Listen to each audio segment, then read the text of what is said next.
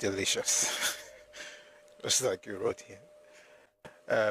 It's good to be here. Thank you very much, everyone, for joining.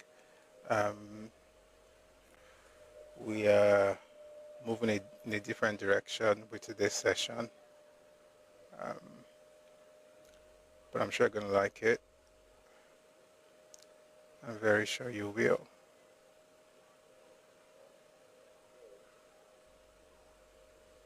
Umbo, I think the mistake we had yesterday, we are having it again. So I want to quickly just sort that. For some reason, this thing goes on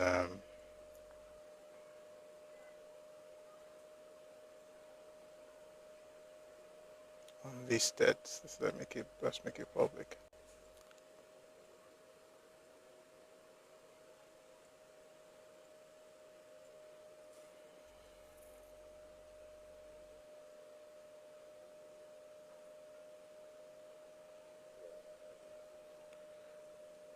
All right, we're good.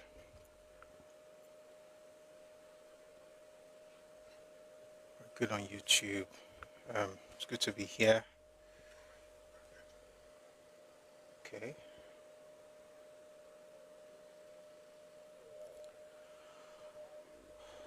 All right. Good afternoon, everybody. Thank you very much for joining us today. It's a beautiful Monday afternoon, and I'm looking forward to a wonderful week. I hope you are as well. Thank you very much for joining us. If you're on TikTok, please don't stop our tapping. We're on Amber Alert and we're just starting out, so we want to make sure we're not under any pressure. So please, if your hands are free, kindly like the live. So power tap as many times as possible. I was going to say double tap, but please power tap. Today is simple one. Thank you for joining. Good to see everybody. Let's try and get out of the amber arena. Let's make it green.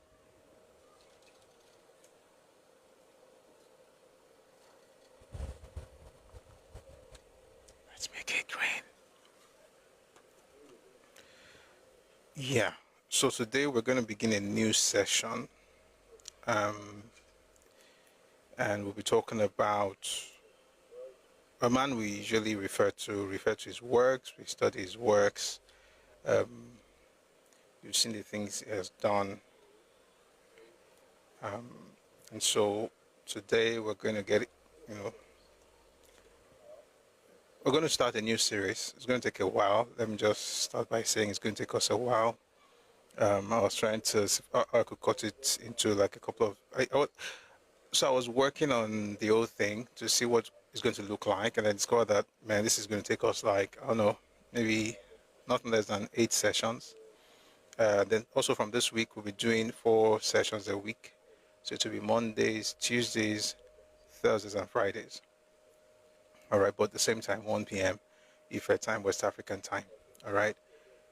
But I think we're going to be able to cover a lot of ground in the next 1 or 2 weeks. So we're going to be staying on Awolowo, right? And it's worth that and more. And there's a reason for that. I'm going to tell you exactly why we're doing all of this and why we're considering Awolowo at this moment. So we'll be calling the series Awolowo's Path, and then we'll see how we can tool that path. But we have to first learn from him to know exactly what his journey was like. Beyond the fantastic things he has said, he has written, and he has done, we actually want to talk about, him as a person, to understand him and then understand his ideologies, and then we'll move on from there. All right. If you're on YouTube, thank you very much for joining us. Please like the live. Like the live. All right. These things help, the sessions go far. We're going to get into Awolowo later on, and we're going to be spending a lot of time. We're going to start from his very beginning. By the way, I might as well say that if you would, when we get there, we'll talk about it, but There are books about him, but I'll be reading a lot from his autobiography, Awolowo, the autobiography of Chief Obafemi Awolowo. That's the primary source, but there are other books I'm going to be reading. I'll be reading My Early Life, which is essentially like half of the autobiography. If you read both, you would notice. Then there's Our Unfinished Greatness. There's a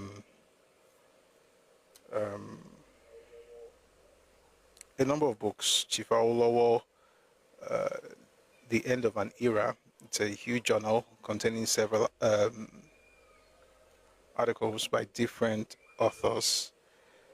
So we're going to look at several things. I'll tell you more about that when we're about to get into that conversation itself. But for now, we'll discuss the news making the rounds in the last 24 to 48 hours.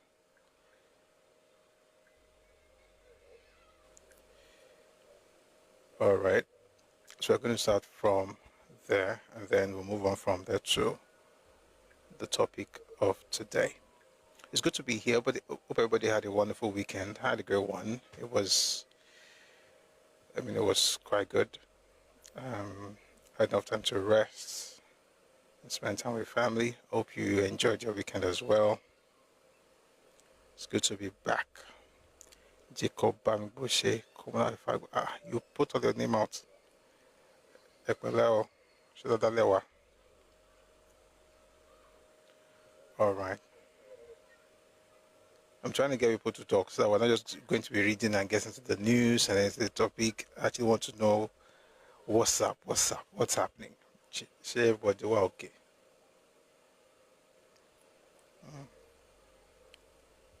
I've not seen any responses, so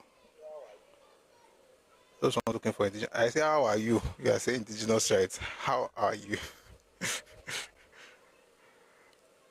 How are you? How is everybody? Someone is trying to come up. That'll be later, please. Some of you are triggered. I'm good. My family is good. Thank you. I came to hear your take on Uzodima Mata. Well, fine. Thank you, Rawaju. Some of us are triggered. Why are you triggered? Did you kilo trigger? I want your country trigger.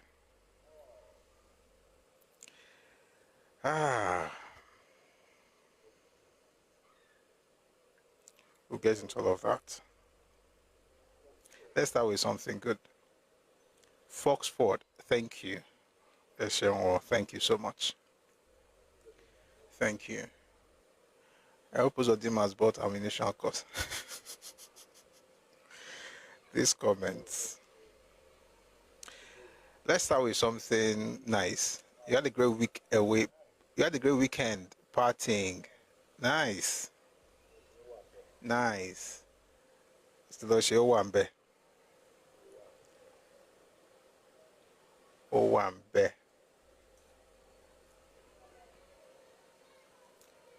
Wait though.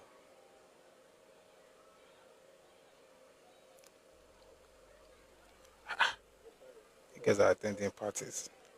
I'm just trying to get us on without just jumping straight into the topic. So if you're just joining us, it's part of Kubali Danani. All right.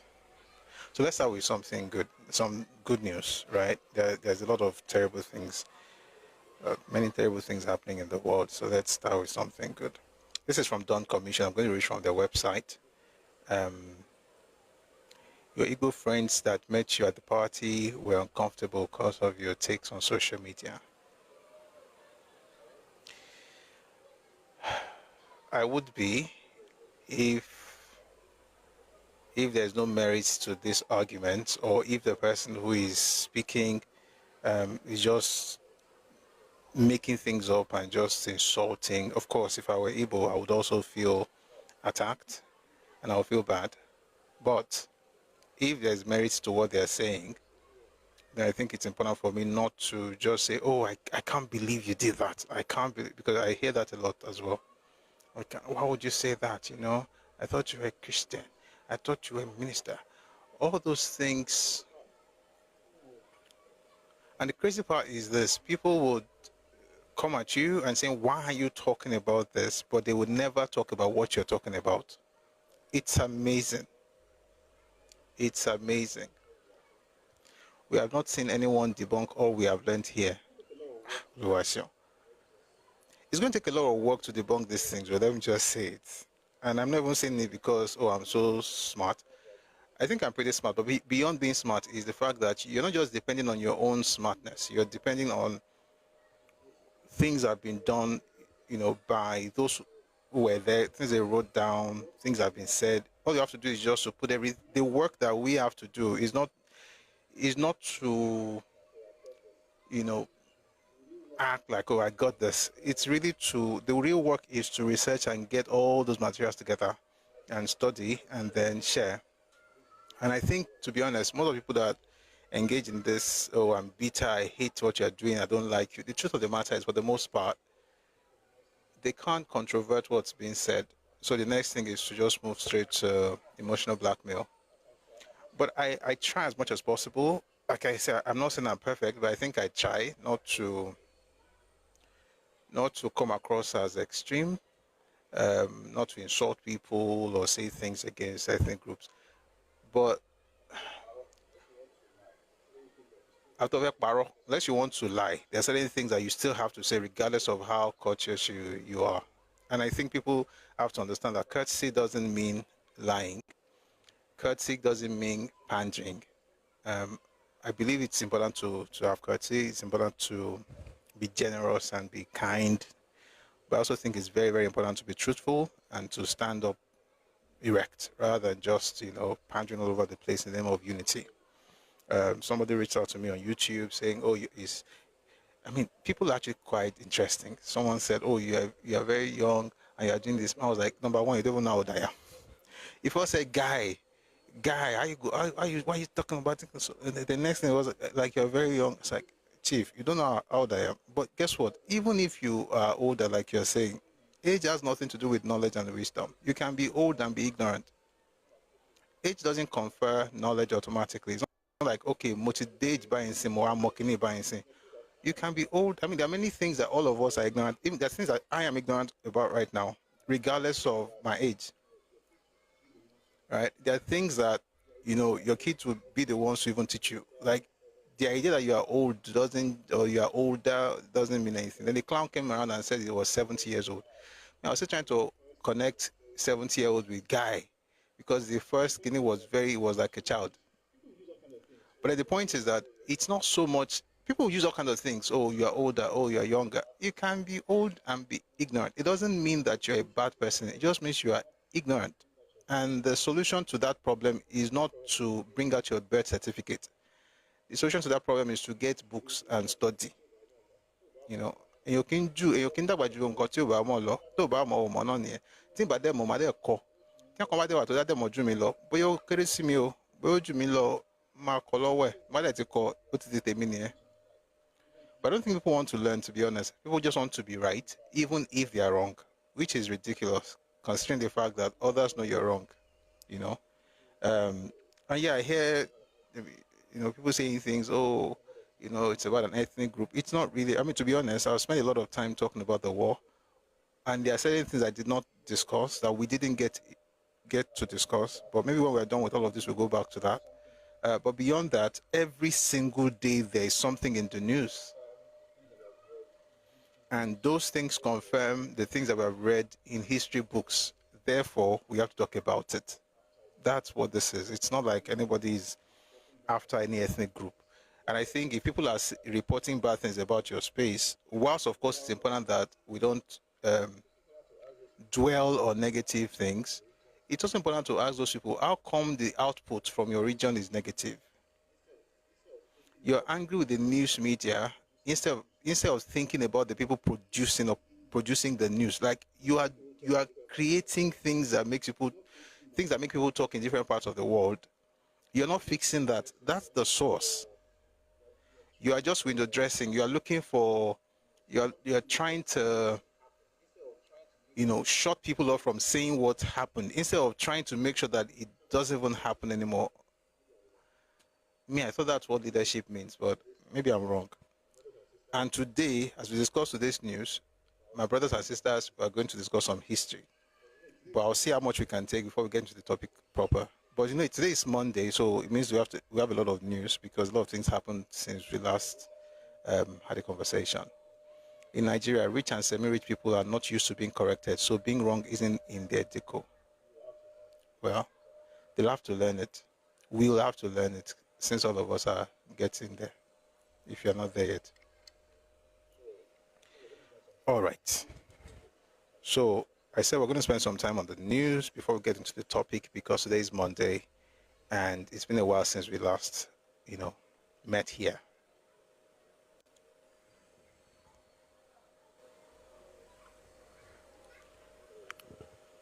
They, them, who. Don't worry, I can see you discover exactly who those people are. I'm not going to say we when I'm not part of the community because I want to make you feel good. Nah. I'm not going to call Wala on top of my head because Uncle Kumo Yamo Yomotobi. In other words, the mother, each mother knows how many children they have. So I'm not going to say, I'm with you when I'm literally not, just because you feel that will make you, that doesn't bother me. Let's start with something nice. This is from Dawn Commission. It's an article on Adewale Wali O Adeyemo, the highest ranking African diasporan in U.S. government history. I'm going to read this because I think it's a very good way to begin. The spirit of Akikanju, the innate valor and excellence embedded in the DNA of every Yoruba soul at home or in the diaspora, manifests wherever destiny places its bearer. For those who recognize and nurture this spirit, success often follows. This truth is vividly illustrated in the story of Adewale Wali O Adeyemo. Rising from his humble Yoruba roots, he journeyed from being a young African immigrant to serving at the pinnacle of governance in the United States, ultimately becoming the first Black Deputy Secretary of the U.S. Treasury. His is one of the most extraordinary modern narratives of diaspora and achievement. Born on May 20, 1981 in Ibadan, Wale Adeyemo's story begins not with his birth, but with the migrations and dreams of his ancestors. His family's journey to Bogon traces back to the Modakeke-Ife War of 1909, when his great-grandfather migrated from Modakeke to settle in this Osun State community. His grandfather, Akanbi Adeyemo, known locally as Baba Ghana, was a traditional healer, Babalawo, who had worked in Ghana before returning to Nigeria with his family when Nigerians were expelled from Ghana in the 1960s. This ancestral pattern of migration in search of opportunity would prove prophetic. Wale's father, Adekomi Joseph Adeyemo, faced educational challenges after his interrupted schooling in Ghana, but demonstrated the family's characteristic resilience. Working at a Seventh-day Adventist hospital, his abilities were recognized and he was assisted to take his GCE examinations before getting admission to what is now Babcock University. It was there he met Florence Olajiri, an initial lady who was a grade 2 teacher in Ibadan and who would become Wale's mother. It's very long, so I'm going to go straight to the last, maybe towards the last paragraph. In 2023, more than 4 decades after his family's emigration, Deputy Secretary Adeyemo returned to Nigeria for an official visit. The homecoming was profound, both personally and professionally. During his 3-day visit, he engaged with leaders, entrepreneurs, and creatives, exploring opportunities for U.S.-Nigeria economic collaboration. On November 2020, President-elect Joe Biden announced his nomination of Wale Adeyemo as Deputy Secretary of the Treasury, a historic appointment that will make him the first African-American to hold this position and the highest-ranking Nigerian American in U.S. political history. The announcement reverberated across 2 continents. In Nigeria, from his ancestral home in Bogon to the corridors of power in Abuja, the news was celebrated as a triumph for the diaspora. Akim Adesina, then president of the African Development Bank, tweeted his congratulations. Quote, as the first Black, a Nigerian-born American, ever to occupy the position in U.S. history, you have raised hope. I am extremely proud of you. All right, so many things here. Maybe I'll put a link in the Telegram channel, so if you want to read further, it's quite long, but it's inspiring. And I think this is the kind of thing you'd expect from people who leave their homes for other people's territories, that you can rise, not by shouting, I have a right, but by integrating yourself into the culture of the people and becoming one of them, and then rising legitimately rather than trying to do it through the back door. It is well. I want to put this thing in the Telegram channel, so if you want to read it, you find it there. All right, that's done now. So let's get back into this. So that's that for me. I think that's what it should be. Like if you're good afternoon, sirs.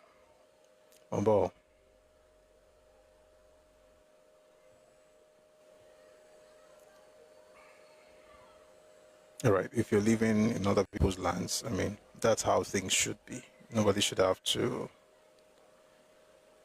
cajole you into understanding how that basic stuff works. Before we go deep into this conversation, there's another lady who is Yoruba, who also makes us proud, but she made a little mistake in a submission over the weekend, and I think it's important to also talk about her. She's also leading. She's a leading figure in our own nation, which is the UK, while he's in the US. Kemi is in the UK. I'd like to listen to what Kemi said, then I will see. Then we're going to correct some of the impressions that I think are not quite correct, and then we'll move on to other things. So take a listen to Kemi Badnock. Other countries that are Muslim, they don't tolerate this sort of stuff. They don't tolerate this sort of stuff. And I talk about how we are allowing our tolerance to be exploited. We have people pretending, for instance, to be homosexual so that they can claim asylum, and then they go on to get married and have children. They're abusing the laws that we have. We have people who go through false conversions. They come to the parish priest, they're very excited. Oh, these Muslims want to convert to Christianity. They convert so that they can claim asylum and say, if I went back to my country, I'd be persecuted. This is exploitation of a system that was not designed for this sort of thing. We have to be honest about that. So you say to somebody who's coming from Nigeria and wants to create a little mini Nigeria in Britain. No, that is not right. And Nigerians would not tolerate that. That's not something that many countries would accept. There are many people who come to our country, to the UK, who do things that would not be acceptable in their countries. It's virtually impossible, for example, to get Nigerian citizenship. I had that citizenship by virtue of my parents. I can't give it to my children because I'm a woman. Yet loads of Nigerians come to the UK, stay for a relatively brief period of time, acquire British citizenship. We need to stop being naive, and that's why under my leadership we now have policies to make it a lot harder to just get British citizenship. It's been too easy. It's basically a conveyor belt.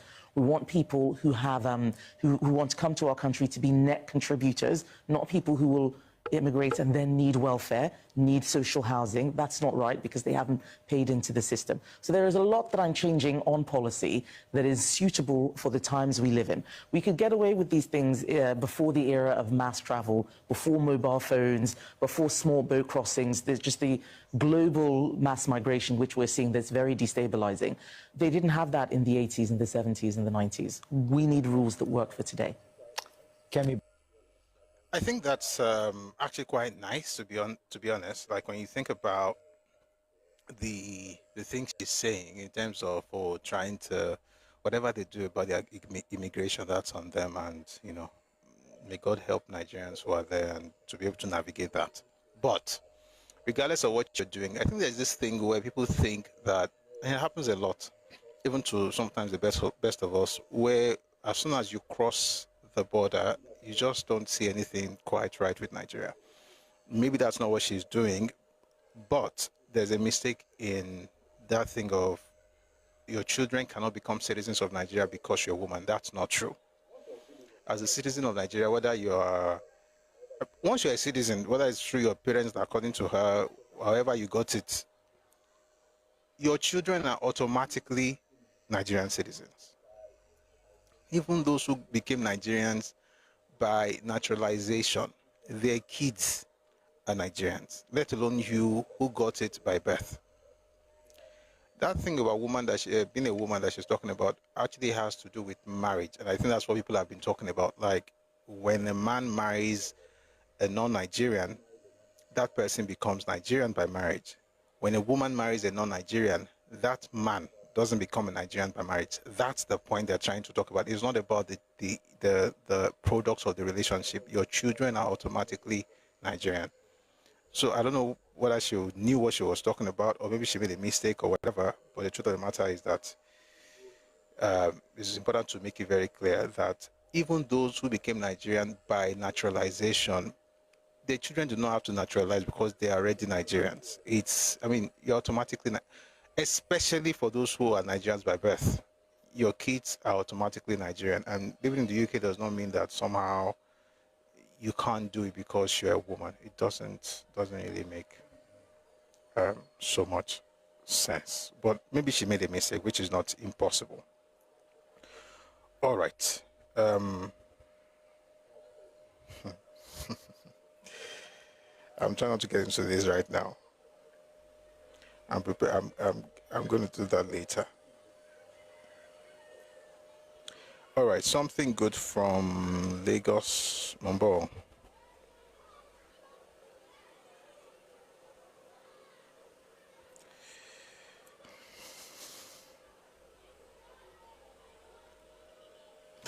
You guys don't worry. I'll tell you why I'm laughing or smiling. Denny. It's because the thing I want to talk. I also hold myself say, "Mono go there yet. Mono go there yet."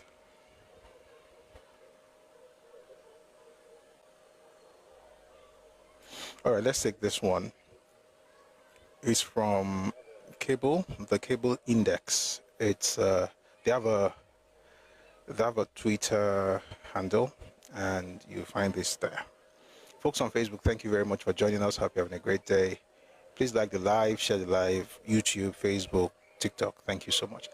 Oh, I just remembered I've not shared on my Twitter handle. Guys, please give me a second.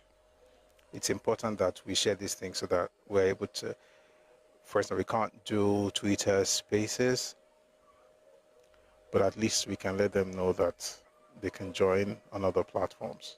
So I forgot, but now that I remember, let me quickly do it. Mi sola, tare, if I'm not going to me. Mi so far here for the duties of me.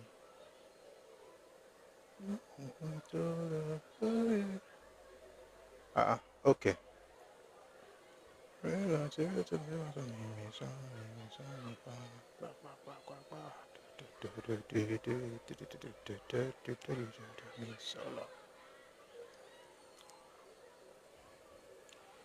All right.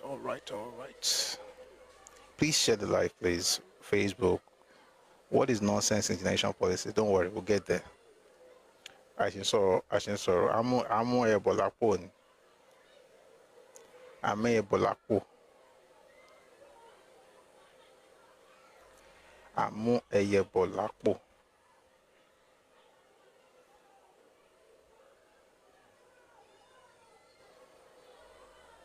Just give me a second. Let me just do this so that I know that it's done.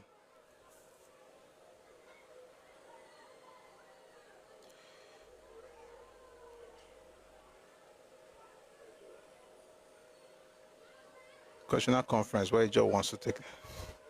How many things are we going to cover today? Well, we'll see. I mean, all these things are valid, to be honest. Just give me one more. I mean, less than a minute, I will be with you. I have to stereo, a bit for you, so listen close. Your thoughts and every note. Make me a radio, turn me up when you feel low. Antonio, make me a radio since we're all here now. All right, we're good. Okay, so let's get into this. So this is from the Cable Index. They have a Twitter handle by that name. Essentially, they did a breakdown of Tinubu's appointment chart by zones so far. So from the southeast, we have 16. From the south-south, 22. Northeast, 24. North central, 25. Southwest, 29. Northwest, 34. All right, so that's what he has done as far as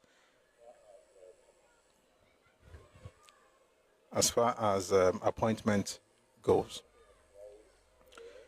State House press released something on Buhari's burial, a response to APC's obnoxious statement by Sunday Dare, who is a spokesman for the president.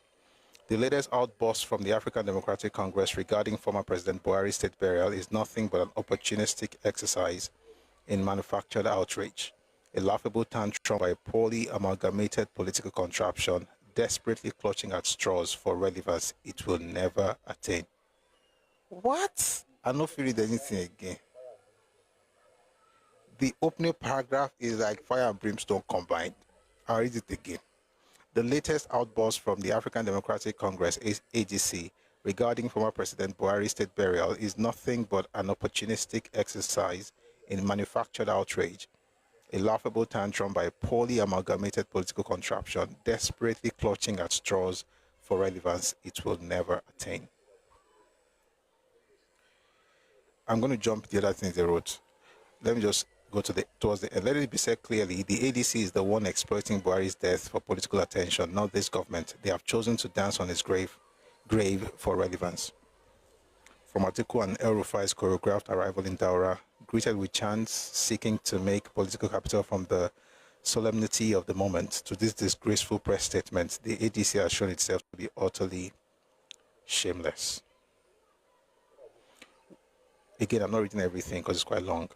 What has this administration done while the ADC housed? Number one, Naira stabilized, exchange rates harmonized. Number two, oil production up to 1.7 million barrels per. It's supposed to be per barrel now. Number three, FARC allocations increased by about 60%. Number four, 31 states once crippled by debt are now paying salaries, pensions, and contractors. Number five, Naira decoupled from oil market volatility. Number six, electricity restored to long-neglected communities. Number seven, infrastructure delivered Ogbe and Nembe Road, Lagos Calabar Coastal Highway, Sokoto Badagry Road, and more.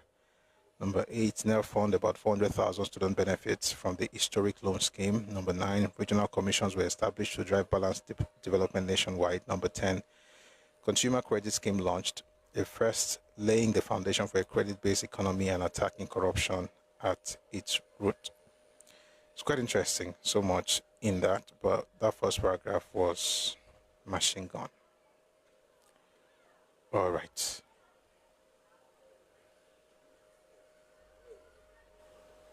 Guys, news in Pogon, to read motion.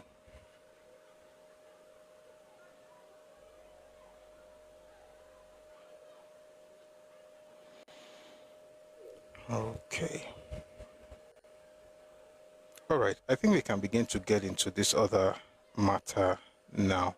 But before we do so, let me quickly read something from a gentleman in Enugu, and I find this quite interesting. I even think it's inspiring, to be honest. The man's name is Obina Gabriel, and he published this on his Twitter handle. It says, 2 months ago, I relocated to Enugu. First thing I noticed on my street was the indiscriminate refuse dump, and I learned this particular pile has existed for years. I decided to take responsibility by writing a letter to Eswama and took it to their office a month ago, June 19. So he attached the letter and the picture of the dump site or dumpster. Eswama is Enugu State Waste Management Authority. I like the way he wrote it. I am Obina Gabriel. It says, request for a dumpster at ... I am Obina Gabriel, a new resident in ... Enugu. It's blank. I mean, they already covered that place up. Well done on your efforts to keep Enugu clean. This is a concern I need you to address, as it greatly affects residents and also impacts the work you do. I just relocated to Enugu last month, May 2025, and got an apartment at the address and so on and so forth. So he says, I'm writing to request a dumpster to be placed in front of my street. I believe it will serve other neighboring streets, organize waste disposal in the area, reduce indiscriminate dumping, encourage street cleanliness, and importantly, promote the good work Eswama is doing. He moved into that place in May. He wrote his letter on 19th June 2025, but the thing has been there for many years until somebody, according to him, decided to take responsibility by writing a letter to the Waste Management Authority. Then he says about 2 weeks later, they reached out via phone call and promised to act soon. Just last night, July 18, they came to clear the dump. Here's to encourage you to lead the change you want to see in your community. Thank you for your service, Eswama. Let's keep Enugu clean.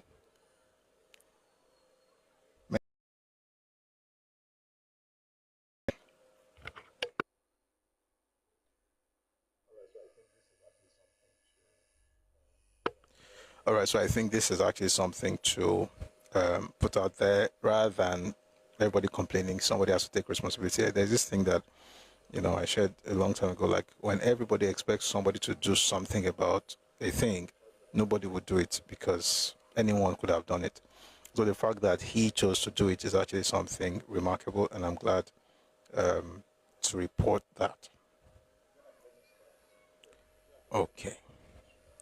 Nigerian Academic Union ASU rejects renaming of University of Maiduguri after late Buhari, demands immediate reversal.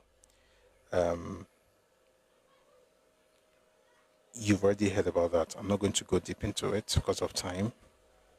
And there are some things that people actually want me to talk about, so we're going to get to that very soon. But before we get into what I know you are thinking of me talking about, a gentleman in the eastern region, his name is Honorable Ibe Okwara Osokwa, had what they call the Constituency project, and from what I'm seeing here, it looks like it's bowls and buckets that they distributed. Meanwhile, Senator Michael Okpayemi Bamdele had this thing where there were buses and there were equipment to help people get started with whatever, different kind of vocation. So you see electric machine, you see most of this is electric machine. I think there's tractor, there's keke, all kinds of things here, and people will join you they'll tell you to install that person because why are we here? What kind of thing is this? We need something better. But the person who is really pushing you to insult your political leaders. By the way, I'm not saying that our political leaders are doing the best. There's so much more they can do. And I'm sure they know. There's so much more. They can do a lot more than they're doing. But when you see something like Korokwe, grinding machine and so on, where would that take you to?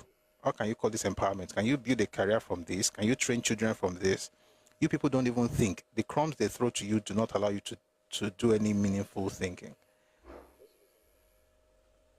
To be honest, it can be better, but just understand that while the people are helping you push that thing to tell your leaders have no sense, the leaders are giving them plastic bowls.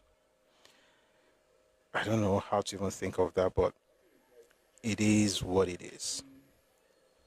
Something interesting happening in Bauchi. I'd like to play that before we get into the conversation. Kulikuli, thank you. We try. No. All right, this is happening far away, Kaduna. It's quite interesting. It's difficult to believe, but it is what it is. Take a listen, please. According to the Commission, the decisions follow a significant rise in the cases of divorce, many of which are being handled by the Sharia Commission. The new measures are described as necessary to safeguard the sanity of marriage and uphold moral values in society. Among the 16 new regulations are ban on cultural and traditional practices such as Kawiyawade, the use of DJs, gala events, aloba, and any form of entertainment perceived to promote immorality. The guidelines are to be strictly enforced in recreational centers, clubs, and other venues in accordance with the Bauchi State Sharia Penal Code, Section 95, 362, and 373. The rate of divorce in Bauchi State is very high in the sense that at our own level, we sit down with at the commission level to look at the genesis, why this marriage is being broken on daily basis.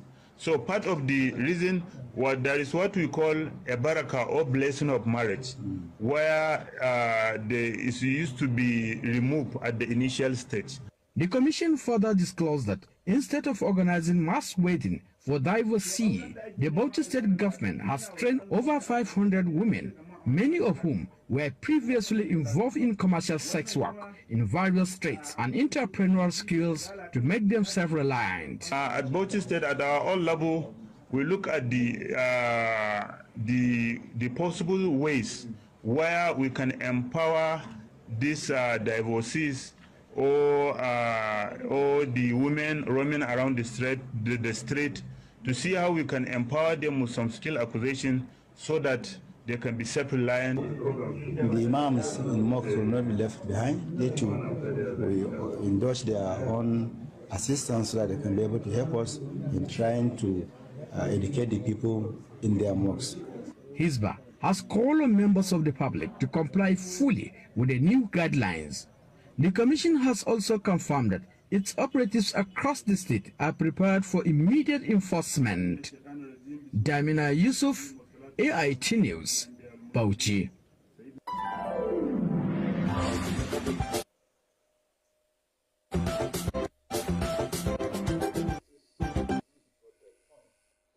All right, so what makes this, I don't know if you got the point, but apparently there is increase in divorce rates in Bauchi. So the way the ISPA in Bauchi has decided to tackle the issue essentially is by banning DJs, gala events, and any other thing for weddings. So if you want to get married in Bauchi, just know that there will be no music, no DJ. There'll be other things, but no DJ. No gala events. If you are going to get married, just do it according to Sharia. I think it's fine as long as they're doing it in the region, which is what they're doing. But it's actually quite funny that that's the way to solve the issue of the rise in divorce rates. Quite interesting, isn't it? Quite interesting.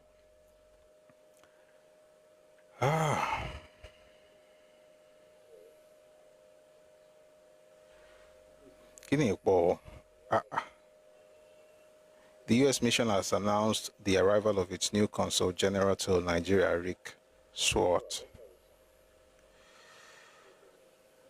All right, let's start with some good news before we get into what's this man's name, Zef? Hope Uzodinma.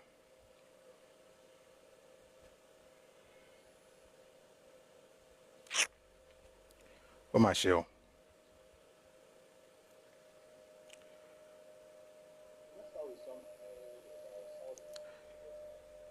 So let's start with something about Southeast Investment Vehicle to catalyze regional industrialization. President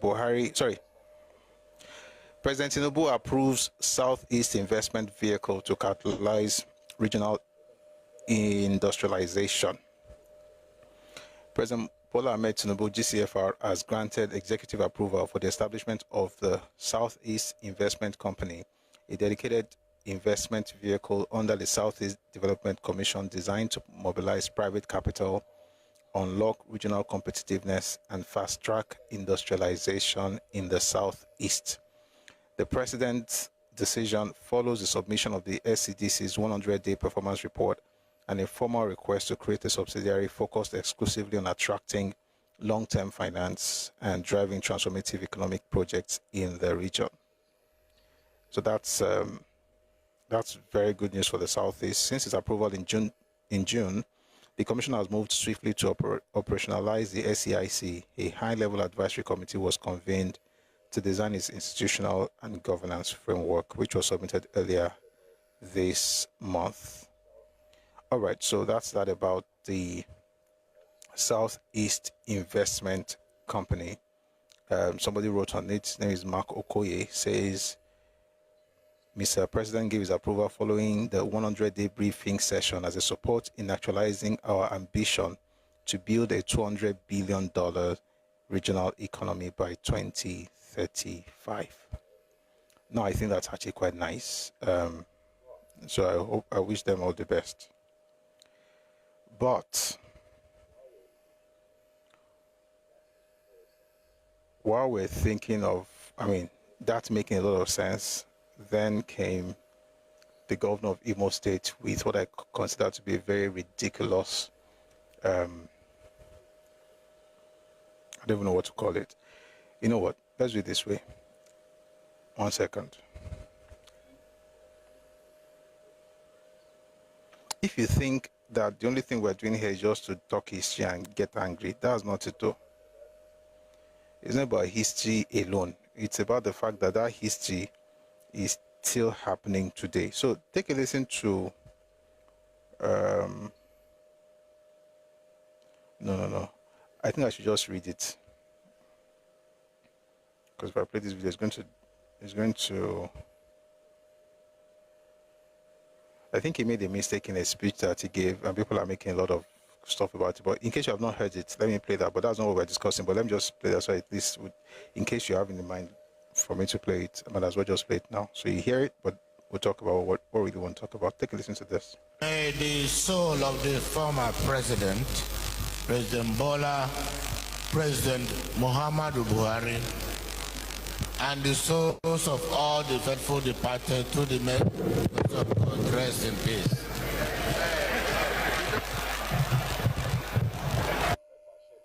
In strengthening the unity in our diversity, our constitution must reflect our shared values and aspirations, not create loopholes for division. I made this clear while speaking at the Southeast Center B public hearing, Imo and Abia State, of the review of the Constitution of the Federal Republic of Nigeria 1999 as amended, held at the Eze-Imo Palace Auditorium, Owerri.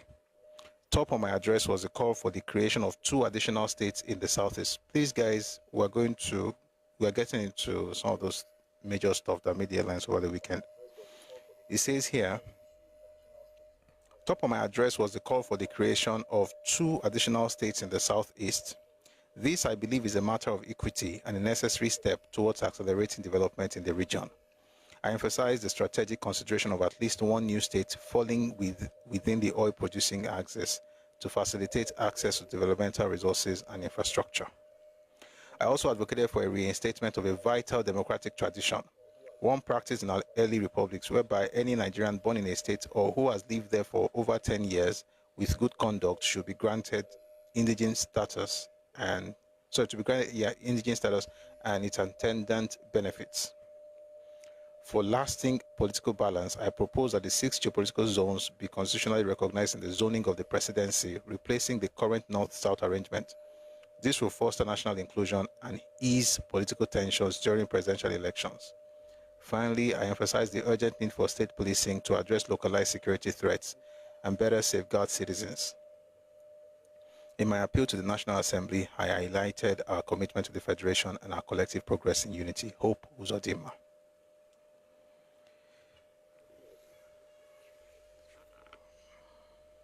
Everywhere I look in this statement, all I see is contradictions. You want 2 additional states for your region. I'm still wondering when they're going to create that state, because or those states, considering the fact that the entire region is the size of your state. So I'm wondering, maybe, I don't know, whatever. That's on whatever they want to do. They can create states if they make people happy. But you see, when we talk about this idea of going into other people's spaces and taking it over, and people say, oh, why are you talking like this? Why are you trying to? They will take land from SS. How now? Which SS will give them land? The people who are even in Southeast, who are not Igbos, are complaining. You are telling them to go and take more land from South. Okay. Those who have already said it, whatever state you want to create in their own land, that we're using their land, should still remain in South. Their kings have said it. But that's not even the point I'm making. The idea that you should, so you want to have more states in your region, but you want to have state of origin abolished, or people should just become indigenes after traveling, knowing full well that you are the ones who move everywhere. In other words, this is about you. It's about selfishness. Meanwhile, the same folks hate the idea of Fulani people living and saying they are indigenous to Igbo land. You saw what happened here last week with the gentleman who came up here to tell me they should be able to do whatever they want to do. And I asked him, what would you feel like to have a Fulani caliphate or an emirate in your region? And then the person was like, why not mention Yoruba? Why not mention Rivers? So why can't you tell me something about the Fulani? Are they not human beings? Are Fulani not Nigerians? This thing you see, when we say that the political architecture of the East is built around the same mindset of what happened in the 50s and 60s from their region, you will think, oh, are you hating on people? It's not hate. We are telling you that nothing has changed. And I've said it several times, it's not just for them, even for us. All of us are products of the prevailing political ideology of the 1950s and 1960s in our different regions. And you've got to know that, so that you don't get to the point where you're just angry, because you assume that people should be on the same page as you. And that's why I tell people, like, when you say things that you want, know what the other person also wants, because for the most part, all the let's unite together, it's nonsense. Because at the end of the day, the person is looking for ways to take what is yours. How on earth do you want to have the same right as an indigene after living there for 10 years? How on earth? So what does it mean to be indigene? The word gene, G-E-N-E, is literally in that same word indigene. It's one of the words that you put together to form indigene. There has to be some connection ancestrally to that space. You can't become an indigene after 10 years. And what I'm saying is that let's just pack Kanuri and Hausa and Fulani to Imo, and the same Imo state, this governor is not the one that did it, but it's the same state where they burnt National Open University just because they want to bring IDP into the East, into Imo State.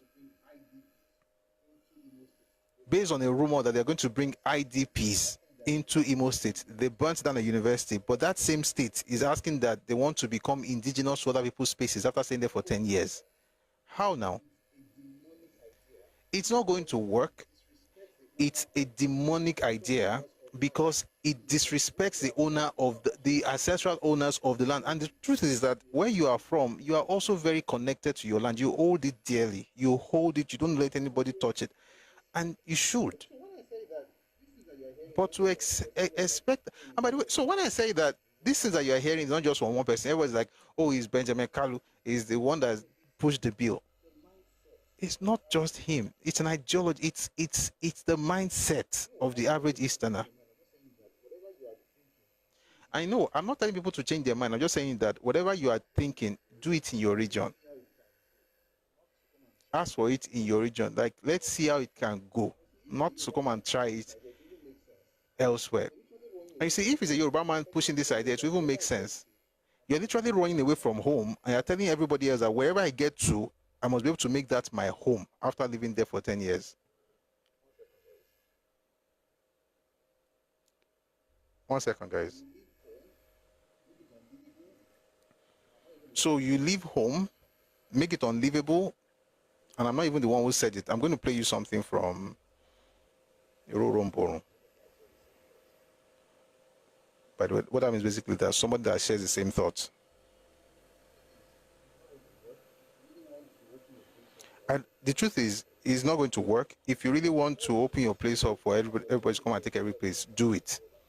Every single time we're talking about development and moving forward and constitution, people find a way to insert the same ideas of the unitary of the same unitary idea into everything we're doing. They just find a way to insert it. We are all one. We want unity. That's not unity. That's stealing. And good conduct doesn't make you an indigene. It's not enough. As long as you hold on to where you're coming from, you will never become an indigene of the space. It's common sense. Oh, if you have lived there for 10 years and they've had good conduct, who cares? If you like, be jumping up and down. It doesn't mean that you have now become an indigene of the space. Like, do people even know what it takes to become indigenous? You have no connection with the land, you don't care about the people, you don't care for their culture and their traditions, but you want to become an indigene of that space. Imagine a Fulani man says that about Enugu or Imo State, where this gentleman governor is from. What would he say? Let me play something from Kiloroko Omo Igonsef. Umbo.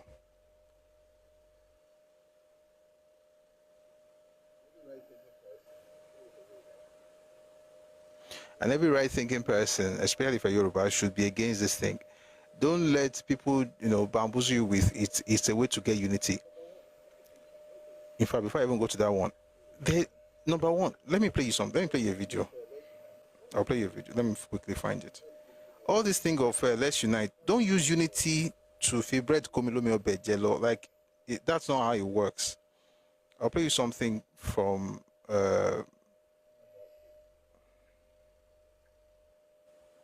Anambra State.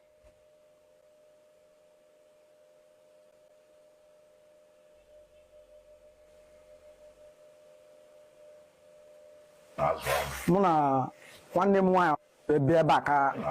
Muna one name one and also the owners of the land and also the agents. Yotago.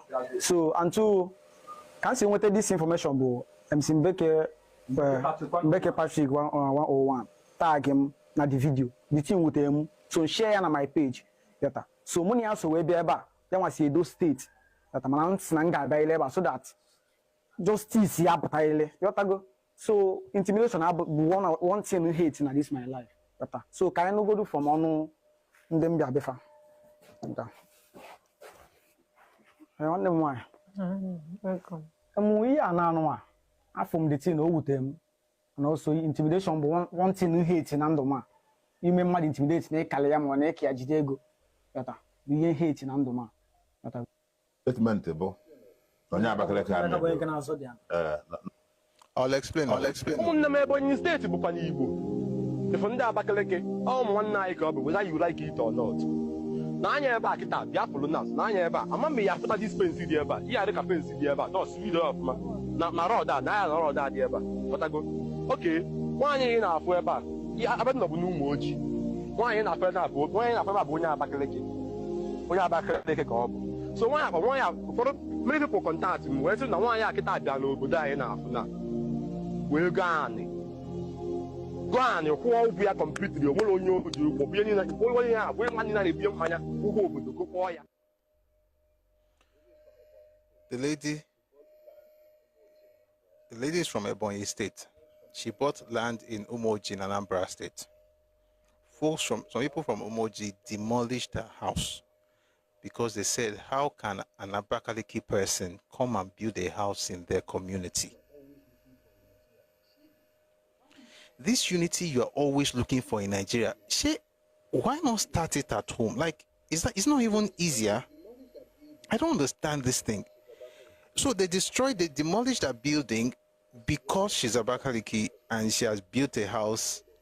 This is what they are saying. That's the video. They are speaking Igbo, but that's the summary of what they are discussing.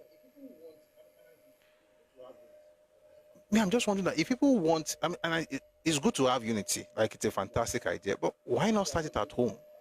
Why would you think that you have not been able to agree amongst yourself who is who? You will now be the one to move out of your space and become an indigene in those spaces. And then let me tell you, in fact, just in case you are Yoruba and you're wondering what's all the Ulabalu about, let me tell you something. Once you make it about, anybody can live anywhere, I'll tell you what's going to happen.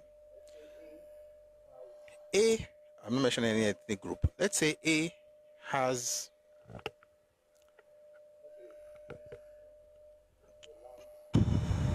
let's say 20 people and their land can only take not so many people. Let me just put it that way. B has 10 people living in a larger space than the A's A space. A then moves, just an example though, A then moves the 20 people into B space, or you know what, even if A moves 15 people into B space, A becomes the majority in B space. A can then decide, we're doing democracy, decide to vote and choose the people that will rule that space. The people that rule that space based on what A wants may not care for the uniqueness, right, or the peculiarities of B space. So, for instance, they might decide to choose the governor who doesn't like the idea of their kings or all these their traditional practices and removes it. Let me give an example. In Yoruba land, there are all kinds of religions, right? I'm a Christian. There are Muslims. There are traditional worshippers. There are atheists. There are other religions that are not so popular, but they are present in Yoruba land. We're not a theocratic state, right? It's not. Yoruba land is a secular state. Any religion can. You are free to do whatever you want to do. It's not perfect, but everybody can. You can have your own freedom of expression. There are some parts of Nigeria where they choose a particular religion. They move into your space, turn your space into where they're coming from. And then after a while, whatever it is that makes your place tick is lost because the person has imported whatever it is. And let me say something. You cannot be more than who you are, regardless of where you go. If a person's mindset cannot develop something, can only pull it down, when it goes to a developed place, it will not work until it's pulled down, because that's what makes him comfortable to work in. The point is that every region, every space has different cultures. Your culture is a certain way. I'm not saying it's good, I'm not saying it's bad. But I don't want it to come into my space to dominate the place, because I can't say anything now, because who is an indigene? Everybody is an indigene. So 1 billion people from your place can come into my space, take over. And by the way, if you're a minority, if you are, and minority is not an insult, it just means that you don't have so many numbers. If your numbers aren't that, plenty like that, big like that, and you're Nigerian, you're supporting this kind of thing, you are the one they will take over first. Thank you, Rewaju. Everywhere becomes no man's land. I can go anywhere and do anything I like. After all, and let me say something. There are things we don't do in Yoruba land, not because they are not criminal or illegal. So there are things that you do. You don't do everything you do because they are legal. There are things you do regardless of the fact that they are legal or not. Regardless of the fact that they are legal. In other words, you don't act based on legality. You act based on culture. What it means basically is this. Of course, you have to do lawful stuff, right? The things you do have to be legal. You don't go around, committing atrocities and doing illegal things. But what I'm saying is that there are people who will do anything in your land as long as it is legal. I'm not even talking about the legal part. That one till day. People who will do anything they want to do as long as it is legal. Now, the point is that how about those things that are not expressly stated in the Constitution, but they are culturally relevant to you as a people? And since you are judging everything based on what's in the Constitution, what's the Constitution, you can do anything you like. Just say, after all, it's legal. There's a group of people I know, there are a number of people I've found in Nigeria. I mean, there are human beings everywhere who can be like this. There are Yoruba people who can be like that. But I've also seen like whole groups who will use the law. And it has happened. It has happened. I don't want to use any example, because if I mention the example, you know the group I'm talking about. But there are many examples. They will use that law to get what they want, although what they want will not benefit the collective. That's the problem. It's not about, why are you saying this? Are we not one? We are one, but we are different. I cannot go to my brother's house now and tell him that I determine what runs in his house, because after all, we're born in the same house. Doesn't matter. He's the head of his own family. I'm the head of my household, but we work together on things that are, I can go to his place and help him. He can come to my place and help me. We are like that. But it doesn't mean that we now make ourselves into this. I say that, people assume that Nigeria is a melting pot. It's not a melting pot. Nigeria is a salad bowl. We're in the same bowl, but we're all different. It's not the idea of everything has melted together, we have become one. We have not. And if you really want to become one, then become Yoruba. Lose everything you have. If you are against what I just said right now, don't come up with an indigenation nonsense. Come to Yoruba land, lose your identity. Forget your native name, forget your culture, become Yoruba, then I will agree that we are one. Until then, don't use oneness to bribe or to blackmail people. That's not oneness. What you want is this. You are coming, and I'm talking generally speaking, you're coming from a place where you have scarcity. You're coming from a place where you have less of many things. I'm not mentioning any ethnic group, it's just the point. You are coming from a place where you have less of everything. You want to move to a space where they have a lot of stuff, but you want to take advantage of that thing as though you were indigenous to that space, even though your great-grandfather and your did not have any input in the development of that place or the building of that place. That's not how it works. Which is why we eventually, something has to give. Number one, that law will not work. Number two, a structure that allows for people to understand boundaries has to be created. You know why? Certain people will not see anything until it is written in the law. In other words, don't cross this place. So maybe it's the regional governments that will do it, state governments or the federal government. Something has to be written. Maybe it's going to be based on regionalism, whatever. Because even a developed mind doesn't need the law to act right. A developed mind does not need the law to act right, especially in cases where it's just commonsensical for you to know exactly what to do when you move to other people's spaces. But only one group, actually there are two, but one is bold enough to canvass for it at the highest levels. I'm talking in political terms, whether it's at state level or at the federal level, you are canvassing for removal of because if you say that I can become an indigene after 10 years, it means that there's no indigene. There's nothing called indigenship. So I don't want to be, by the way, say, oh, my name is Busui, I'm from Kafanchan. No. Oh, but it's in the US, which is where I want to end this thing. You see, a lot of people have this American thing in their minds that, oh, but in the US you can move. America is a settlers colony. And settlers colonies naturally thrive on the annihilation or elimination of the indigenous people. In other words, what you are seeing in America right now is happening because those who own the space originally have been displaced. And now they are in reservations. They're in reservations. We have to thank God they are treated right now. I mean, they have things for them, whether it's in the US and Canada, the First Nations, and meanwhile, even US and Canada understand the idea of indigenship or indigeneity, which is why they give them a special place, regardless of what has happened in the past.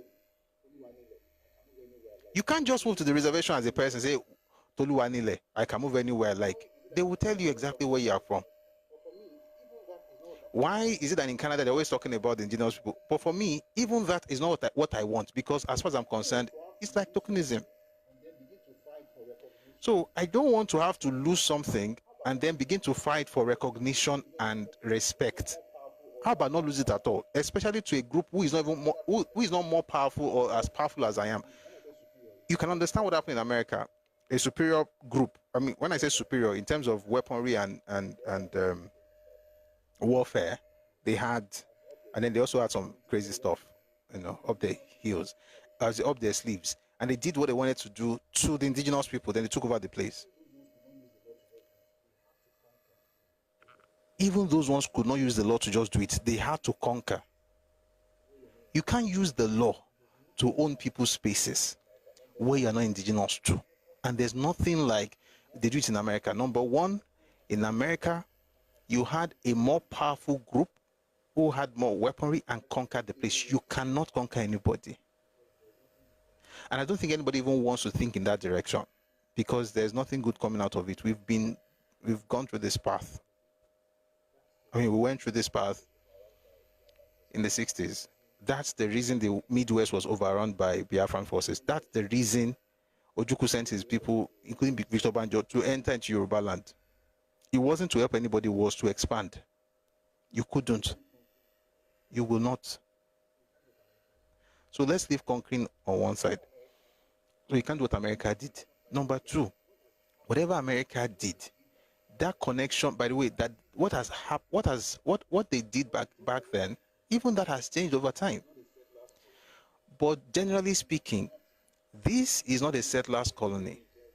This is not, in English, there's a word in there's a German word for it that Hitler used at the time. In English, it's called living spaces. That word is Leberanchum. That's how it's spelled in German. That's not going to work.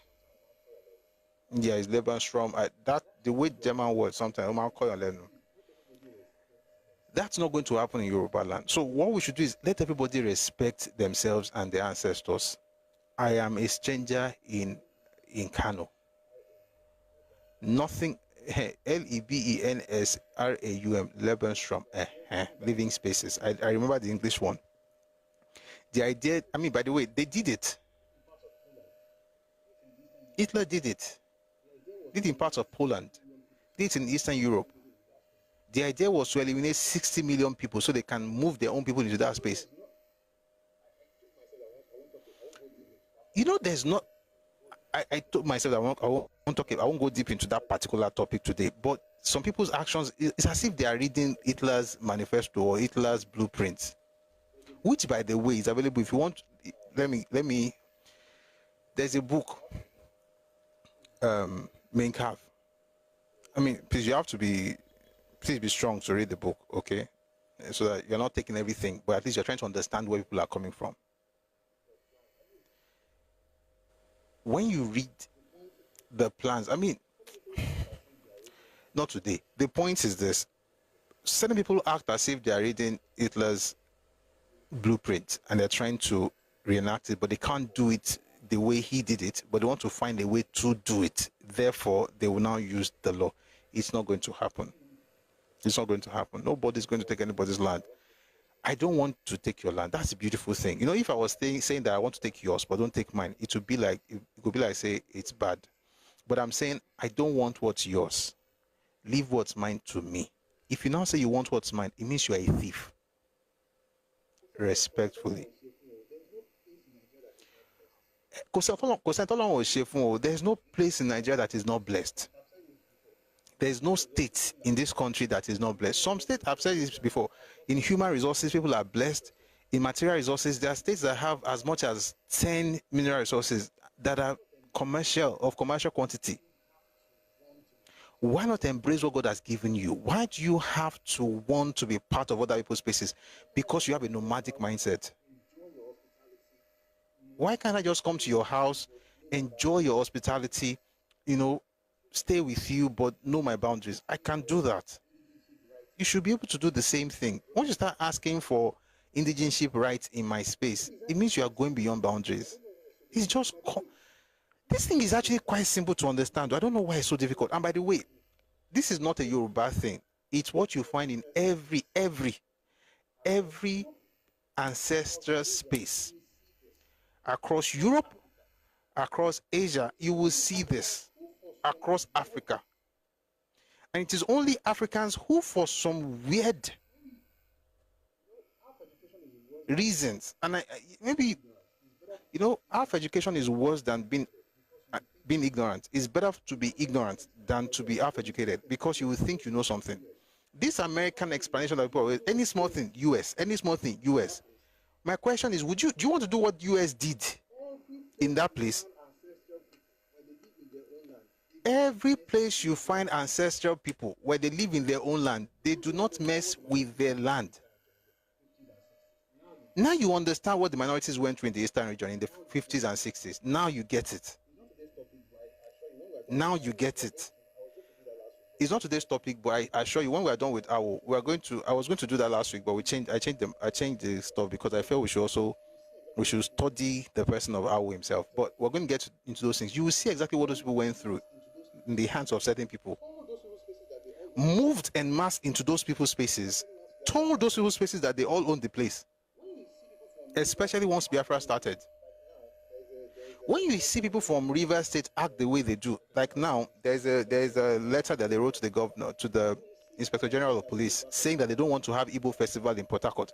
When you see that kind of thing as a Yoruba person, and you're like, these people are bad, they're not good Nigerians, you don't understand their history. Sit down, be humble, and listen to them. When you see people shout, I'm not this is my ethnic group, I'm not that ethnic group, in Delta State, in River State, and you're looking at them and like, oh, why can't we just do one Nigeria? You don't understand. You think everybody is like you. That's why you are thinking that way. And you are okay to think the way, but you are not knowledgeable enough about Nigeria's history. Anybody who has studied a tiny bit, don't read many books, just a few pages of Nigeria's history. If you just read a little bit, you would not want what they're asking for. And this is the kind of things that lead to war. And I'm praying to God that I will not have that kind of thing in Nigeria in Jesus' name, because is this kind of thing like I can come into your space? What do you think led to the killings in the north in 1966? It's things like this. And again, don't we learn from history? Are we going to repeat the same mistakes in every generation? I've been to Anambra. I think it's actually quite nice, especially on Onitsha. Quite nice. Abagana, Obolowo. I've enjoyed my time. Been to Owerri, been to Enugu, been to Aba, Aria, all those places. I can just come, enjoy myself, and go home. I don't have to own the place. I'm buying land in a place does not make you the owner of the land. You get, I've said it every time, I'll say it again. When you buy land, what you get is C of O. That C of O is not certificate of ownership, it's certificate of occupancy. You have a right to occupy the place. It is not yours in perpetuity. That C of O will eventually expire. And it has expired before. In fact, when we have that session, I'm going to give you examples of many C of O's that have expired in Nigeria. Many. Many. And those examples are not hard to come by. They are everywhere. You are not the owner of the land. You are the occupant of that land. And it is dated. And I think at some point, is actions like this that make you change street names? But that's not the only thing that can be changed. Many things can still be changed. What about if you stay there for more than, if you like, stay there for 1,000 years, as long as you make yourself user? Let me answer your question. Say, what if I've stayed there for 100 years? Even if you stay for 1,000 years, as long as you're not part of those people, you are not indigenous to that space. It is not about longevity. It's about integration and assimilation, not about longevity. You can stay in the moon for 1,000 years. Does that mean that you now have the body that will not float? You suddenly have celestial bodies because you are staying in the moon. As long as you hate the idea of integrating and assimilating, you cannot become an indigene. Period. Anyone, say seriously, where are you from? Because you don't have your name. I don't think you are bold enough to show your face. You can't even have your name. You are writing user all over the place with numbers. Say seriously. Are you from an underdeveloped culture? If you want to become part of a people, you have to become part of the people. It's actually quite simple to understand, though. You know what? Let me spend some time on this. Oh boy, it's past 3. It's not difficult, though. So let's say, for instance, I come into your space. Your culture is not developed. If you are saying seriously, you are from a very, very underdeveloped, if not retarded culture. If I go into your space, I have 2 options. In fact, I have 3. I can decide to do my thing, carry my bag, and go for Christmas and come back. Like, I'm not part of you. I don't care about what you are doing. I don't care about your culture. I don't really care. And there's nothing wrong with that. As long as I'm not asking for things I'm not entitled to. I come to your land, Shadran Shami, Noroshoshi, Rashadram Shami, Unkakodemalo. So you pray, you do your stuff, I do my stuff, I take my stuff, I go back home. I am Yoruba. And that's fine. We are part of you people, sir. My grandpa and mom speaks fluent Yoruba. We've been here since 1950. If you like, be here since 1,000 years ago. You are not Yoruba.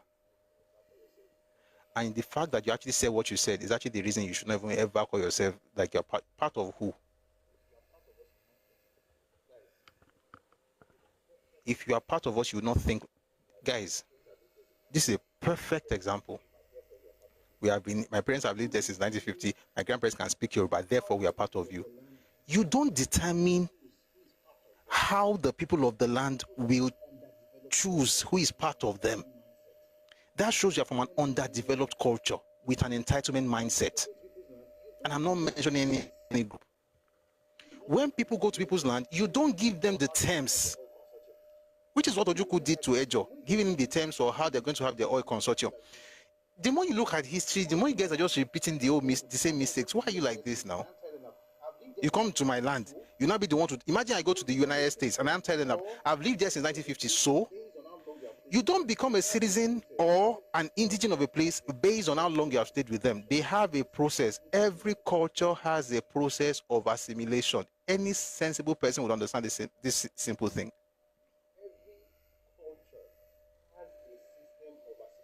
Every culture has a system of assimilation.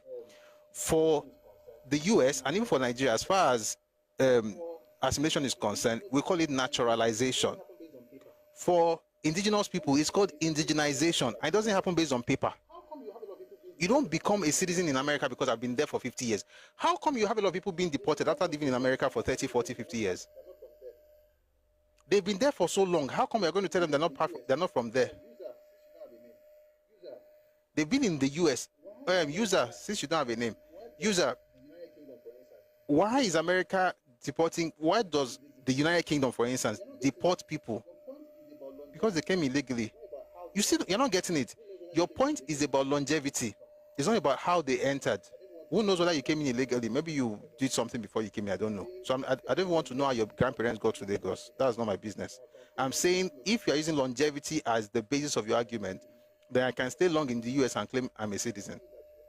Why do you hate the Igbos? You don't have anything to hate. There's nothing that you have that I'm going to hate now. Even a legal person that broke the law can be deported, absolutely. What happened to the Caribbeans in the UK?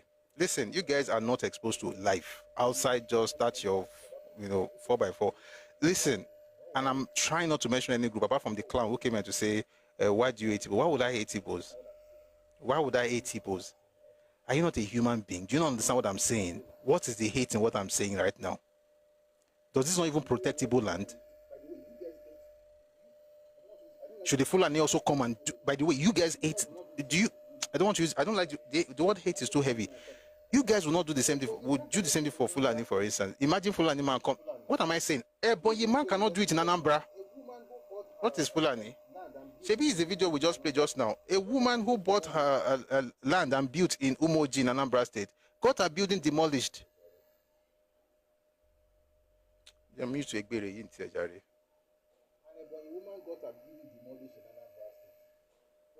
And a woman got her building demolished in Anambra State. Forget Fulani. Forget Yoruba. Let's be serious. Do I get what? I can't get anything you're saying because you're not making sense. Every culture determines, because Lagos is a metropolitan state. 1 second to you. This is the last time I'm going to engage. This is the last time I'm going to engage you. And then I'm going to mute you because you have no name. If you want me to talk to you after this, you have to come with your account because right now you're looking to me like a coward. So let me answer you. Yoruba people did not curse you. In metropolitan areas. So when you say things like because Lagos is cosmopolitan, that cosmopolitan nature that you see in Lagos, some people created that thing. Why can't you create the same thing where you come from? You know why? You lack the capacity. And I'm not mentioning any ethnic group because any ethnic group who talks like this and say Lagos is metropolitan. Ibadan was Lagos of the 70s. Ibadan is actually still metropolitan. Now I'm going to mute you because this is just retarded. Like, you have 6 followers, you have no name, you're just being stupid in the comment section. So go and rest.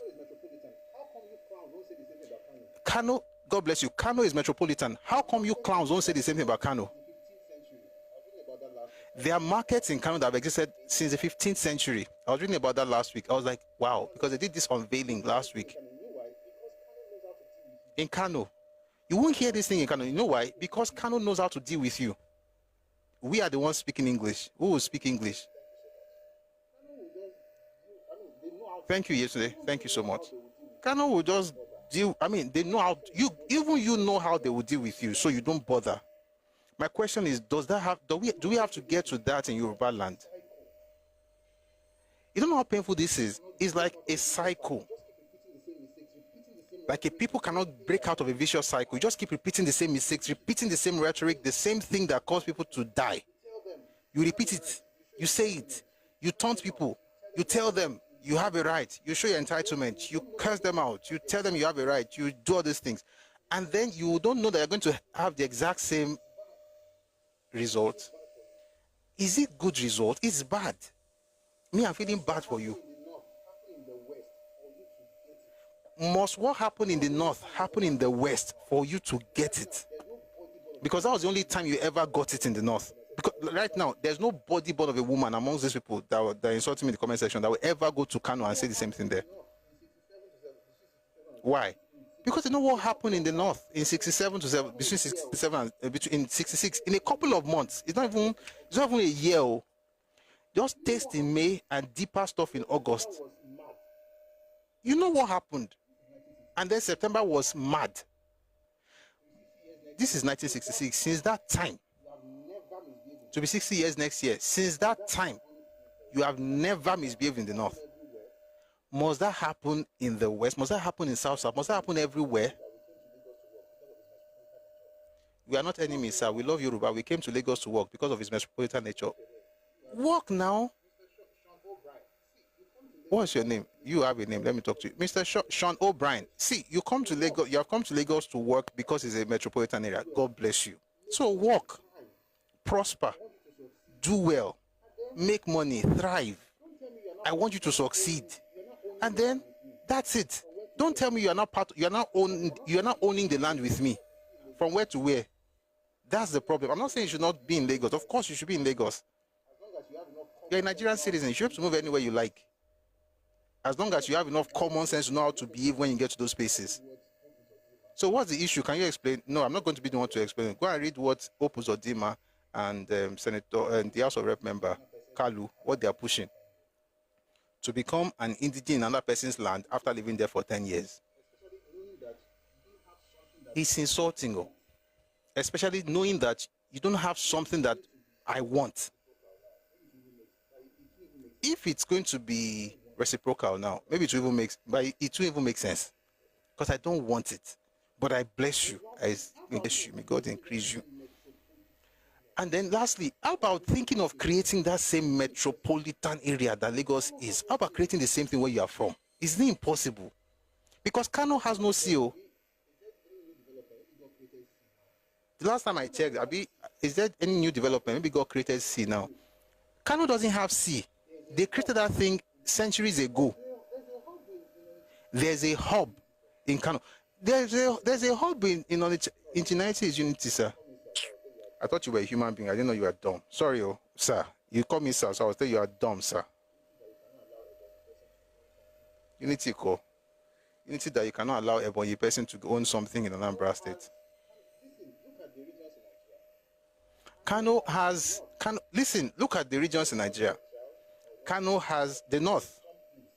Whether it's north central or northeast or northwest, there is some place that they galvanize around, that they come around, like congregate. Right? The southwest has.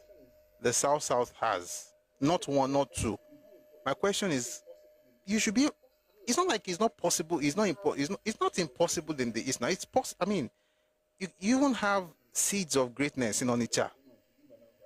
Why not build that place? Why are you telling an Ebonyi woman to leave Anambra? We are not one like that. You don't have oneness amongst one ethnic group, but you want oneness among the nation. How about let unity begin at home? What kind of devilish mindset is this? And I'm saying this because, guys, let me tell you the reason I talk like this. You know, I always say it, that the ones I can share is the one I share. When you read some of these things about some of the events that happen when things like this have been brought up in the past, when you read about the consequences, you wouldn't want to see it happen. So you're going to be talking forcefully, as forcefully and as respectfully as you can, to make sure that you don't, unnecessarily hurt people, but also make it very clear that there's only one outcome for what you are doing. Only one. And it's not good. And you keep pushing. Every single generation learns nothing. And by the way, we have to normalize the idea of thinking like an owner rather than thinking like a nomad. Think like an owner. Where you are from, how you want that place to be. Don't think like a nomad. I'm here now, I should be able to take advantage of what is there. How about the people that own the place?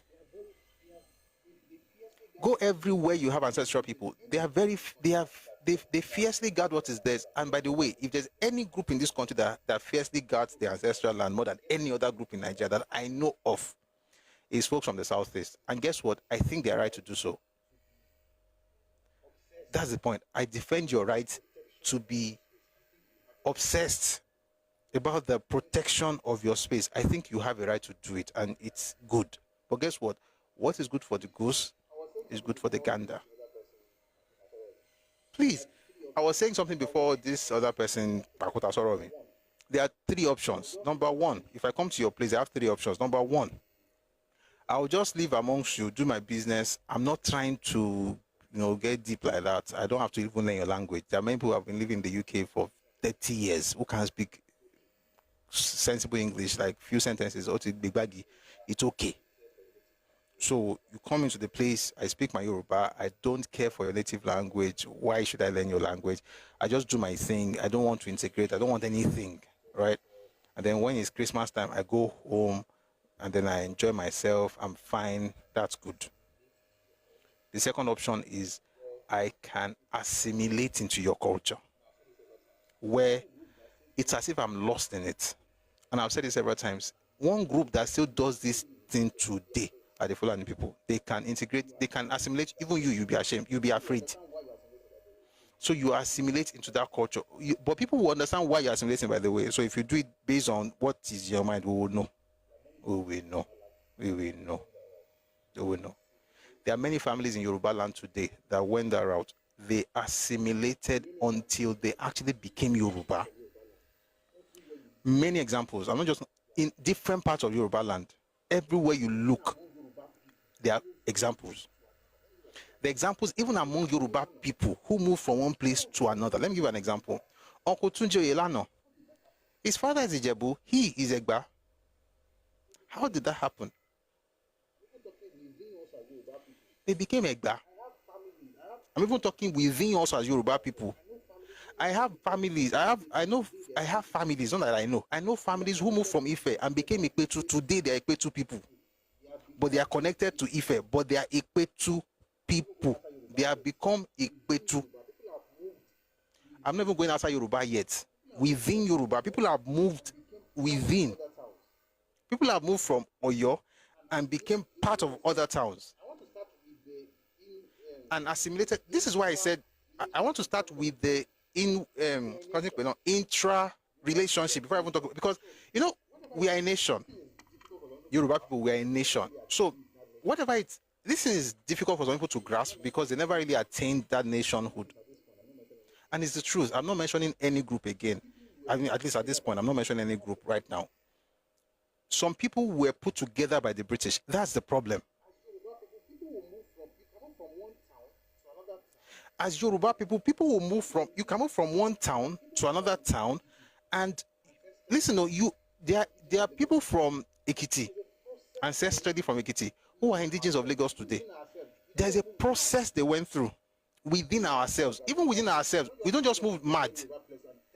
Within ourselves as Yoruba people, I cannot just stand up and go to any Yoruba place and tell them what they should do. They have to.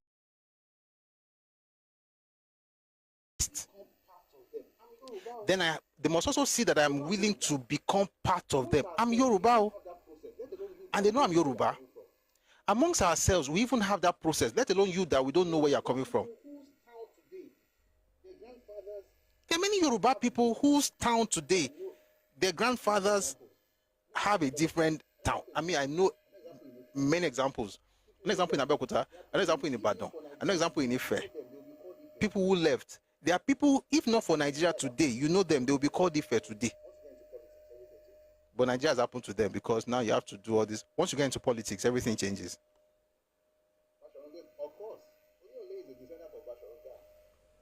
Basharunga, of course. Oluyole is a descendant of Basharunga.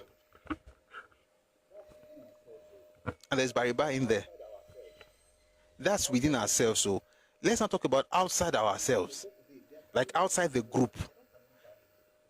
In Isaleko today, they are Kanuri family. They're not Kanuri families. They are ancestrally Kanuri, but they are Yoruba people today. They have become one with us. One of those families, one of the children from those families came up here the other day, that, the connection and how there's a process. Today, they are not Kanuri, they are Yoruba people. They have as much right in Yoruba land as I do, because they are Yoruba people. Why? Their grandfathers assimilated into Yoruba culture. They are now one with Yoruba. They are not Kanuri. That's assimilation. In other words, you forget where you're coming from, you become this. Yoruba people have done this thing in faraway Senegal. The Yoruba groups who migrated to that place and became those people.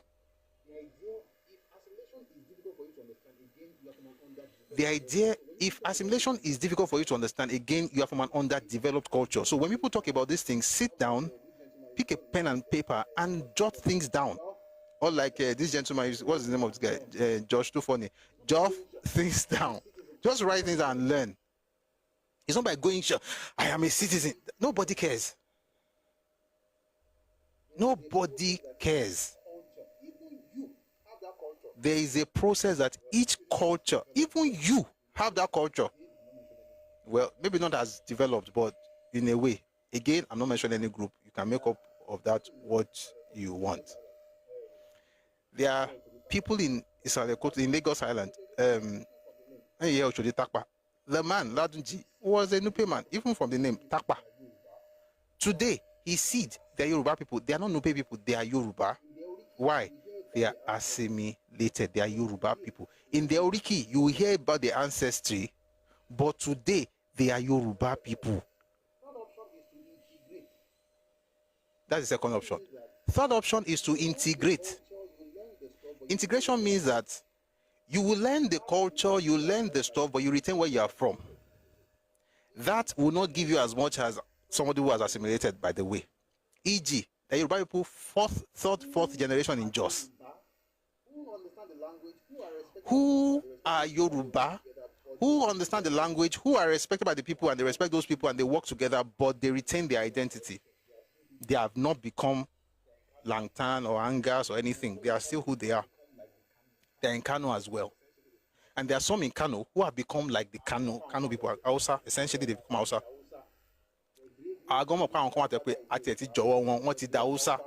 Their great grandfather is Yoruba, yes, but they are Hausa today, and God bless them. And then there are some of them who are still Yoruba, but who live with Hausa people. And Hausa know that these ones, they are part of us, although they are still from where they are from. So they have a relationship. It will not be like the assimilated people, because the assimilated people are now indigenous of that place. Those are the three options. You stand alone: isolation, integration, assimilation. You cannot be practicing isolation and be looking for the benefits of the person that's practicing assimilation. You are a thief. That's the truth. Any group who prefers isolation to integration or assimilation should just live and enjoy life and go back home. The rights you are looking for are the rights of those who have, in some cases, as integrated, but in all cases, assimilated. You don't want to go through that route. You are looking to isolate yourself, authorize the owners of the land, but have the same rights with the owners of the land in their land without going through their own cultural process of becoming one of them. Are you joking? That is why when people talk about the one political representation in Yoruba land, I say it every time. You don't care about Yoruba people. You don't care about the land. You curse the land. You call it a zoo. You don't care about anything. All you want is power. When you get the power, I know that that power, you're not going to use it to represent me. The power will help you and your people in my land. Therefore, you will never get that power. And guess what? In your land, do exactly what I just said. Anybody who is not humble enough to integrate and assimilate into your culture should not even come close to representing anything close to you. I'll give you another example. When they changed the street names yesterday, last week, one of the names on the street, on the boards in Ajeromi Felodun local government in Lagos State, one of them is Daddy Shoki. Daddy Shoki did not assimilate, he integrated. What Daddy Shoki has done is called integration. He has kept who he is, right? But he is also with Yoruba people. 1 second though. We always have retards coming in from time to time. Daddy Shoki went through the process of integration. See, some of these things are unwritten rules, but if you have common sense, you will notice. I'll give you another example. Who is even Igbo? This man, Mr. Jude, Oman Corny, Oman Kowe Gambay. I don't know if you know him. There's this Igbo man. He grew up in Lawansin, grew up in Lagos. He does Yoruba drama, films, actor. He's Igbo, but he speaks Yoruba really well. Like he calls himself Okoro, Abikini Koton, Shere. That man, that's the definition of yes, the one that sang the Naramali song. That man is the definition of integration, which is why I always say that you will find individuals from certain ethnic groups who understand these things, but as a culture, they haven't risen to that point yet. So it's difficult. It's as if you are doing something to them when you talk like this. God bless you. His name is Chukuka. That man, that one, that's what you call integration. He's Igbo, but he has learned the Yoruba culture. He doesn't denigrate Yoruba people. He doesn't think he's better. He works Yoruba people. He's amongst us, but he's still separate, but he's not isolated. The guy that sang Buga, Jesse King, is from Benin. Onloko Ijebu Alare, Onloko Buga, Onloko Mr. Kiniko. All these people are no. Jesse King is more or less assimilated, to be honest. The differences are there. If you look at it very well, you will be able to. If you pay attention, you can know who has integrated and who has assimilated. The ones that can represent you, to be honest, are the ones who have assimilated, and then who have second option if opportunity arises. The ones who have integrated, the ones who should never come close to representing the stone on your street, let alone your local government, is the person who is isolated. If your culture promotes isolation, I am not against you.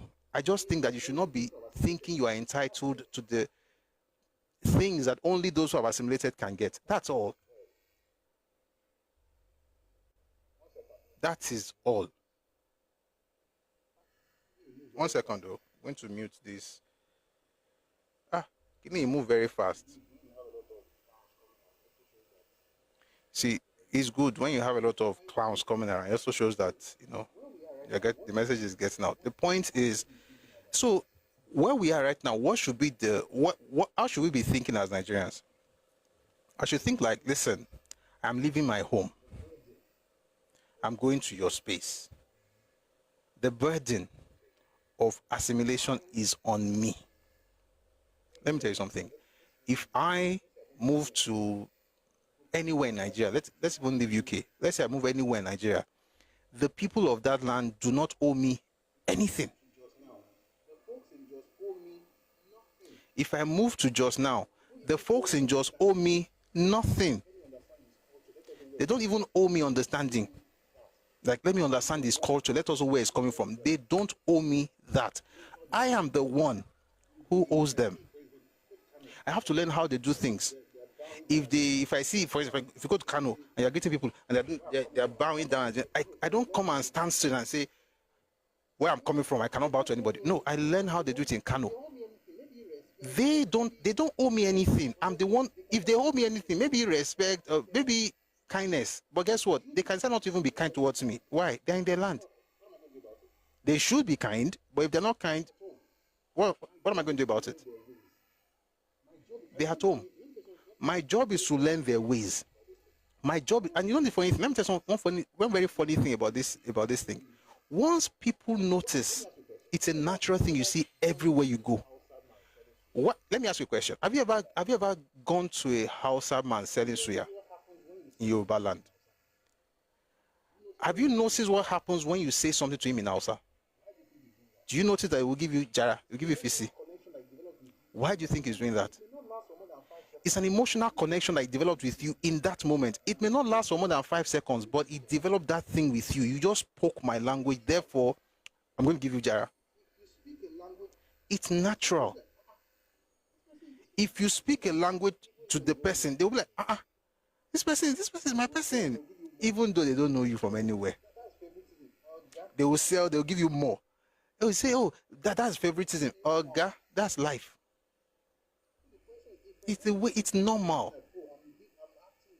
So the question is, if I go to the place and you notice that, oh, I'm acting like I'm one of them, you know, I'm like with them, then it becomes my friend.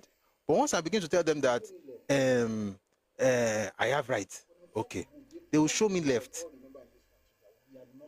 For Nigeria to grow, the first thing we must all remember in this country is that we are not one people. And that thing I just said right now, it is not divisive. It's actually the most uniting factor in Nigeria. It's the crazy thing about Nigeria. So they love calling them Aboki. If you say Abokina, if you add Na, just Na, it makes him feel like he knows you. But once you are saying Aboki, Aboki, like you are doing in the comment section right now, you know what you are doing. That thing, you denigrate them and just look down and say Aboki, you will get what you want. The point I'm trying to make is, the first thing Nigeria needs to be able to develop is the understanding that we are not the same. Adetunji Omotola, you're perfectly right about the Yoruba people in Jos, because I remember when I'm still in Jos, I had some friends that regard a place in Plateau called Mango as their hometown. I think you are doing too much now. The guy on TikTok, thank you very much. Once we agree, it's not even agree, acknowledge that we are different, that's when we can build. All this thing of we're all the same is nonsense. We are not. It's like people just lying to themselves to make themselves feel happy. Oh, we are the same. Oh, we are not. I know it is fine. On the basis of our differences, we can now say what we want to work on that will be the. So we are uniting based on purpose, not based on identity. Don't erase my identity and come and steal my space because you want to. Because at the end of the day, this oneness, you lose nothing. You gain everything. I'm losing so much for you to gain stuff. So you are using that to gain something. In other words, you are not a honest person. Or an honest person, depending on which English you are using. Get the point. If you are honest, what you would do is you are who you are, I'm who I am. We'll have a project, we'll work on that, we do something great, we can build a fantastic stuff. I build where I'm coming from. Listen, the best way for Nigeria to develop is, number one, we are different. Number two, if everybody expends all this energy in their spaces, if you build your space and it's growing, and I build my space and it's growing, before you know it, we have a fantastic Nigeria. But no, you are not committed to building your space. You are committed to taking over other people's spaces. And you're never committed to building their space. So you only just to take advantage of what they have already. How will your own space develop? That's my question. Why are you not passionate about the growth of your own region? Why? If you grow your space, I grow my space, he grows his space, she grows his space, Nigeria has grown. The development of Nigeria will be based on the development of its constituent unit. It's not like it's just going to grow and say Nigeria is great. If you're looking for the stadium in Nigeria where you're going to play football, that is FIFA rated and all of that, FIFA standard, you won't find it in Yoruba land. You have to go to Akwa Ibom. But guess what? From outside, it's Nigeria. But did Nigeria build it? Yes and no. That thing was built by the government of Senator Godswill Akpabio when he was governor of Akwa Ibom State. But what they built it for themselves. But we can all take advantage of it. So if you want to do FIFA, anything, we can go and use it. But it's not my own. It belongs to Akwa Ibom. And I'm happy for Akwa Ibom. I don't have to go to Akwa Ibom now and tell them that this field, as long as we're all Nigerians, I should be able to do whatever I want to do. What do you mean? Am I not a Nigerian? No. I did not contribute. Even if I pay taxes, and so what? I still have to have enough common sense to understand the fact that I'm in Akwa Ibom. This is Uyo. This is Uyo. It's not Oyo. It's Uyo. It's not Oyo. It's not Ife. It's Uyo. Then I plug in. And once they notice, which is what I've seen in my own experience, so there are bad people everywhere. But once people notice that you are committed to their own culture, they will embrace you. You'll be shocked at how much love you're going to get. you will be shocked because they will just be like, it's human. But you see, this your shoulder pad thing, like, I'm better than everybody. I'm better than everybody. Meanwhile, you don't have anything to be shouting about, but I'm better than everybody. How can you be better than me? In mouth alone. But in reality, you are less. But you want to rule in my space. Because we are one. We are not one like that. But we are one. You know what they call unity in diversity. Having said that, let me play something to even confirm what I'm saying about people not being concerned about growing their own spaces. Just about where things, I've said it several times, you're not concerned about how to build, though. If you just build something, may I just come there, just do it and want to do. Don't be say, how have you built something? The usual comment about Lagos being no man's land, that it was FCT. The question to ask is, why was it FCT? Fair question, but even Lagos State was not capital. Lagos was the capital, but not Lagos State. Most of what we call Lagos State today was not even part of the capital. Again, I think that all this argument, I read earlier about the gentleman in Enugu that did something fantastically great. Like, it's fantastic. He saw something not working. He spoke to the Waste Management Authority in Enugu, and they fixed it. I was here. I said it earlier. That's something to learn from. Instead of complaining, he did something. Everybody should just do that thing where they are from. Just do it. Let me play you something from Ngozi Adichie.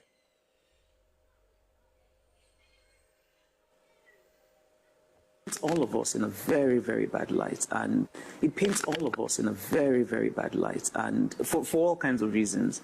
And so it worries me very much. It worries me very much. Igbo land has changed. People now have their wine carryings in Lagos and in Abuja. Not because that's their preference, but because they're terrified of coming back. And for me, it's a thing of not just sadness, but shame. Igbo land. And this is obviously a region, not just a region I love, but a region I have studied. Right? I've been interested, so I've read a lot about our history. And this is not who we are. Right? This is not who we are. This kind of senseless disregard for human life. So I do worry that it will get worse, yes.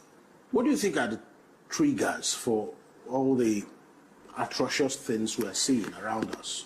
Do honestly, I've thought about this very often, and people will say life is hard. But life has been hard for many years, and Igbo people did not do this kind of thing. I think that there is a lot that maybe one can blame political activity for. I think that if you incite certain things politically, in some ways you can open a box and something sort of leaps out that you can't put back in the box. Right? But I don't think that I know for sure. It's something that has really puzzled me. In addition to, it paints all of us in a very, very bad light. And 1 second, guys. I want to show you one of the reasons it's like this.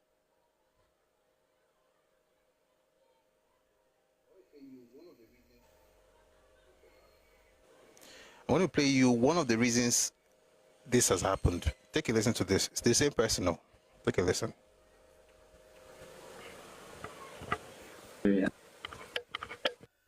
So suddenly in the north, which is mostly Muslim, you had mass killings of people, right? And those people were Christians, and they were mostly Igbo. Igbo is an ethnic group, and that's my ethnic group. And so that really is sort of the basis for the war, because after the killings, that first started in the 1940s, there were some in the 1950s, and then in the 1960s. We don't know how many people were killed. There's some people who say that there were up to 30,000. Mm-hmm. We don't know, but we do know that almost every family in Igbo land was affected by the massacres in the north.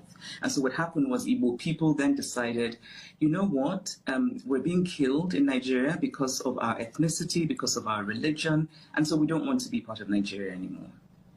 And so they decided to secede from Nigeria and call their country Biafra. And I think the story might have ended there, if not for the fact that Nigeria's oil happens to be in the area that was Biafra. And the oil had just only been discovered. And so Nigeria said, no, you're not going because we want the oil. And that's really what the war was about. So Nigeria fought to keep Biafra in, sort of to stop the secession of Biafra.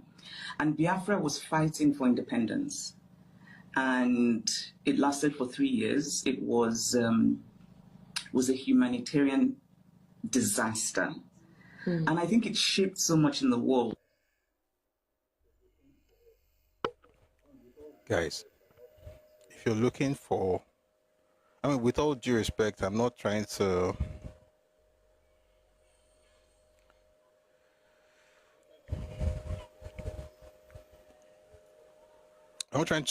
trivialize, you know, what people went through, because I mean, people went through stuff and it was terrible. But if you're trying to understand why that second interview happened, sorry, that first interview I played, if you want to understand why that's happening, it's because of this second interview. If you are raised to believe propaganda and you grow up regurgitating the same, it will be very easy for you to raise people who may not have whatever it is that cautions you, or who are exposed to that same propaganda, but without that thing that inhibits you from doing certain things. They don't have such inhibition, so they can do anything they want to do. Therefore, if you don't understand that there's a direct correlation between what people are going through right now with the things that she said about the war, then you really are not ready to look at the problems of the Southeast. Not today, but it's not going to, it doesn't even, this is the first time I'm listening to the entire thing. I've never listened to more than 4 seconds of that clip. The moment she started mentioning Muslim Christians, I was out. And I think it was more than 4 seconds. When she started mentioning Muslim Christians oil, I was out. The oil, I didn't hear her say it. People just typed it in the comment section. The Muslim Christian, I heard it and I was like, really? If you teach young people these things, if you teach people this narrative, do you know it's going to be very easy for you to raise IPOB?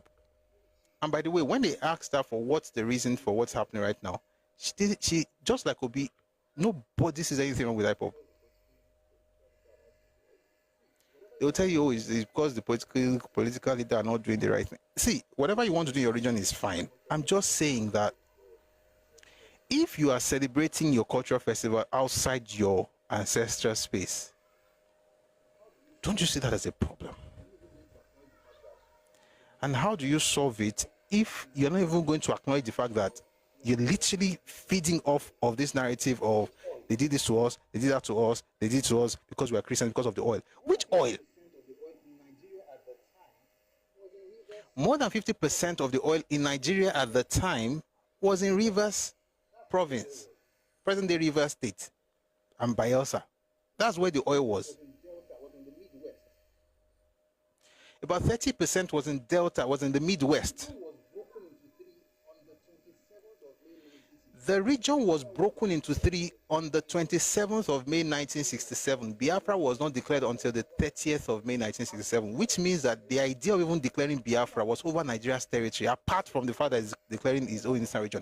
Have you ever asked yourself, just a simple question, have you ever asked yourself, how come there's never been agitation for an Igbo nation? Why do you need Biafra that bad or badly? Why are you talking about oil that you are not producing? And the idea that you were Christians, who were the first Christians? Who brought Christianity to the East? Was it not Yoruba people? Who was Yoruba people brought Christianity? It is what it is. 1857. And by the way, let me just quickly say something. It was before the Catholic mission, oh. Bishop Ajayi Crowther and his team of missionaries got to Onitsha in 1857. I have a book that he wrote in 1866. There's another one he wrote shortly after that. There's a preaching at the banks of River Niger. Fantastic stuff. But if you're saying that they're doing it because you are Christians, about, are the Yorubas not Christians? Are there no Christians in the north? The Middle Belters, are they not Christians? Yakubu Gowon was a, guess what? Read the book by Neville Graham Douglas. By the way, if it's not very big, it's small but powerful. You can get that book for free in the Telegram channel. It's a pamphlet, but no, it's a book, but it's not very big like a pamphlet. So if you go to Radio Meet Global on Telegram, go to the library, you'll be able to find that book. Neville Graham Douglas said, and I've said it here before, Ojukwu, when they were telling him about what he was doing, he said to them, Jack will not fight because he's a Christian. Those were Ojukwu's words. That Yakubu Gowon will not fight because he's a Christian. Okay, this is how people get in trouble. So Yakubu Gowon, who was fighting, was a Christian. How come he's not fighting you because you're a Christian? When you have this narrative and you say it over and over again, you write it in books, you sell the books and make money, Abi? Okay. You make movies out of it. You have the rhetoric going on. Will you not be surprised that you have Nnamdi Kanu? You think Nnamdi Kanu just came out of nowhere? No, he's a product of something. What's the Telegram channel? I'll type it in the comment section. You know, a lot of times, and I know that we can do this where... Ẹkáàbọ, how are you? Yeah. Come. Well, 1 second, let me type it first so that you'll be able to find it. That's it on TikTok. Mombo.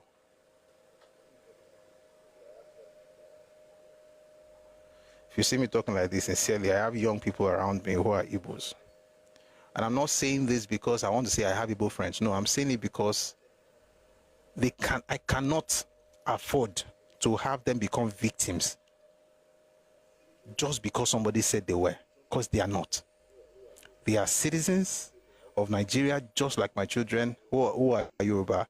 They have the same rights, but they have limits in Yoruba land, just like my children have limits in their own land. And that doesn't have to give them victim mindset. This propaganda, they hate us, everybody hates us. What do you think that thing does to people? You can blame Nnamdi Kanu and say things, but at the end of the day, it's really his fault. If you grow up being taught that thing, people hate you, everybody hates you, people hate you. And then you now look around, any small thing that is not available in your space, nobody tells you that it's because of their own irresponsibility. They blame the other person for it. After a while, will you not go to the other person and say, they say you are my problem, therefore I'm going to deal with you? That's what's happening. And by the way, you don't have to, when you say it's not rocket science, it is not rocket science. The lies around Nigeria history is so bad. And by the way, if you hear me and people say things, why are you always talking about? If we are talking about the war, I can't talk about the Nigerian civil war without mentioning the Easterners. It's not because of hate. It's just because the more you read, and let me tell you the saddest part of this. I've read many books from the East, and I think may God forgive those older men, no? May God forgive them, because they died even with that narrative. They did not change the narrative, even though they knew it not to be the truth. You know how you get drunk on your own Kool-Aid. Never get high on your own supplies. That's what these guys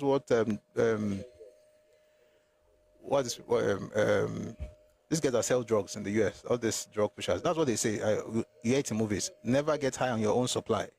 Never get high on your own supply. Never get high on your own supply. The fix in Nigeria's issue is propaganda. Biggie Smalls. Yes. Never get high on your own supplies. Because once you do, you are done for. What's happening right now is this. People have taken the fix. And let me tell you something. On one hand, it's difficult for me to blame the young Igbo people because it's what they've been told. I have the books. That's why I said it's important to read books from different places. So that also, maybe that's why I'm also like some things I can't say because I'm like, maybe it's not even your fault, you don't know. Because you read the books and just find it is everywhere. The claim she mentioned when she said, we don't know the number, but some people say it's 30,000. There's a reason. When it's communication, and she's good at it. When this woman, let me ask you a question. let me ask you a question. They asked Chimamanda.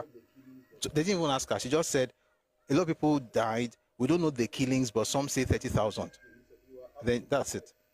If you were to ask the interviewer how many people died, what number do you think she's going to tell you?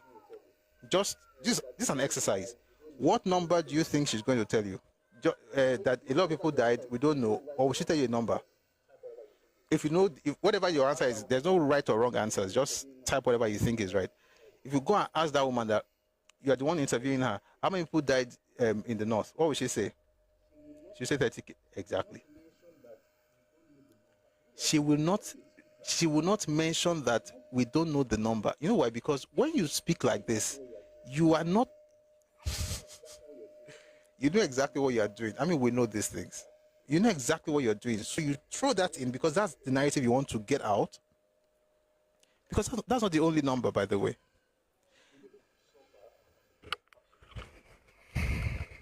The people suffer from the east, absolutely. Unfortunately, a lot of people died. A lot of Igbos were killed. And it's a terrible episode in Nigeria's history. Terrible. Terrible. And this is why we don't want to have that kind of thing happen again. And that was not the war. This was just people getting angry after just saying we've had enough. They've just had enough. And they just went off in September of 66. This is just we've had enough. Oh. There was one precursor, like a prelude or prologue in May. By August, they revved it up. By September, they just went all out. Like, we are tired. They've been taking it in since January. It took them 8 months to actually unleash. Guys, whatever the Northerners did, it was terrible. But that was a direct result of what they had been taking since January of 1966. They took it. They were insulted. They were dragged. They were maligned in their own land. The same thing that's happening right now. They were taunted. They were told that it's only Nzogu that can knock sense into them. They played with pictures of their heroes in their land.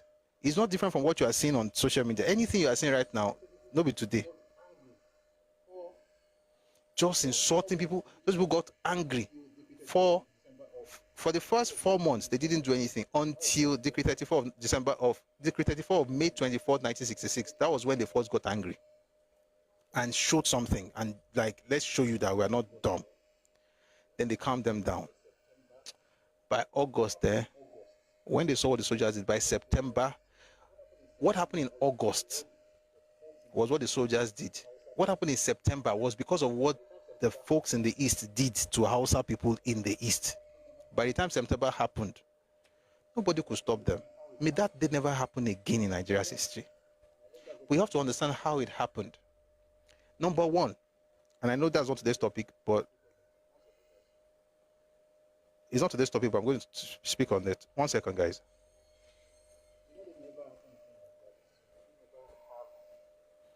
May that day never happen again in Nigeria's history. May we never have the kind of death.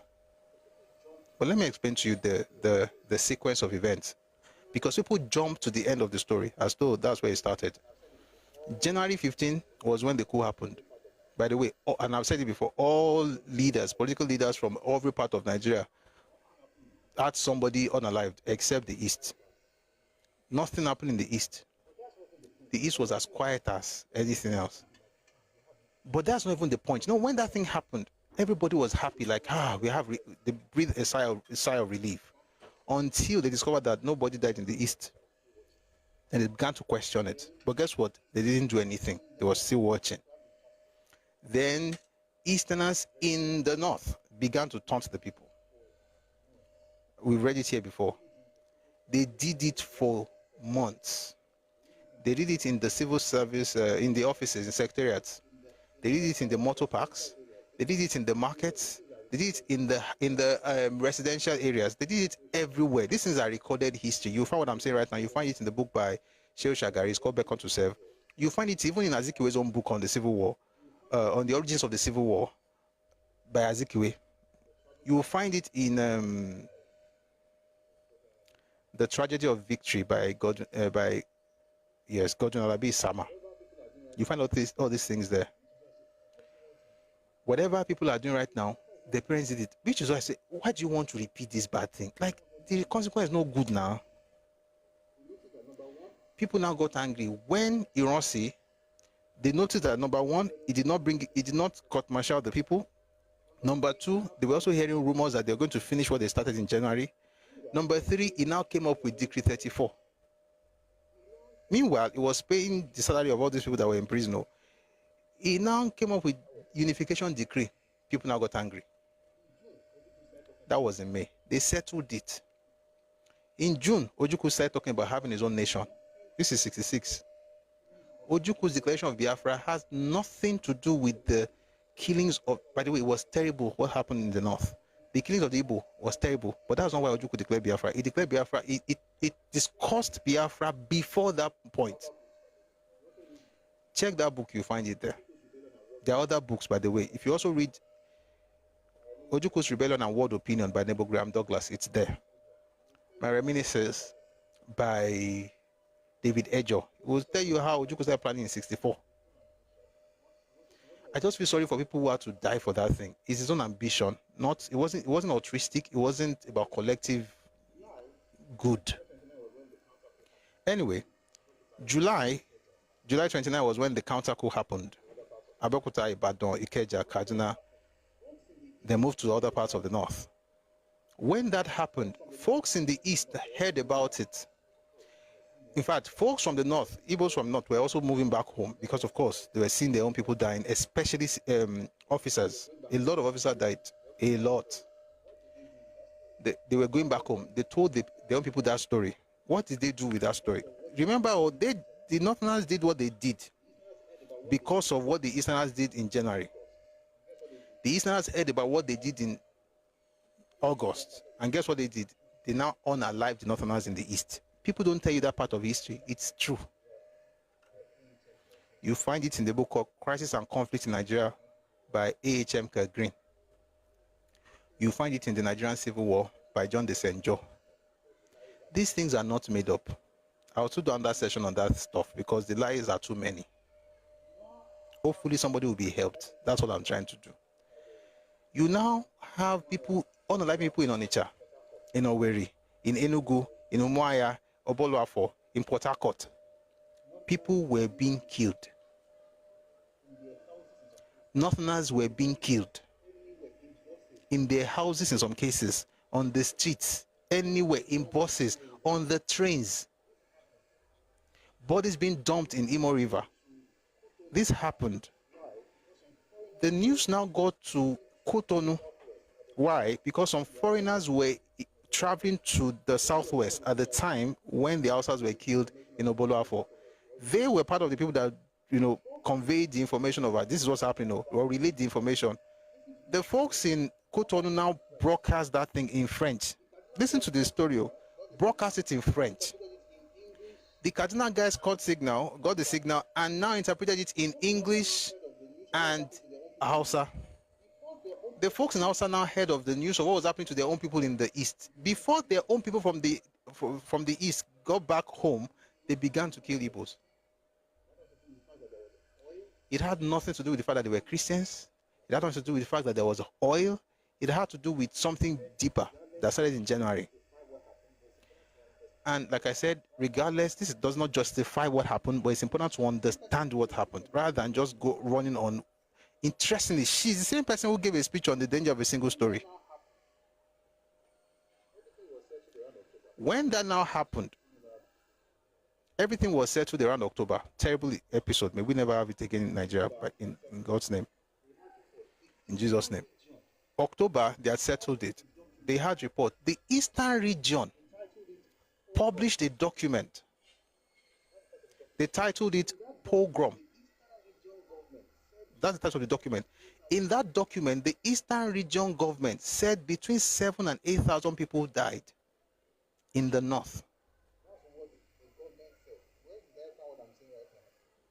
That's what the government said. Where did I find what I'm saying right now? The book by, 1 second, I have to meet somebody. I don't have time for Iregbe. There's a book by John Desenjo. It's called Nigeria Civil War. It's there.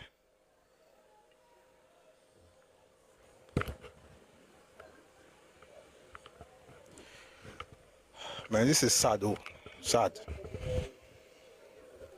They said Eastern Region published it, oh, between 7,000 and 8,000 people died. Ah, bad news. This was October 1966. January 4, 1967, thanks for the gift. January 4, 1967, January 4 and January 5, they had a Aburi Accord. That was in Ghana. When they got there, Ojukwu said there were 10,000 people who died. His own government, 2 months prior, said between 7,000 and 8,000 people. Some say 6,000 to 8,000. Ojukwu said it's 10,000 in January. For something where they don't finish for October last year, they don't finish everything. Everybody don't say, okay, terrible thing, may not happen again.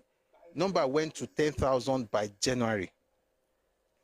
By May of the same year, 6 months after the fact, Ojukwu said the number was now 30,000. That number is what you will see in Achebe's book. There was a country. Is what you will see in Frederick Forsyth's book, The Biafran Story. That 30,000 number was the number that they started pushing everywhere. But guess what? That's not the end. That's the third figure. Remember the first one, 7,000 to 8,000. Second one, 10,000. Third one, 30,000. Then in 1969, Ojukwu did something called the Ahiara Declaration. Ahiara is a market. Ahiara Declaration. Ojukwu said there were 50,000 who died. Do you know how John the St. George described what he did? He called it an irresponsible number game. That was how he said he played an irresponsible number game by hyping the figures. 4 times. The same incident, 4 different numbers. That 30,000 that Ojukwu repeated before, because Ahiara was in 1969. So the lie don't pass. I mean, they don't repeat that 30,000 so much. That 50,000, they rarely talk about that 50,000 number. But that 30,000, they got stuck with that one. You find it in Achebe's book. You find it in Forsyth's book. Now you are listening to it being repeated by who? Chimamanda.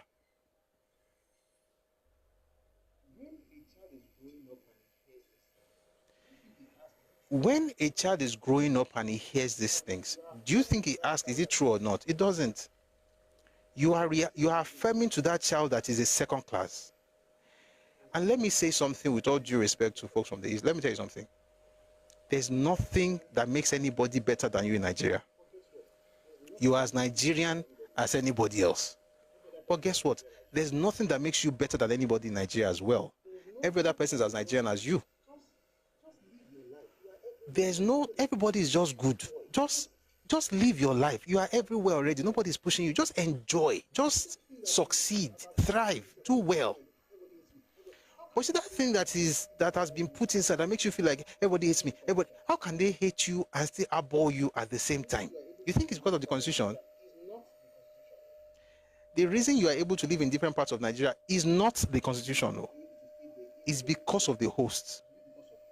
And the reason you will not be able to stay there is not going to be because of the Constitution. It will be because of the host. So why do we want to have that?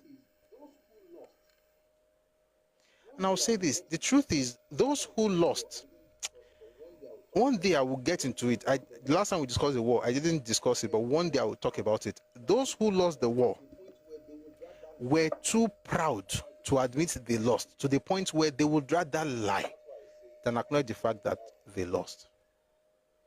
And that's why I say, I think that although I understand the mindset of General Gowon, I think they should not have said no victor, no vanquished. It would have been better. You know why? Because you'll be angry and then hopefully it will thaw like ice. It will thaw and everybody will be okay. But once you say, oh, we're all together, the other person now has opportunity to now continue to lie. Now, young people now grow up with the lies. After a while, you will have Biafra. By the way, the lying did not start with Biafra. It started before Biafra. So use that one. You talk about it. After a while, you have Masob. Talk about it. After a while, you have IPOP. Talk about it. After a while, you have UGM. You have BGIE. Of course, IPOB will give you ESN. And you say you don't know how it happened. I'm just going to say that all of us, may God help all of us. Let's all be measured and let's all, people died. There's something I'm trying not to say. People died because when lives are lost, you can't just talk. But the crazy part is that the people who died, a lot of them died because Nigeria messed up. But most of them died because the Igbo leaders messed up. Do you know how many people died for lack of eating, for starvation? And do you know the reason for that? I mean, people have used that as well. Oh, we're starving. Awolowo said, Achebe wrote it in his book. A young person reads that book and hates Awo for no reason. Because Achebe wrote it. And when you hear people talk about what Awo said, they never quote him right, never quote him correctly, never. Why? One thing, I'm going to move on from this. You're trying to force blame on the Igbo, even though you were not part of those who lost a family. I don't think you understand. This is not me blaming Igbo. You don't get it. This is not me hating Igbo. If you understand the war, if you really understand the war, you will sound like me, unless you are totally dumb. Or you are too angry to be calm. Either of those two. If you are too angry to be calm, you curse people out. If you are totally dumb, you still keep thinking you are the victim.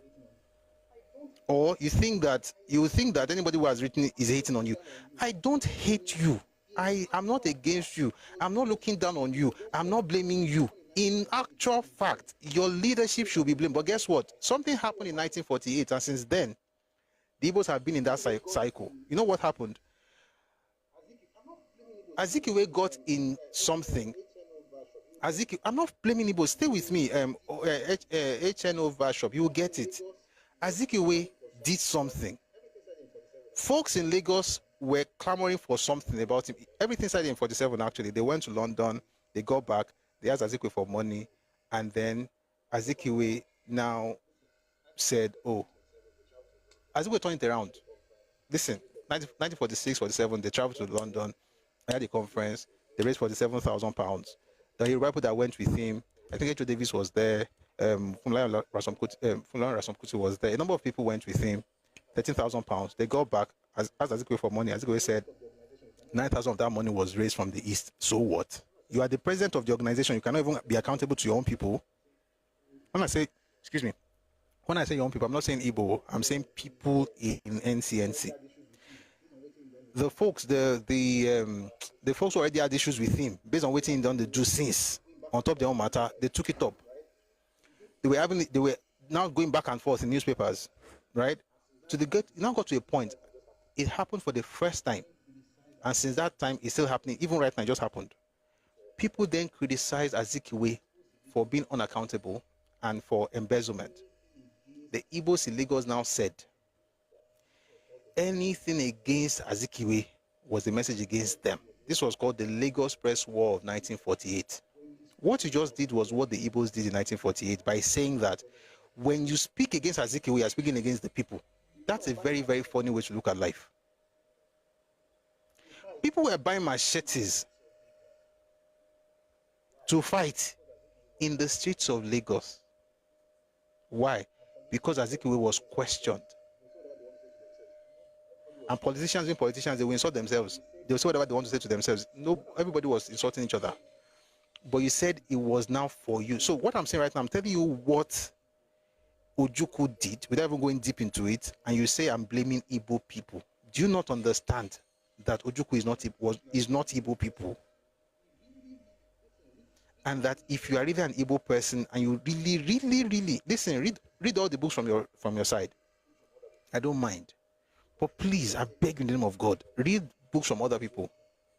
Because if you read Achebe's book, There Was a Country, and you read Madiebo's book on Nigerian Revolution, and you read Chuks Legbolam's book, and you read, the only book that I think even comes close to anything is the book by Hilary Njoku, A Tragedy Without Heroes.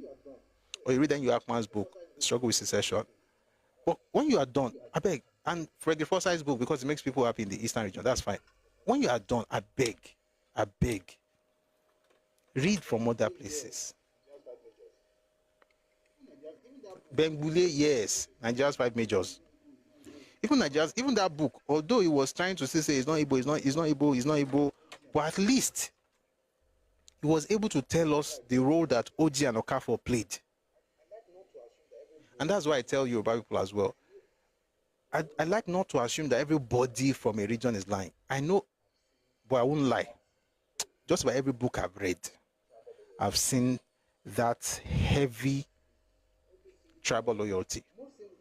Even when it was wrong, every single thing that was most things that were wrong, there's a way they will write about it.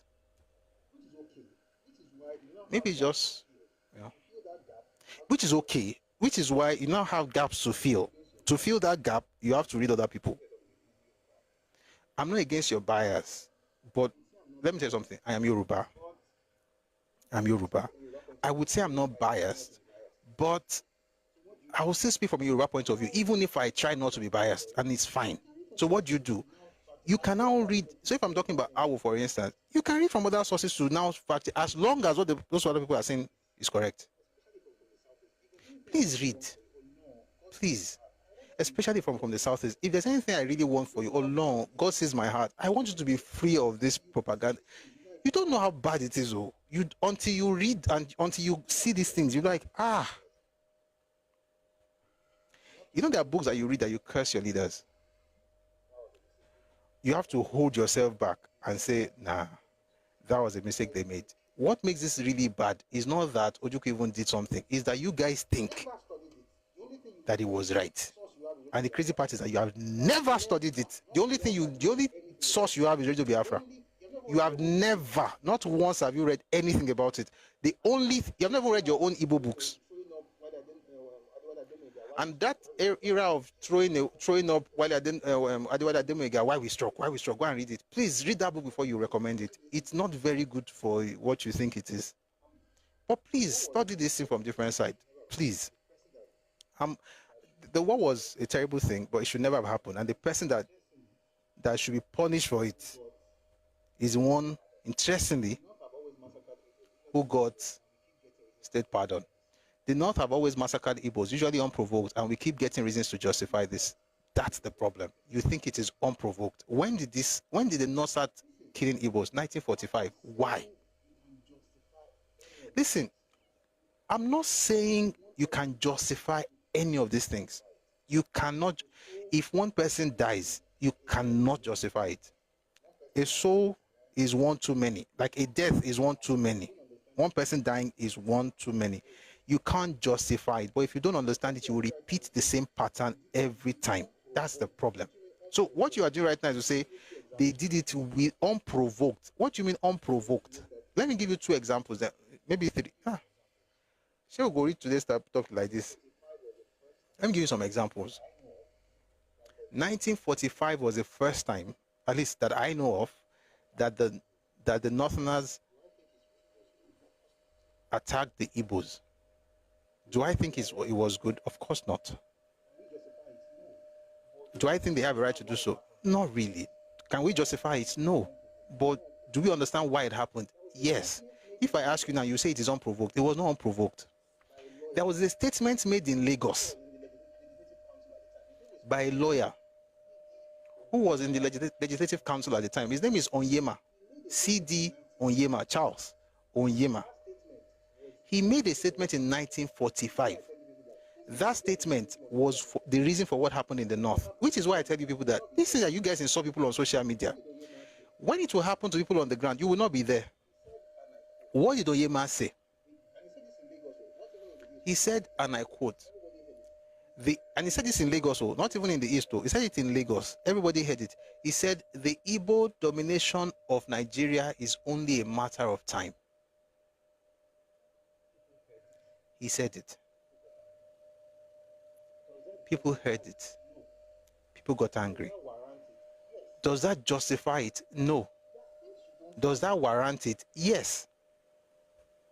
There are things you don't say. In a place where there's, and by the way, in case people don't understand, this was 1 year after the... Oh, may God have mercy on us. This was just 1 year after the agreement that was made by leaders in Igbo State Union. They made a pact in 1944. A year later, Charles Onyema made that statement. People heard it. They started fighting. Yorùbá sọ pé ọ̀rọ̀ báwo ni màá sọ ọ̀rọ̀ kí n kàn ló máa ń yọ obì lápò. Ọ̀rọ̀ náà lè yọ idà lápò. It depends on how you say it. It depends on what you are saying. You can't rile people up and then say, but they are doing this.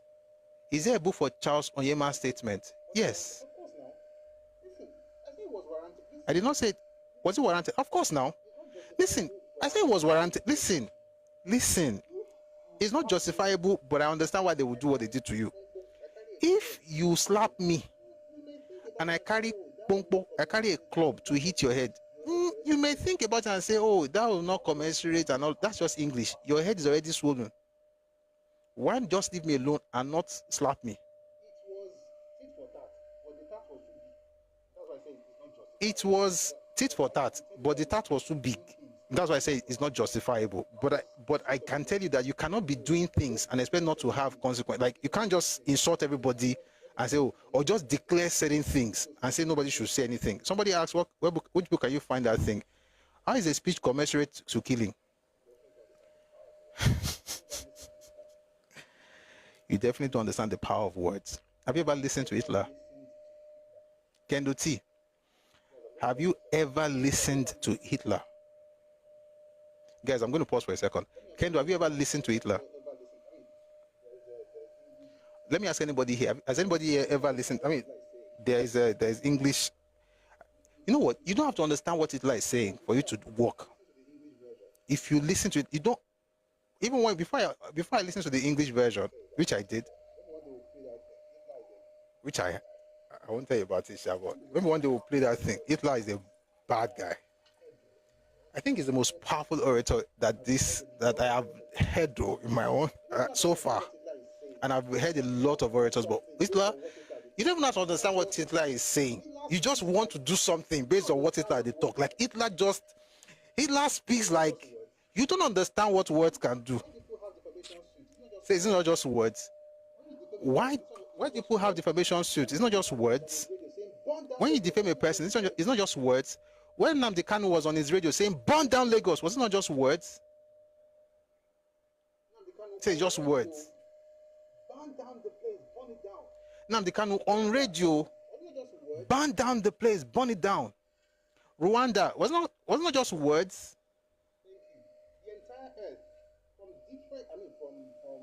Thank you. The entire earth from different, from my faith, it was created by words. You know what the Bible says? It says the things that do appear were made of things that do not appear. By words, God himself created the heavens and the earth. Listen, words are powerful. Oh.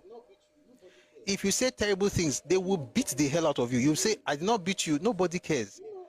Emotional damage. See, when you... do you know when you hit people, that's physical. Emotional damage, you can't see it. But sometimes it's worse. You know, when you insult a person to a point and the person just carry wood, knock your head, you say, no, just what I talk. The thing what you do to Ram in his own head, that is the payment for what you did. Like what you said, you insulted him to the point where the pain he felt, as far as is concerned, the way to make you feel that pain, maybe no fit talk like you, maybe no get out, he go just hit you. Why do you think I try to curb myself? Because even when I know I'm saying the truth, I'm still trying to not get to the point where you think I'm attacking. It may feel like an attack, but it's not because I'm attacking you. It's an attack because it's the truth. So I know the truth is heavy, so I have to find a way to say it. When I stop myself and just, it's not because I know if you talk, all the things that you guys do in the comment section, I will respond though. The point is that what Onyema says, if you think it's just words, let me tell you something. There's hardly any book. And this is to answer the person who asked that question. Where can you find it? You'll find it in the book by Nebo Graham Douglas, The Idea of Igbo Domination. You find it in Graham Douglas's book. You find it in My Command by Obasanjo. You find it in You Must Set Just Before Dawn by Colonial Motoshaw. Is there any book where I think the question is that you find it in Nigerian Civil War by John Desenjo. You find it in Crisis and Conflict in Nigeria by H.M. Kegri. The question you should be asking is that, is there any book you will even find it? You find it in Awo's biography. And then you now find, by the way, I think it's time to go to that biography now because we've been spending too much time on this news. You also find it in, I was going to say, I forgot now. There's hardly any book from that era that doesn't have that phrase. Now, by 1950, something else happened. Now, there was another crisis in 1953. Something else happened. Interestingly, what happened in 53 happened in Lagos, just like what happened in 45. The people who suffered for it were in the north. And to make it crazy, the Bible says that from the abundance of the heart, the mouth speaks. What Onyema said was not just something that he thought, that it just came to him. It was a product of an arrangement that the Igbo State Union made in 1944, the arrangement that they were referring to in 1964, and also referred to what Onyema said, and referred to what Okpara said has been too forward, and ensure that it was the reason they were able to do what they did in federal civil service between 1960 and 1964. It wasn't because they were, it wasn't, what there is merit. There was no merit in that thing. It wasn't because of merit. It was strategy. It was the reason they did what they did in January of 66. If you think January of 66 happened because some soldiers were angry, you don't get it. And I'm not going to talk more about it today because of time and because also, it's not time yet. What happened in January of 66, that action, may God forgive everybody. May God forgive everybody that, did Nigeria bad. May God forgive everybody. Because if you read some of these things, like I said that some things when I was crossing the world, something I did not talk about, it was intentional. We'll wait a bit. So we're going to do Awo for a while. Then we'll come back to that. And then we'll see how it goes. Then we can put out some information. Kekere. Not. We can't put everything out there.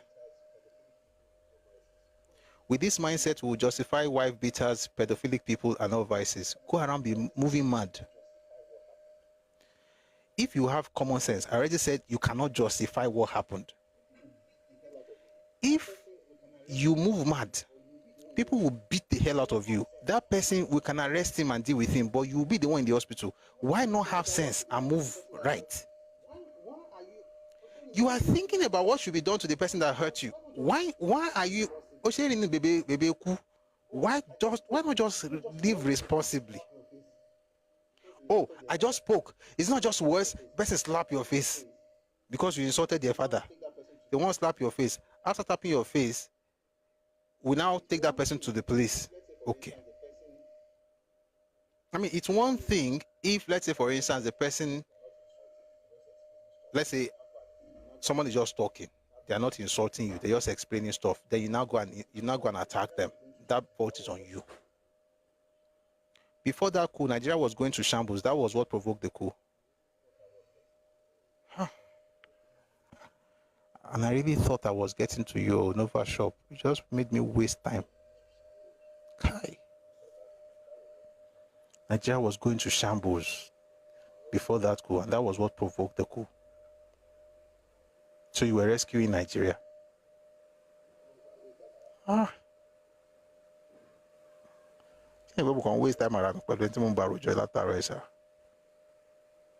were rescuing Nigeria.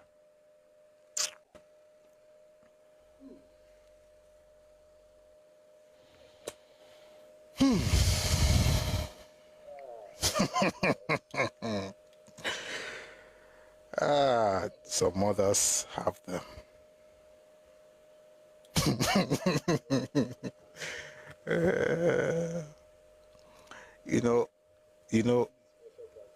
When you read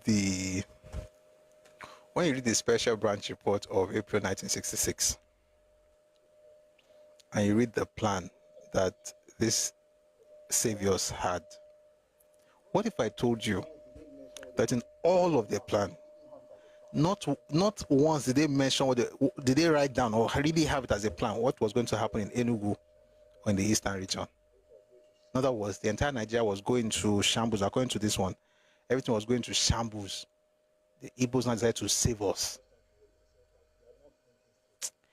The thing I can say to you right now, I'm just trying to hold myself back. You are not thinking straight, though. Nigeria was going to shambles, and then you killed everybody but your own leaders because they were not part of the shambles. This was Zumbamba that we were talking about last week with Road. Was he not the one carrying people, using planes to take people to London, to New York, family members without paying anything? He was not corrupt. Nwafo Rizu that did what he did in 1953 and continued meddling with stuff. I'm not trying to go into it. He was not corrupt. Ikejiani was not corrupt. Azikiwe was not corrupt after stealing 877,000 pounds in 54, tried in 56, never finished paying that money even until Biafra. Never finished paying that money.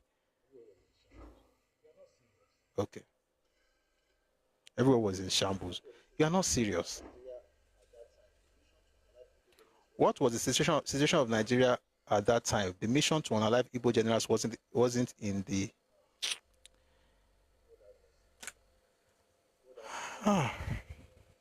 God have mercy. God has to help Nigeria, because if this is the kind of use that Nigeria has, I can imagine what they will tell the children. Where do you get that fake news from? Which fake news? You that you not read. The only thing you can read in your life is a receipt. You're telling me I'm telling you fake news. If I tell you to read now, it's a waste of time, because I'm just pouring water in the basket. Read, you won't read. It's zero beer. Early morning I drinking zero beer. You're asking me who gave me fake news. Fake news. See, if you can just have this thing out there alone, and hopefully it travels, which is why I'm asking people to support what we're doing. Hopefully it travels. We use different, platforms to push it. Maybe, just maybe, people will find healing. I think we were talking about the money Zeke stole. Oh, but he won't read. If I tell him what to read, he will not read now. So how will I tell him where I found it? Zeke, again, let me say this. Zeke took 877. Zeke, let me not say stole, because respectfully, Zeke took 877,000 pounds of Eastern region money, put it in African Continental Bank, his own private bank, loaned the money to his own companies through that bank.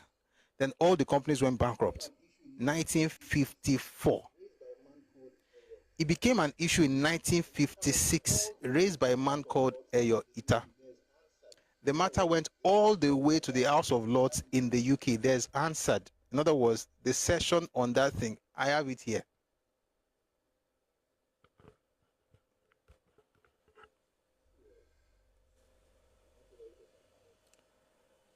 See, I cannot get anything from lying. He was doing that to help the Easterners. How now? How? The Eastern region had their own bank now. Why did it use ACB? Guys, let me give you like 4. I'm not talking to the one that is invoices and receipts. I'm talking to all of us. Just a few books. There's a book called Nigerian on Gunpowder by Victor Taiwo. You'll find what he said about Zeke in there. There's a book called This Fiction Called Nigeria by Adewale Pierce, Maja Pierce. You find something there. There is The Fatherless People by Dele Ogun. You find it there. Harold Smith interview is in the Telegram channel. Watch that interview. You see it there. Hansard of the House of Lords in the UK. It is there. End of an Empire, British End of an Empire document. It is there. I've given you 6 sources now. So don't tell me it's not fake news. You just are you don't like the truth. But by the way, with all the things that he did, he tried for his people, though. Zeke tried for his people. At least he built them a university. He tried for his people. Just that it's not all that he appeared to be. All the idea of Pan-African, nah, let me talk like Igbo, Pan-African anything. All right, let's stop from there. Somebody, Abimbola Idowu on YouTube. How can I call to contribute? So there is on Telegram. You can call Redomi Realm on Telegram. Just search for Redomi Realm. That same Redomi that you see here on YouTube.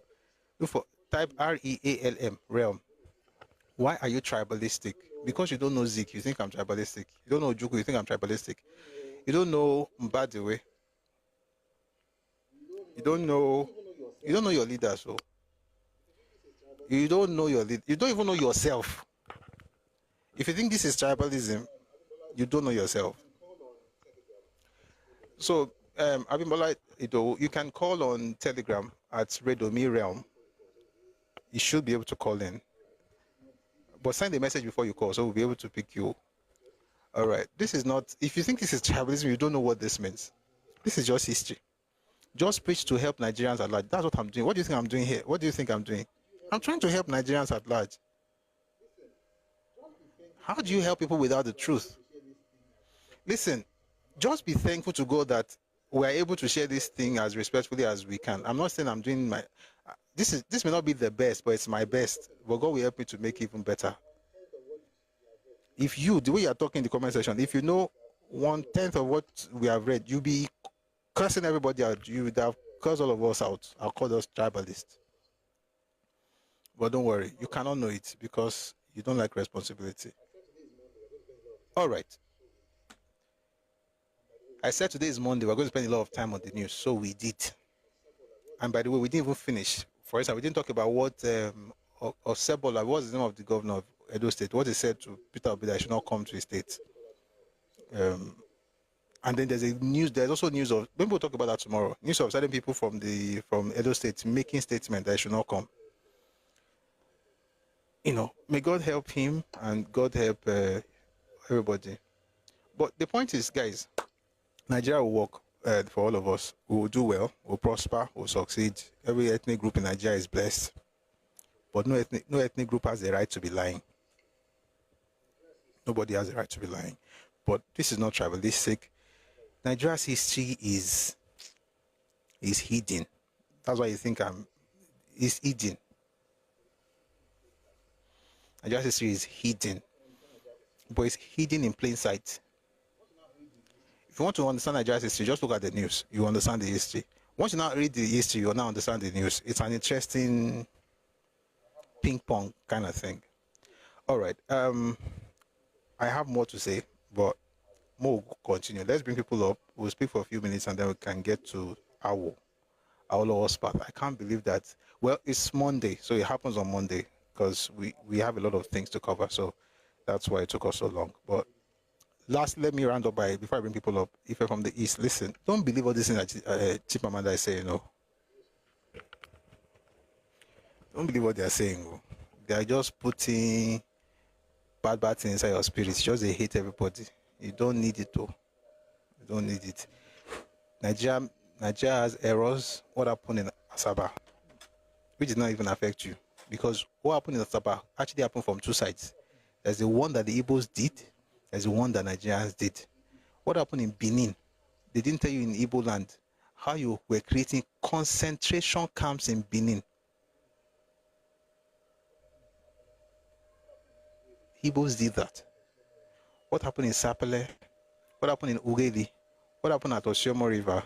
What happened in Benin itself? Nobody has told you that one. Thank you for the gift. You are not a victim. And if there's any gift anybody can give you sincerely, it's just tell you that you are not, you may not be the victor. And I said this before, it's better to be vanquished than to be victim. It is better to be the vanquished than to be the victim. There are three options: the victor, the vanquished, the victim. It's honorable to accept that you were the vanquished and move on. What you are doing right now is the fact that you are not the victor. Everybody knows. You don't like to be called the vanquished. Therefore, you embrace being the victim. And it's sad.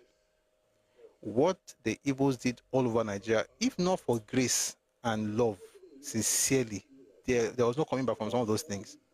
There are Igbos living in Rivers State today. Don't you know that? Did you ever hear what they did? What happened in Abonema, in Degema, in areas in Port Harcourt? What happened to Ikwere people? Do you know what? See, if I were you, I'll just be thankful to God that I can at least stay with my brothers again. You know, we are now all together and we'll just live in peace, and that will be all. But this thing where you're moving everywhere, you have forgotten that there are things that were done. People just took you back with love, and you think you can. This is not how to be appreciative, or like at least gratitude. Somebody says, should we be grateful? Yes. Considering what your folks did. And nobody's going to tell you to pay for the errors of some people, but don't also come here and act like everything was just perfect and you can just throw your weight around and ask for indigenship. I'm going back to that. Indigenship in Yoruba land because I've lived there for 10 years. If you like, live here for 1,000 years. As long as you authorize yourself by neither integrating nor assimilating, you will, and you have chosen the path of isolation. So you don't want integration, you don't want assimilation, you prefer isolation. As long as that's your path, you will never be anything in terms of identity in Yoruba land. And guess what? It's the same thing you should do in your space. It's what every sane society does. You integrate or assimilate.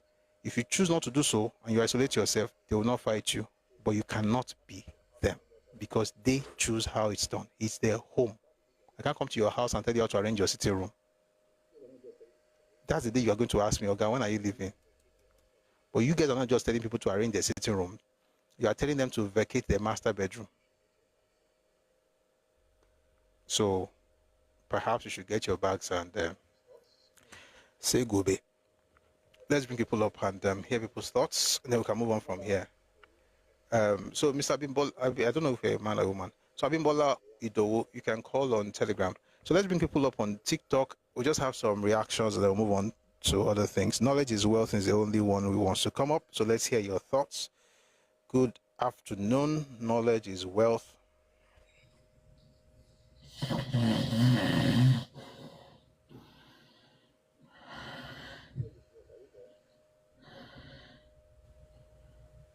Knowledge is wealth. Are you there?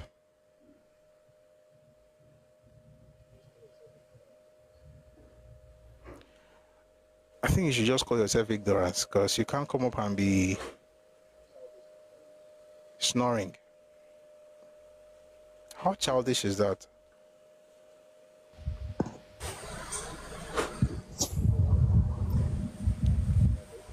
No, I don't even know if he's sleeping or if he was just trolling, because some people troll like that. But if he was just trolling, that's not good. If he was sleeping, may you wake up in peace. All right, let's quickly have, let's mute, please. Dr. Begilodo Perezi, please mute. Sorry, I did not even know what that I did. Oh, sorry, I already muted you. Oh, you know you made a request. Oh, okay. Don't worry. If you're not able to speak, it's fine. But if you can, just hold off for a bit. Oh, knowledge is wealth. Okay, you can come back now. Me, I thought you were trolling also because that has happened before. People just come, come out, but if you want to speak, that's fine. Come back up. All right. So let's start with J-Links. Good morning. Good morning, everyone, too. Good morning to you. I think it has become, it is now a known fact that these guys don't want to clear this side of the story. I'm sure you know that I was once a guy that let's give them a benefit of doubt, let's hear them out. But over and over again, they don't just want to, they see it as an attack. When they're talking about what these people do, what their leaders do, they receive it as what they do. Yes, it's still them, but at the same time too, it's not them. There are individuals who have done things that the people benefited from, and there are individuals who have done things that affected the people. Maybe one day they will be able to see that way. Maybe one day they will have someone from them that can speak in the way they will understand, And because I don't think there can be any simpler way of putting this thing out. Well detailed, well narrated, well corroborated, well researched, documented references, and still the next question that we see is, why do you hate the Igbo people? Well, it's sad, honestly speaking. You see, I don't know. And I've never done people. I don't stay in the place of hate. And I've seen you have tried. I've seen progress in your. Not progress. I've seen massive change. Not even progress. This is massive change in your approach, in mannerism, in speech. But yet, the next question will be, why do you hate the Igbo people?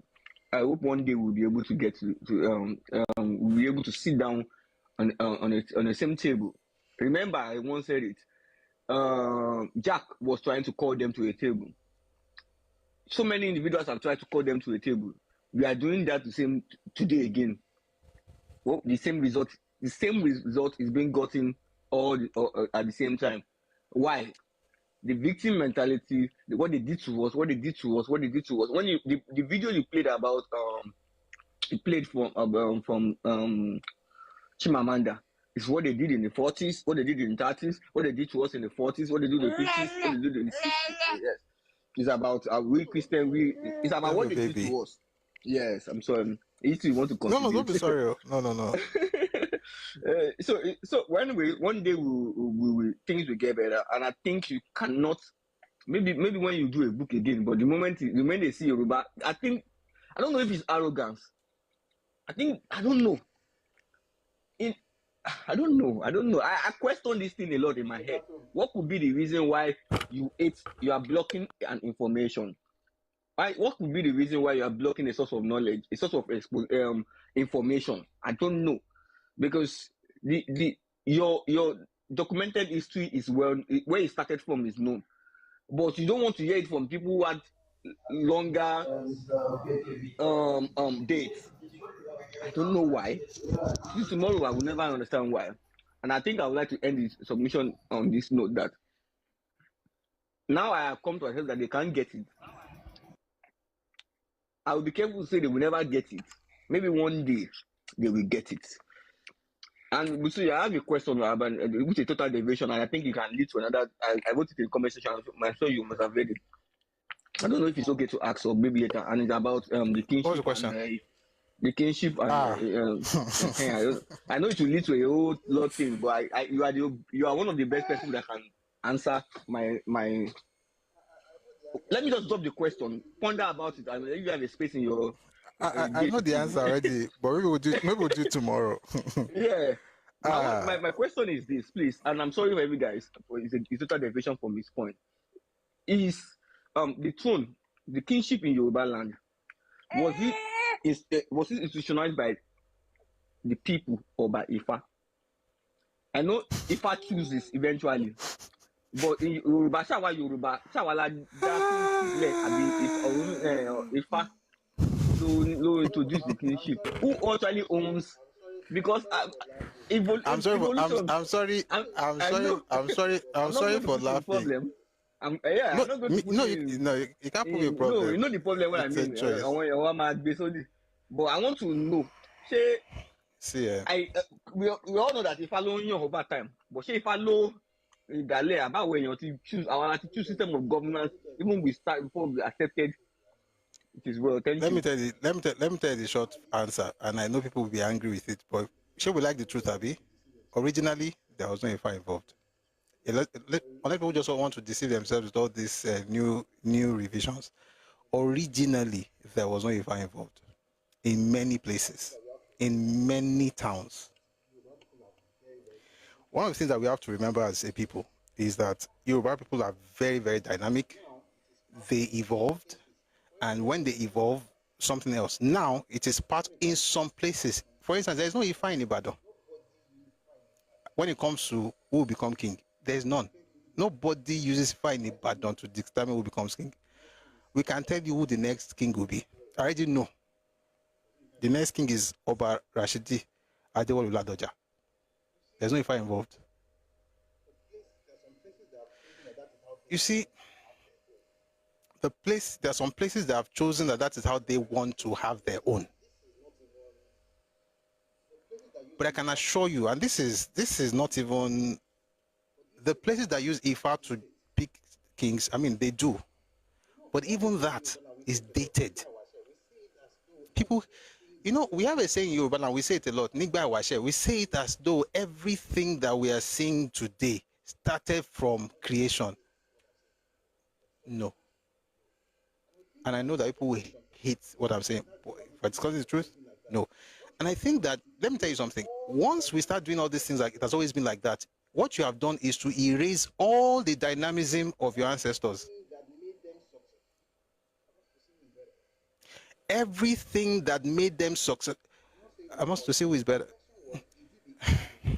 Listen, I'm not saying if I was. The question was, is it the origin? So the 28, you have to listen to the question to be able to answer it. He's not asking, is Ifa involved in the choice of kings? That's not the question.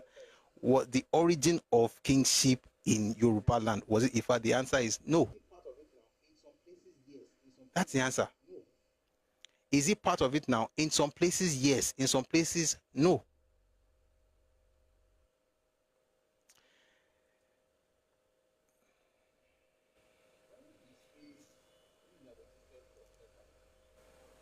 When we say things have existed forever,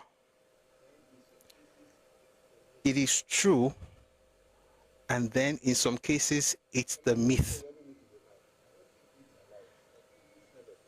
Some historians will tell you every myth is a lie. I don't think myths are lies. I think myths serve a purpose, but the purpose is not necessarily historical. There are towns in Yoruba land that will tell you the exact date when Ifa was introduced into their town. The kings they had before then, how did they get those kings?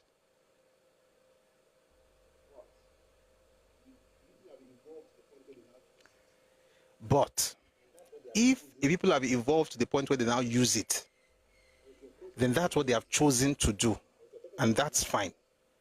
But if your question is the origin, the answer is no. But if you're talking about now, even now, it's not every town that uses it. I mean, I know people say these things and say, oh, it is king, we must be king. I look at them. The truth of the matter is that one day somebody said something, I got really angry, and I said, no matter what you do, you can't change anything about it. You know why? You're not even from the royal family, and you don't belong to, in the carcass of the inner carcass of a budget. Person was talking. Like, I have a chance, you don't. But I have more. I'm not planning to, but I have a chance. You don't, because people get carried away with all these things that is agitation that gives you stuff. It's not agitation. Not agitation. And let me also say this: different people became kings through different means. So, there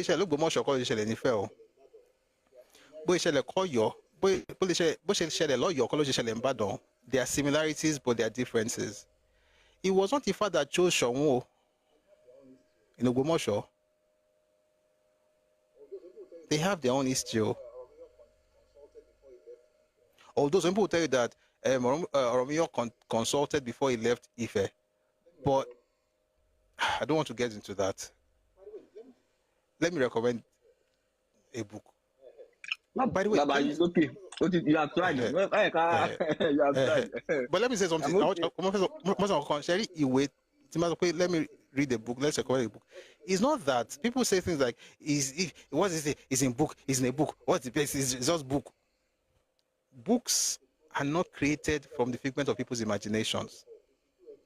It's a product of research. In other words, and I said before, if you do ethno, whatever, whether it's ethno-linguistic, ethnomusicology, ethnogenesis, whatever you do in those spaces, you have to go and meet the people and ask questions and write things down. So what we are reading is not what the author thought. It is what he was told, and it is peer-reviewed. And at this level where we are as Yoruba people, we cannot have a version for books and saying things like, no, we don't want it in book, only when we hear it. The thing you're going to hear, for instance, this new Alaafin, Ifa was involved. The Afobaja were also involved. The person that Dafa is the professor who also wrote books. You are against his books. Why? today, in 2025, some towns use IFA, and that's the method they have chosen. And you have to respect that. But some towns still don't. Some towns don't. And it's fine. Some towns don't, and it's fine. And I think this whole thing was because of what happened last week. I said not to say anything about it, and I'm trying not to. The whole Awujale thing. Olanko Awangbagba, Olanko Omose. Olanko everybody Mose. But it is well. It is well. But I think, no. The politics of those things, God said, is something else that I don't want. There is politics involved in it too, but it is well. Let all of us just assume. Let's be telling ourselves that everything is divine, and I will say, yeah, it's okay, it's fine, it is well. Thank you very much. I'll answer that question without going too deep. But however a town, let me just end by saying, however a town has chosen to elect or select the leaders must be respected. So if a town has chosen to use IFA, that's what they have chosen to use, and it should be respected. All right, thank you very much for that. Let's go to Son 20. Hey, you are Demi Yeah. Lewaja.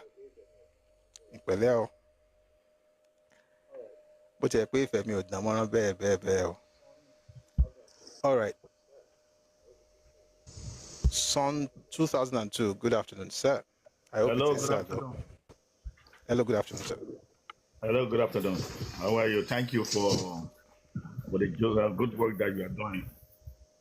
Thank you, sir. Yeah, thank you. You are doing your best. Nigeria problem goes back to when they remove history from our curriculum. Growing up then, I went through history of Nigerians, Africa, and the Western world. But today we don't have that no more. So that is the reason why most people in Nigeria, most Nigerians now, they are lacking the knowledge of knowing their cultural backgrounds, and they don't know. There's no respect. There's no respect for people culture and traditions. So this conflict that we are having is going to remain until our government, our leaders, return history back to Nigeria. But like I said, you are doing a good job because you are educating some Nigerians that has no clue of what is going on in our society then and now, because they've been brainwashed. And that is the reason why even the Igbos, they only hear Palo history, whatever you guys call it. That you sit down, they embellish history, event that took place to favor their own kind. And not only Igbo does that, but also other ethnics also do something similar like that. So, for us to move on as a nation and to be well educated about what, if we have to move together, and if we have to be successful as a nation, we have to know our past, where we are coming, where we are, and where we are moving to. So thank you for so much for allowing me to express myself. Thank you. May God bless you. Thank you. Thank you. I think we should move. Thank you very much. Okay, Jalen, please go on.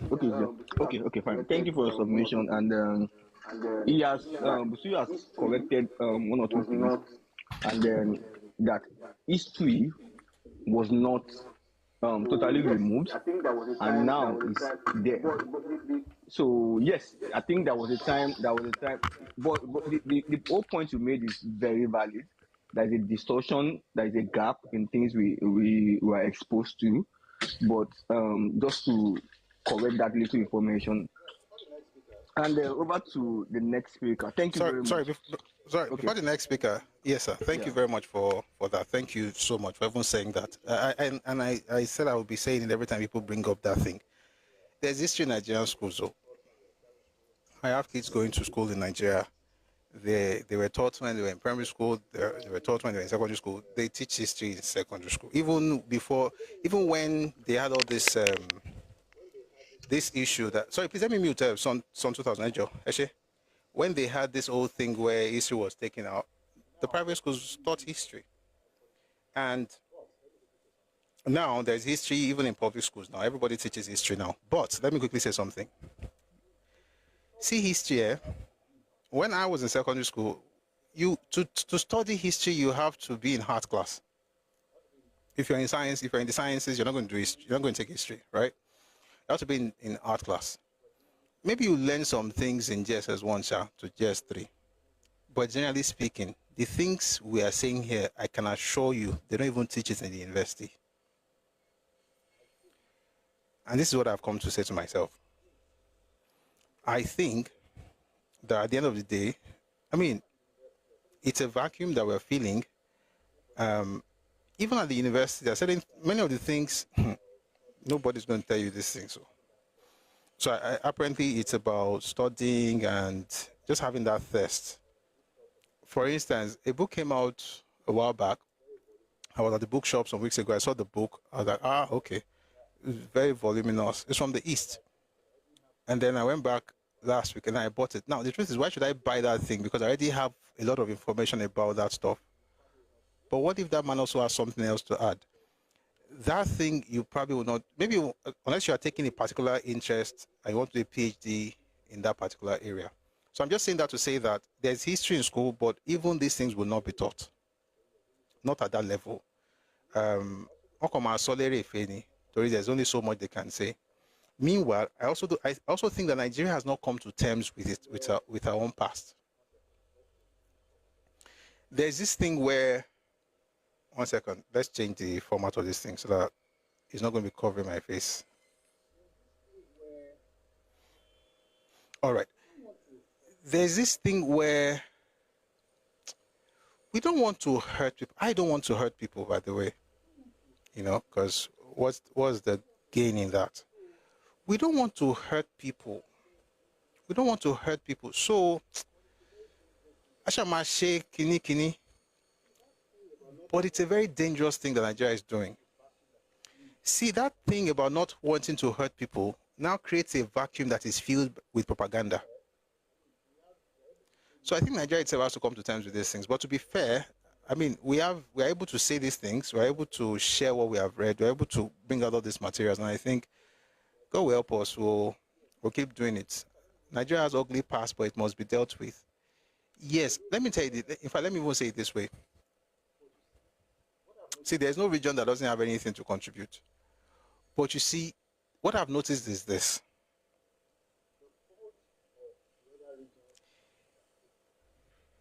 The fault of the other regions are in the open. What the North did or does, for instance, the Constitutional Conference they had, I saw what the Northern man said, and I was like, okay, maybe we'll talk about that tomorrow. It's in the open. Where the West, messed up, it's in the open. The one that's not in the open is what the East has done. And the reason is because people are saying that, and this is what I think. I think it's the thing of letting not look as if they are being demonized. But when you talk about the North and the West or the South, you're not demonizing anybody. When you talk about MEND, you're not demonizing anybody. When you talk about Adakaboro, if you can talk about those ones, I mean, again, as respectfully as you can, if you can talk about them, then why can't you talk about what's happening in the East, especially if you can be respectful about it? And guess what? There's no law that ever says you must be respectful. That's my own choice. Because Kanu was not respectful to anybody, just insulting everybody's father. But I mean, who has him as his mentor? Not me. If I can't even come close. But the point is that he didn't even respect anybody, just insulting everybody everywhere. Anyhow. But I'm saying, generally speaking, be respectful. there's nothing that cannot be uncovered and discussed. And I think it's the discussion it's in the discussing of a big part of my person now. It's when we discuss those things, it's in that act that we get to find healing. But if we keep skating around it and not trying to touch it, I don't think we're going to make any progress. But thank you very much for that submission. Very fantastic. But let's keep digging and let's keep sharing with respect. All right. We have Africa Fact. Then we have one more person. Then we have to jump to the topic at past 5. It is well. Hello, Africa Fact.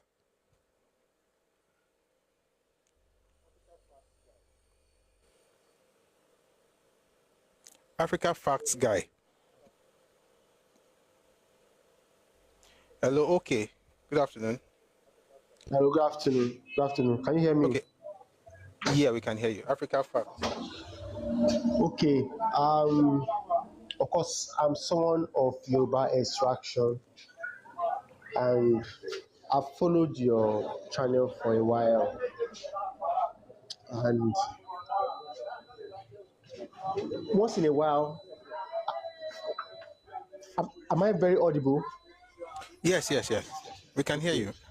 All right. Once in a while, I have been frustrated by the communication when I follow the lives. One of the things I find a bit difficult to handle is the fact that our knowledge level kind of differs. There are things that you talk about that one guy will find seriously frustrating to keep up with because to them it's really elementary. There are also things that you will discuss that I'm sure that some other guy somewhere would find too elevated for them to grasp. So because of that now, it's for someone who assigned myself that I believe that your intellectual level is very, very high, and I believe that I have a lot to gain from it, but I find the distraction every now and then frustrating. I don't know if you have platforms where you cater to people's needs, and if not, I would advise that we have platforms where we deal with different kind of persons. The reason why I'm saying this is that there are people that might like to give their contribution, but they will find certain aspects a bit maybe unstimulating to them. Or what if I told you I don't understand what that means? What do you mean non-stimulating? Okay. If you are in secondary school and people are discussing primary school stuff, what will happen is you will log off and come back. And you log off and come back, and what will happen is that sometimes because of logging off and coming back, you yourself, you do harm to yourself because you will miss some things. But you can't help logging out because the level of persons or level of things that are being discussed, there are things probably, I don't want to be insulting to anybody, there are things that you have gone beyond maybe 30 years ago. However, you find the idea and maybe the person that has a channel, you respect what they are giving you and you want to benefit from it, but we are not all on the same level. I'm sure you know that. What happens is hold on. What faith do you practice? Are you a Christian or a Muslim? Okay. I'm going somewhere. I'm not trying to. Are you a Christian? I would consider myself agnostic. Okay. Okay. So, agnostic. That's fine. So, for Christians, you go to church. People are at different stages in their spiritual growth, and everybody is in the same room. So, let me tell you what usually happens.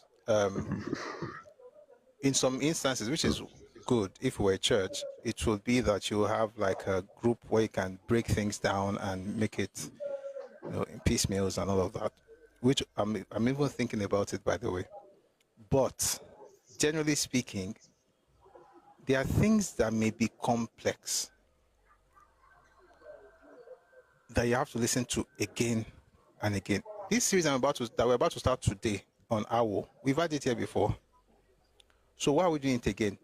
Because I learned a lesson years ago while I was in uni. I learned it from my spiritual father. He said, repetition is the law of long and lasting impression. I learned this a long time ago, many, many years ago. Repetition is the law of long and lasting impression. What that means basically is that I may not get it now. I just have to keep listening. And if I have questions, I will ask. Unlike the church, in this case, if you ask questions, you can ask, then it can be answered. Then I ask a question, then it is answered. Then I ask another question. So with that interaction, eventually the person will get it, right? But it's, excuse me.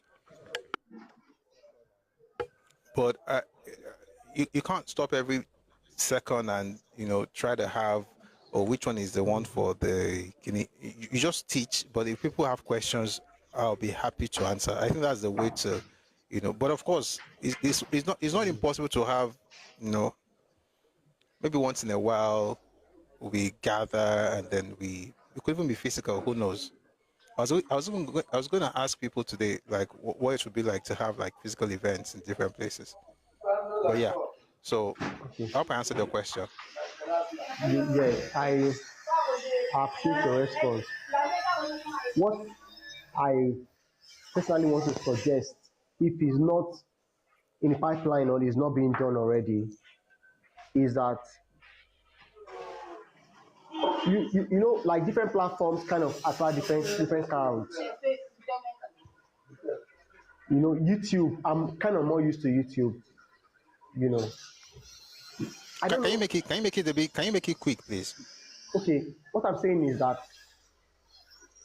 if you could just maybe create channels for different demographic of people, so that it will naturally attract the persons, because I'm telling you, I love what is being done here.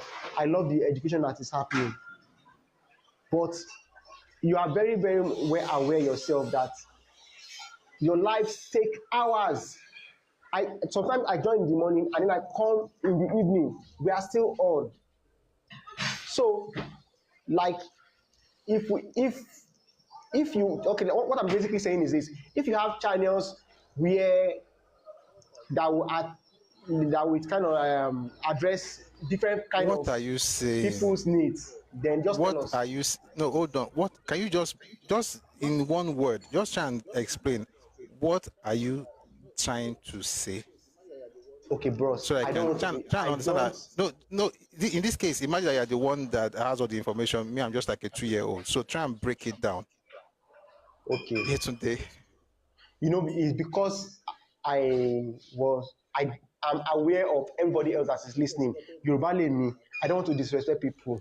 No, I just saw Yoruba. Okay, nǹkan tẹ́mi sọ ni pé Ibolale ti listen to ẹ tún ti ń fẹ́ ìbùkún ẹ sọ Yorùbá láì sí àmúlùmálà ní kí ṣe ibo láti lè listen ibo láti lè gbọ́ nǹkan tẹ́ ẹ̀ ń ṣe ibo láti lè wo àwọn fọ́nrán tẹ́ ẹ̀ ń gbé jáde àwọn fọ́nrán tẹ́ ẹ̀ ń gbé jáde wà lórí ẹ̀rọ ayélujára tá a bá ti parí ìta máa ń ṣe fún bí wákàtí 6 sí 7 a máa gé sí kékèké àwọn tá a bá gé sí kékèké máa wà lórí TikTok àwọn kan máa wà lórí YouTube wọ́n máa wà lórí Facebook lórí Twitter lórí Instagram. Okay, so kí ni YouTube channel Busuyi Oris everywhere láti YouTube àti Facebook àti Instagram àti Twitter àti TikTok àti Busuyi Oris. So bàbá ṣe ń àti YouTube náà bàbá ṣe ń ṣe yìí tá bá ti parí a máa gé díẹ̀díẹ̀ ó lè jẹ́ 20 ìṣẹ́jú ó lè jẹ́ 30 ìṣẹ́jú ó lè jẹ́ ìṣẹ́jú 5 ìṣẹ́jú 10 ó lè jẹ́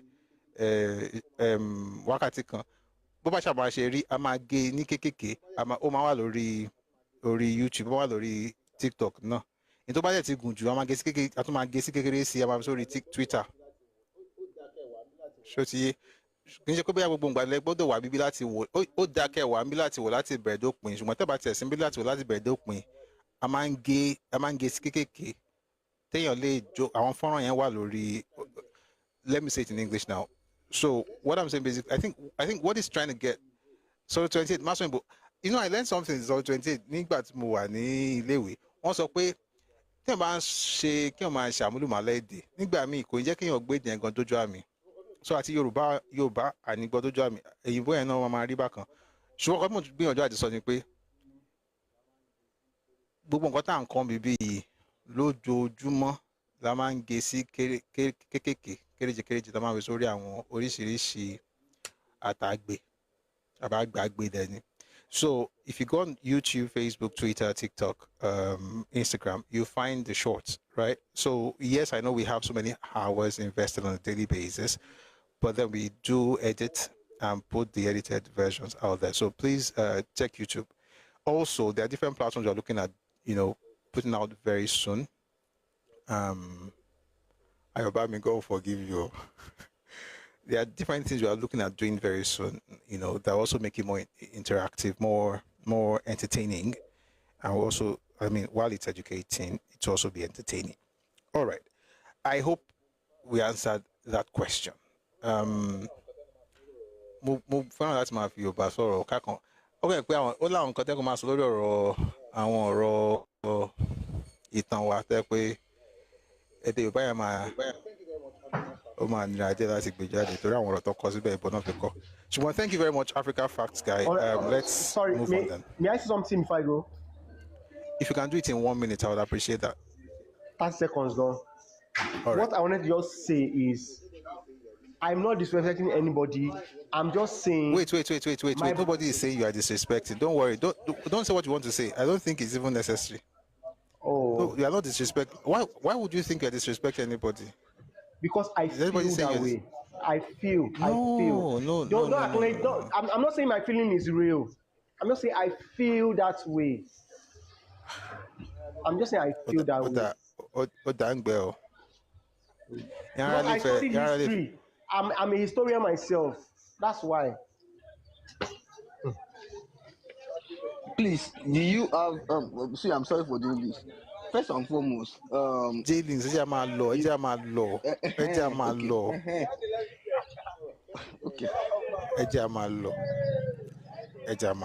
All right, thank you very much for that. Let's move on. Thank you, sir. Thank you, my brother. All right. Where were we?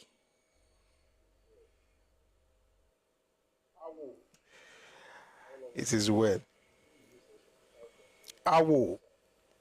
Awolowo's path. We're beginning a new session in 521. Call on Shano. May the Lord shine us. T goes back up. Maybe not. So thank you very much for being here. Let's get to the next segment of today's session or the next part of today's class.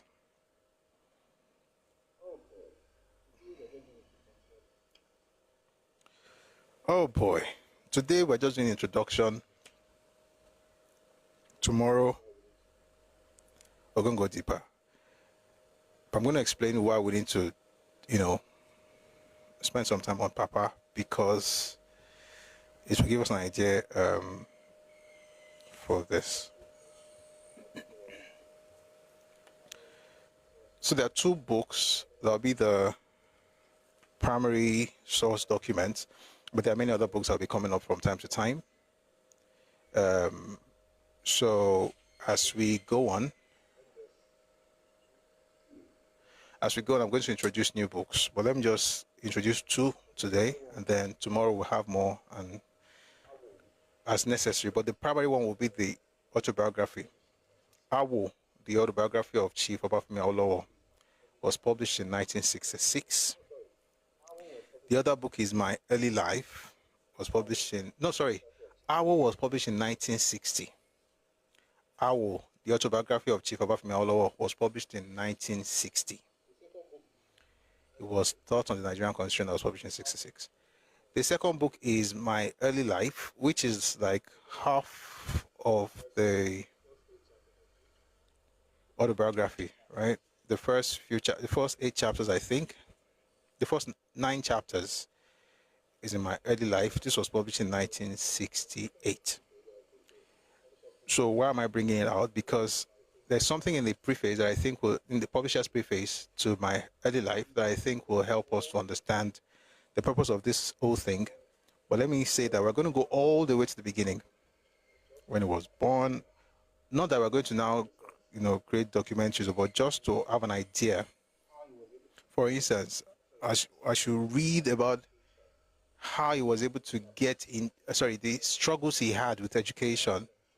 Then you'll be able to appreciate his love for it and his desire to ensure, it's not just his desire, but even his actions at ensuring that his people got educated for free, or at least everybody had equal access to education.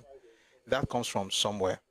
So whilst, of course, on Friday, we talked about the things he did, we're going to talk about that again, but it's important to understand why he did that. And that goes to how he grew up and some of the challenges that he had. So we'll go to all of that today. But before we get into his early life, I want to read the publisher's preface to the book, My Early Life, Obafemi Awolowo.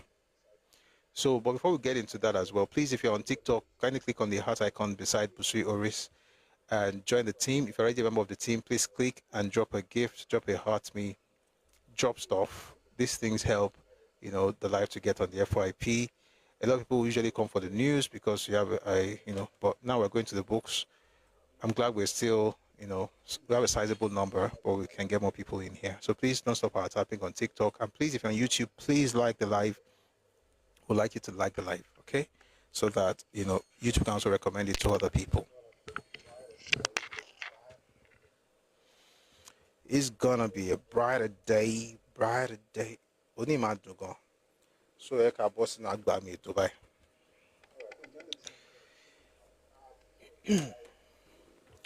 All right, please join the team, power tap, share the live. Thank you very much. Let's get into it.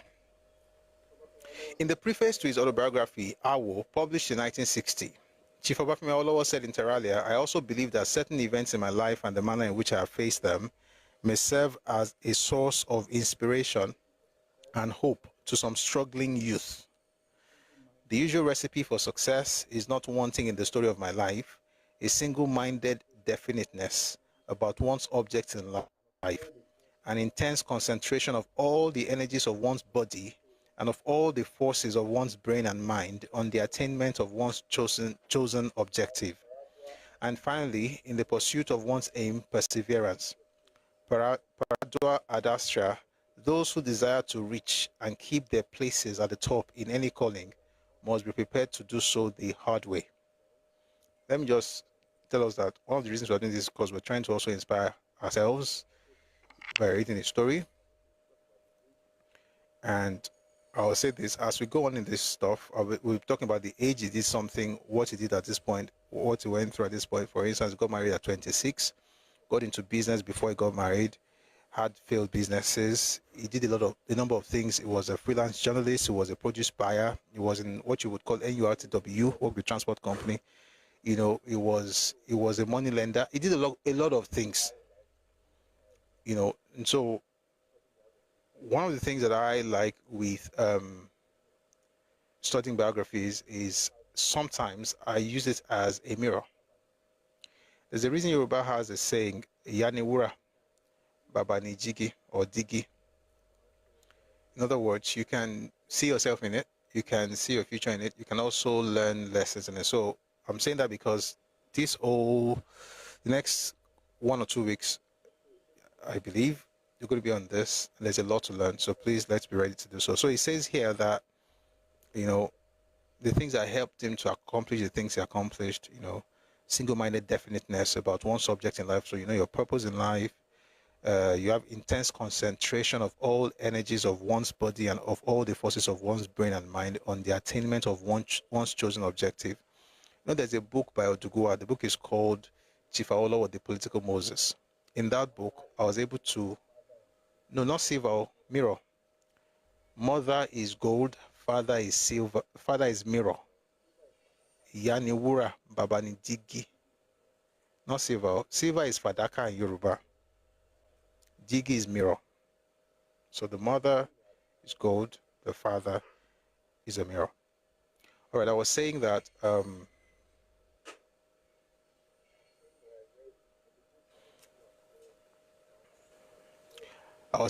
read, there's a book by Odugua called Chief Obafemi Awolowo, The Political Moses.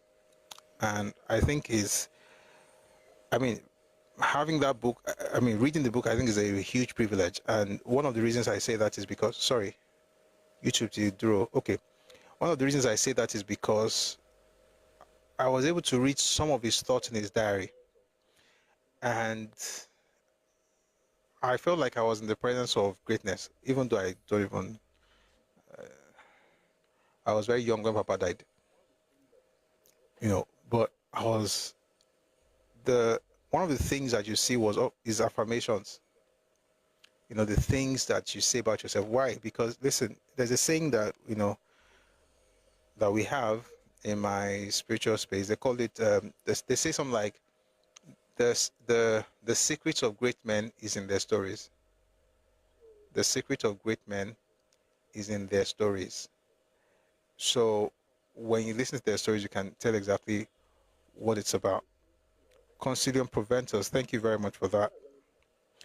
So it says here, I think that's the only thing I need from this book, to be honest. There are so many other things, but if I get into this, it will, okay, there's something, other things. Let me just quickly read everything and then we can move on to the stuff. Since writing that preface, Chief Awolowo has passed through the most trying period in his life. The second anniversary of the independence of Nigeria, of which he was an architect, met him under house arrest in the official residence of the leader of the opposition at 7 Bell Avenue, Ikoyi, in Lagos. He had been restricted to within 1 mile radius of his home at Ikene on 29th May 1962, following the declaration of a state of emergency by the Nigerian federal government. On 19th June 1962, he was ordered to proceed to a remote marshy mosquito-ridden fishing village on the Lagos Lagoon, Lekki, where he remained until he was ordered back to Ikene in July. On July 22nd, he was transferred to Lagos in order to be available for an exhaustive inquiry to his 8-year rule of Western Nigeria and all its ramifications. The judicial inquiry, chairmaned by a judge of the Lagos High Court, Dr. G.B.A. Koka, was still in progress when Chief Awolowo was first kept under house arrest and later charged with treasonable felony and conspiracy. He was jailed for 10 years by Justice G.S. Sowemimo. But on 2nd August 1966, the head of the federal military government and commander-in-chief of the armed forces, Major General, then Lieutenant Colonel Yakubu Gowon, granted him pardon and ordered his immediate release from prison. Let me just quickly suggest 2 books in case you're interested to know the bits he just talked about here. 2 books. Adventures in Power, Volume 1 is called Traverse of Democracy. Volume 2 is called My March Through Prison. Those 2 books are by Papa, and give you an idea, a better, like a fuller version of the things that happened in 62, between 62 and 66. Deserted and persecuted by former political colleagues, buffeted and hounded by political opponents, beset with multifarious problems, domestic and public, great and small, and as if this were not enough, bereaved by the tragic death in the motor accident of his first son, Shegun, Chief Awolowo weathered this roughest of storms and emerged from his tribulations even greater and more beloved of the masses of Nigeria than he was before he entered into them. John West Publications consider that this is the most psychological moment when the story of Chief Awolowo's early struggles can best serve the purpose of inspiring the younger generation and inculcating in them the virtues of courage, perseverance, and faith. My early life covers the period from childhood in Ikene to that date in 1946 when Mr. Awolowo was called to the bar as a member of the Honorable Society of the Inner Temple. In between, he had attended many schools, served as domestic servant to 4 masters, fetched firewood for sale to pay his school fees, sold water, worked as a farm laborer, pupil teacher, shorthand typist, college clerk, newspaper reporter, money lender, produce buyer, model transporter, trade unionist, food contractor, and letter writer, as well as being an up-and-coming youthful politician. The story as told in the following pages is at once exciting, stimulating, and instructive. Having read that, let's get into the session itself.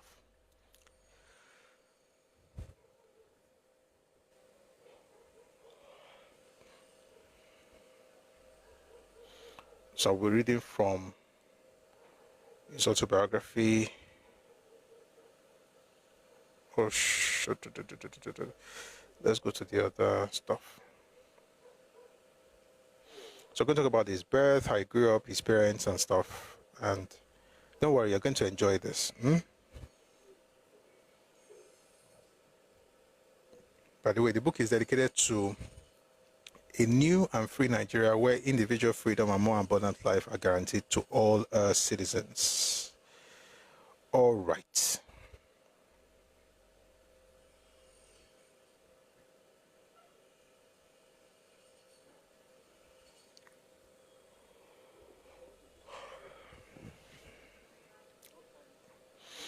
Ikenne, the place of my birth, is a small town. You will not find it on most maps of Nigeria. Well, that was in 60. Now you'll find it. As towns go there, however, it is the 4th in order of population in the administrative division of Ijebu-Remo, of which it forms a part.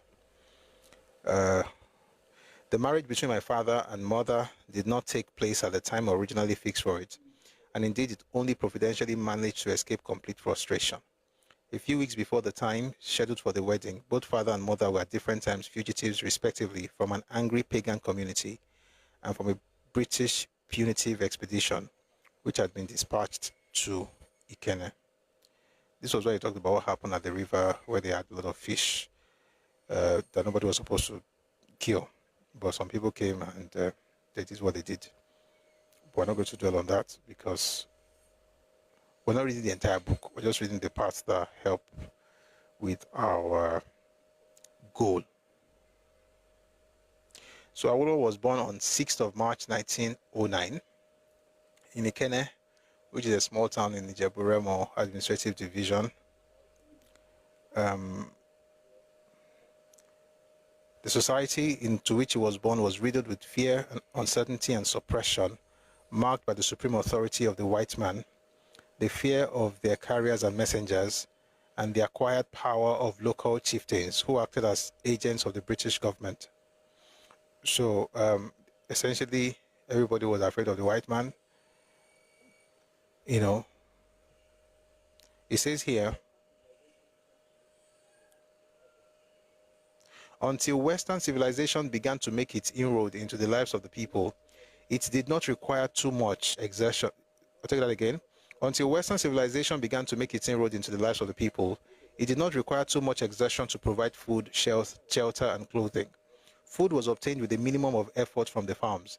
Shelter was easily provided by erecting mud walls and covering them with thatch or certain kinds of leaves for a roof. Friends and relatives usually helped one another in building one another's houses in turn. It was one of the obligatory duties of a son-in-law to help build the house of his father-in-law and annually to help repair the roof thereof. The amount of clothing required was limited to the demands of a peasant farming life and of the annual festivities. There were many annual festivals, all of which were still and still are held during the period of harvest. There was plenty of leisure, notwithstanding its ostensible mirth, peace, and tranquility. The society into which I was born was one which was riddled with fear, uncertainty, and suppression. There was the fear of the white man, who was the supreme lord of any area placed under his jurisdiction. His word was law, and his actions could never be called in question by any member of the community. Those Africans who dared to criticize the white man lived in Lagos, and they went by the unbiblical English names of Williams, Macaulay, and so on. There were one or two westernized and politically conscious individuals in Ijebu-Remo who played the role of champion and defender of the people's rights. But apart from being somewhat oppressive themselves, they were not quite so effective.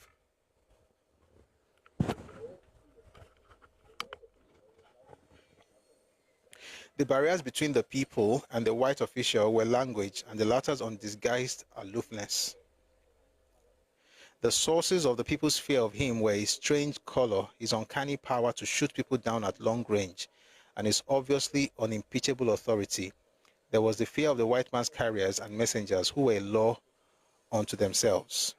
There was the fear of the local chieftains who were more or less the agents of the British government and who as a result acquired new status, prestige and power. In Jaburemo, before the advent of British rule, were respectively monarchical and gerontocal. At the head of each town in the Jaburemo, as in other parts of Yoruba land, there was a king. Under British rule, all the Yoruba kings were designated Obas, since there could only be one reigning monarch at one and the same time in the empire. The fact remains, however, that the English equivalent for Oba is king. Anyway, let me just pause to say this. Back then, they used to call all our kings chiefs, or Obas, but they say chiefs. And because they only wanted to know that there was only one monarch in the empire, which was Queen Elizabeth, or King George before Elizabeth, you know. But the idea basically is that at the time that Papa was born, the Oyinbo had become, oh, thank you, Adekomi. The Oyinbo had become a law to themselves. They had changed their traditional structure. Yes, we had kings, but they became even more powerful because of the white men. They were not as powerful before the advent of the British. And even the people who carried the white men, we also had people who carried white men in Yoruba land, in the hammocks. Those ones also were seen as powerful people because, of course, they were connected with the Oyinbo. All right, that's just like a little background to that. That's not where we're going, but please stay with me. So that's, and the reason I'm reading that part is because it's possible that those sides could have also affected his desire, you know, to be involved in politics, right? It's actually very, very possible. Converted to Christianity in 1896, and well, they got, okay, so the father got married.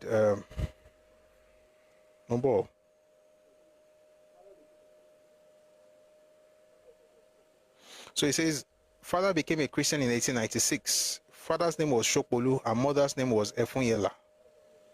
By the way, there's a Efunyela hall in Papa's house at Ikene. So he says, let's go back just a little bit. I'm trying to jump a lot of things because of time, but let's go back just a bit. Let's talk about this family for a bit. I think here also you see the interesting thing about the way Yoruba stuff works in terms of marriage.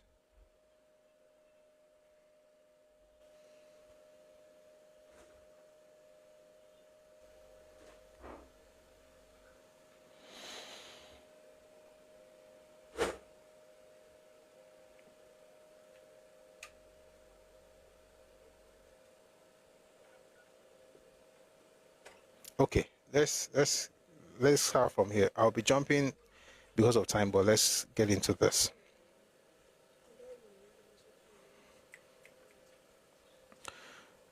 I'm coming on. I'm trying not to read what happened at the river, where some people went to catch fish and then it became an issue. I want to go straight to the marriage.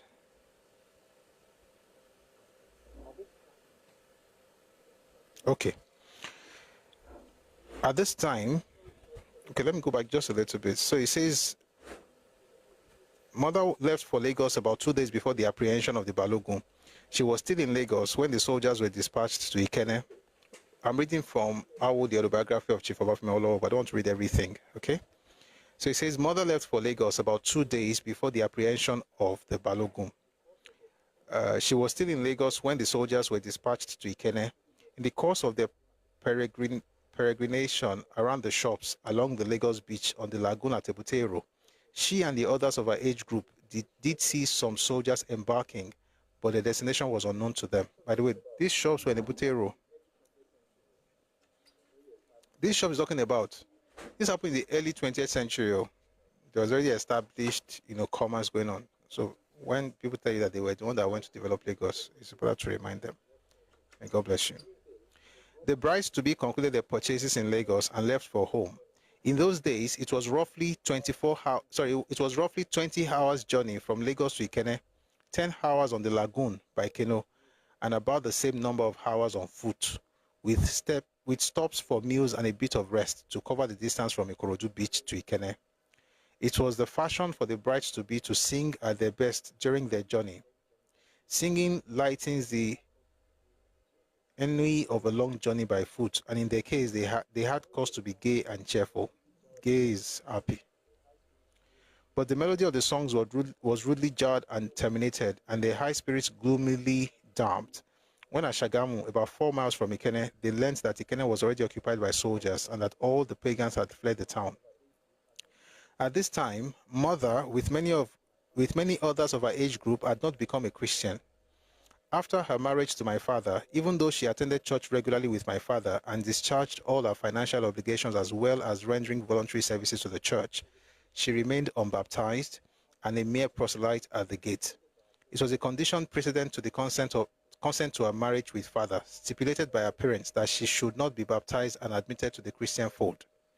Her mother worshipped the river god Oluweri, owner and ruler of the rivers. When she gave birth to my mother, she had dedicated her to this god of the rivers, and she was not going to break her vow under any circumstances. Though Mother, after her marriage, learned to read in the vernacular and was therefore able to read the Bible, the prayer book, and to sing hymns, and though she continued to attend church after father's death, it was some years after her own mother's death that I succeeded in getting her to break her mother's vow to the river god and become a baptized Christian.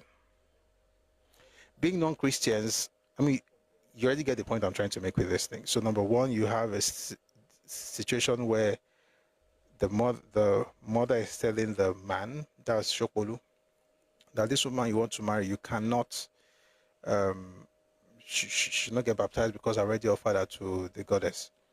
And they were able to marry like that.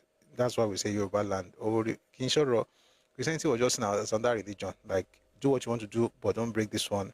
And eventually, when the mother died, she then got baptized at the assistance of her son.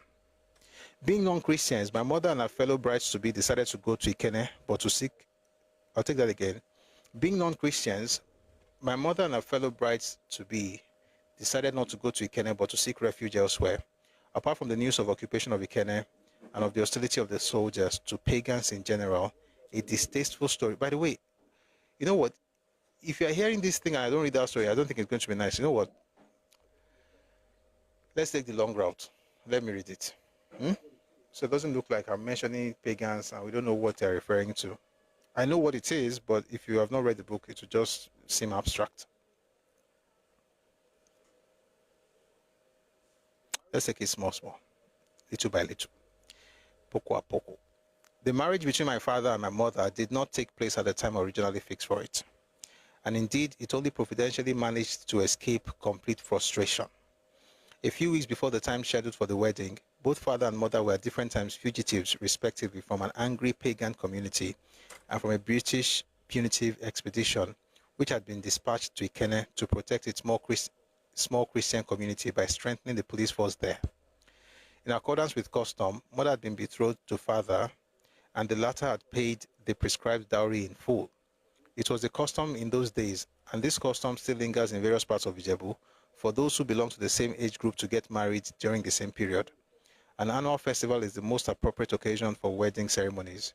During the festival, it was customary for the brides-to-be to stage street dances for a number of days in succession, using the same kind of apparel, displaying their charm, and singing songs of love and praise to the beat of drums. On the last day, the brides-to-be, after receiving the blessings of their parents, wended their ways, accompanied by friends and relatives to the houses of their respective bridegrooms, amidst the melodies of songs and drums. All the customary procedures having been completed by the father, the day for the wedding was fixed. As part of the preparation for the great day, mother had gone to Lagos, in company with many other members of her age group, to buy new apparel for their wedding, or for their weddings. About 3 months before she left for Lagos, a tragedy had occurred. A group of Christians who had gone fishing in the dead of the night in an Ikene river called Ure had been waylaid and violently attacked by a group of pagans, and one of the Christians, a young man in his early 20s, had been killed. The only reason for this murder was that the Christians had greatly provoked the pagans by catching some of the fish in the Uren, thereby violating a cardinal article of Ikene pagan faith. When I was a little boy in school, it was still forbidden to catch or kill any of the fishes in this river. They were regarded as sacred. Furthermore, it was claimed by the pagans that the fishes, if caught, could never be successfully cooked, and that in any case, evil was sure to befall anyone who caught or killed any of them. The new Christian converts doubted the validity of these claims, but refrained from putting their skepticism to the test. As a result of centuries of absolute safety, the fishes in Uren had waxed big, numerous, sluggish, and contemptuous. If you entered the river, they rushed clumsily at you and nibbled at your clothes or leg or anything around you. They lived their lives unmolested and unafraid. Then in 1905, a vaccinator from Lagos who was posted to Ijebu-Remo and who visited Ikene in the course of his duty had occasion to go to the river for a bath. He was astonished at the quantities of fishes in the Uren and at their sluggish motion and contemptuous behavior. It may be mentioned in passing that the water of the river Uren is very clear, so that you could see the river's bed as well as its content quite plainly. The vaccinator from Lagos was not so used, I'll take that again. The vaccinator from Lagos was not used to that type of behavior on the part of fishes towards man, and he was compelled to ask questions. The answer came, and it was to him as that seemed to the Christians of Ikene arrant nonsense. He decided to catch some of the fishes. It was clearly realized that if attempt was made to catch the fishes in daylight, the pagan elements would be provoked to violent action, so it was decided to execute the project at night. The first attempt was made without a hitch. Many fish were caught, and what delicious dishes they must have made. No special skill or execution was required to catch the fishes in Ure. I have to switch audio source, please. Oh dear, I wasn't even charging this other one. Wow.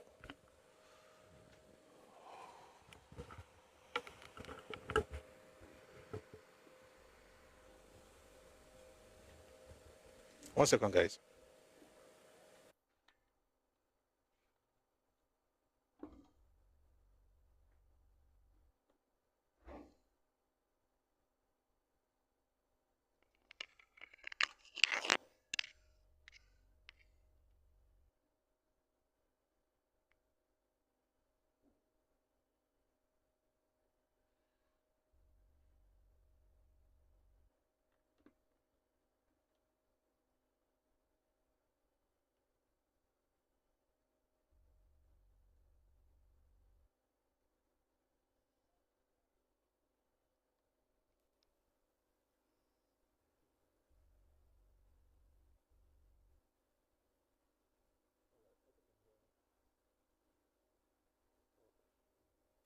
All right, hope you can hear me. Okay. Anyway, they caught fish. They're not supposed to catch. They caught it. They ate. Then they tried again. And by the way, to catch the fish, no big deal. They were all over the place because nobody used to kill them anyway. So nobody used to catch them. So you just pick them. Yes, no. Yes. Wait, oh. Roy! Roy!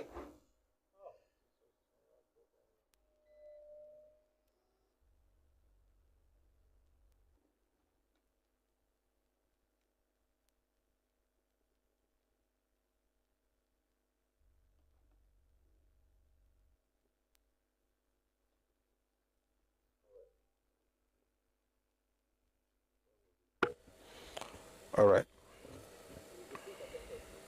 Where were we? Okay. So it says the first attempt was made without a hitch. Many fish were caught, and what delicious dishes they must have made. No special skill or exertion was required to catch the fishes in the Uren. You merely had to dip your hands into the river and pick them out.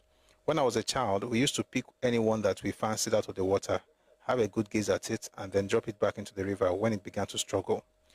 The second attempt, made a few days after the first, was a tragic one for the zealous iconoclasts, and fatal for one of them. The pagan element had been apprised of the first attempt. Not knowing when a further attempt would be made, they had posted some 2 or 3 hunters along the footpath leading to the river to keep vigil for successive nights.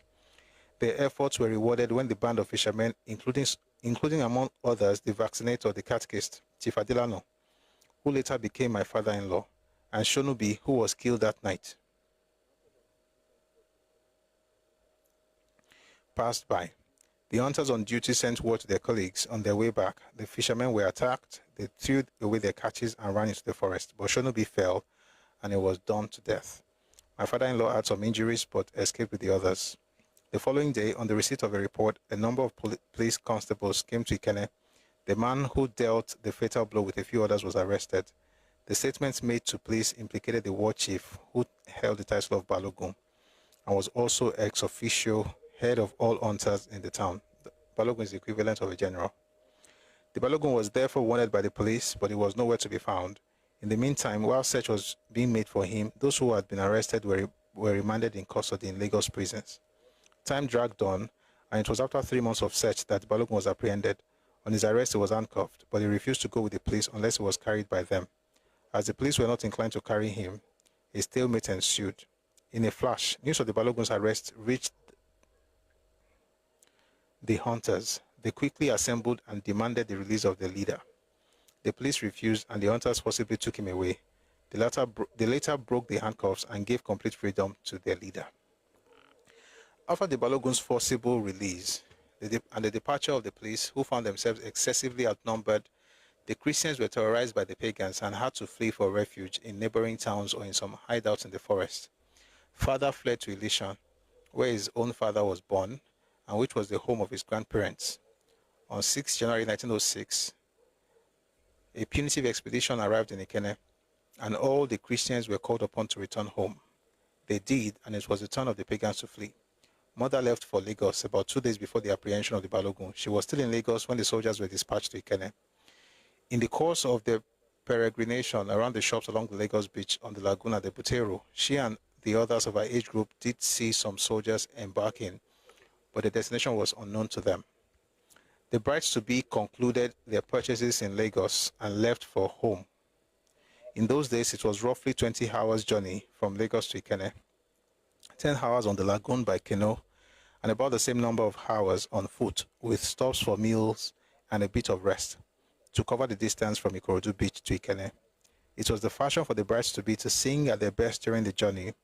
Singing lightens the ennui of a long journey by foot, and in their case, they had cause to be gay and cheerful. Again, gay means happy.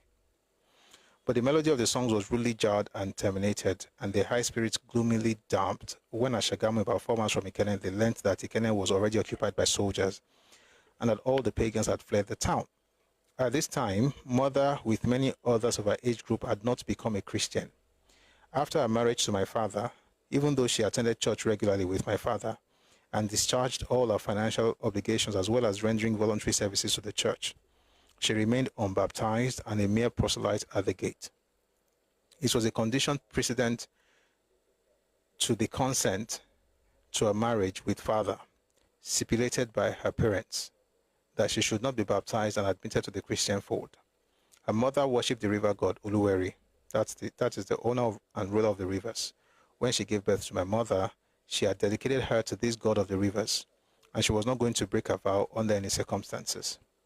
Though Mother, after her marriage, learned to read in the vernacular, that's in Yoruba, and was therefore able to read the Bible, the prayer book, and to sing hymns, and though she continued to attend church after father's death, it was some years after her own mother's death that I succeeded in getting her to break her mother's vow to the river god and become a baptized Christian.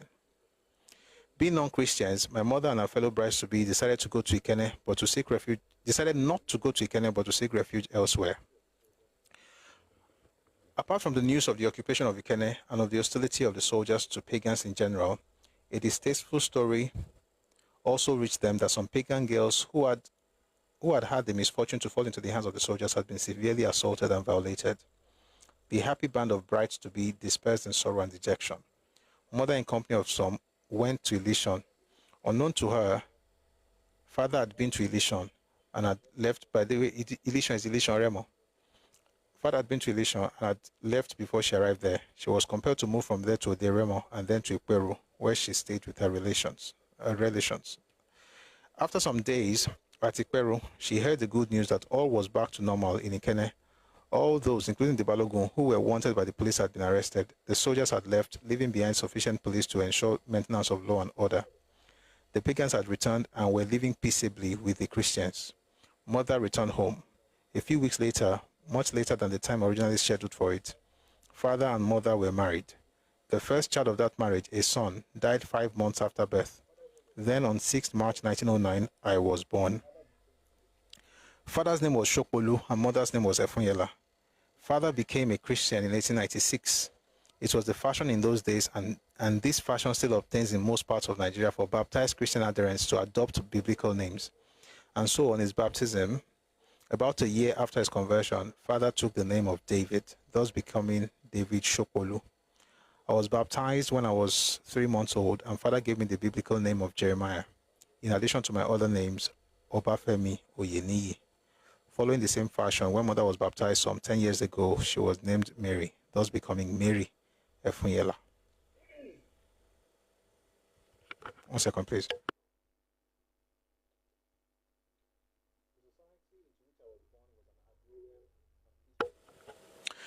The society into which I was born was an agrarian and peaceful society. There was peace because under the Pax Britannica, there was a total ban on intertribal as well as intra-tribal war, and civil disturbances of any kind and degree were severely suppressed and ruthlessly punished. There was peace because there was unquestioning obedience to constituted authority. There was peace because the people lived very close to nature, and she in her turn was kind and extremely generous to them. And there was peace because the family life was corporate, integrated, and well regulated.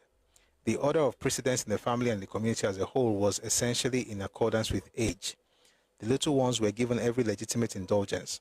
The parents, grandparents, and more often than not, the great-grandparents were all there, living in one and the same compound, sometimes under one and the same roof, to pet them. Discipline when occasion called for its application was severe and Spartan. The sturdy members of the family were also there to cater for the aged parents or grandparents, as the case might be. The land was fertile and the rains fell in the due season. At that time, there was more than enough land for everybody. Land was and still is owned, not by the individual, but by the family. This is the custom in Ijebu as well as in other parts of Yoruba land.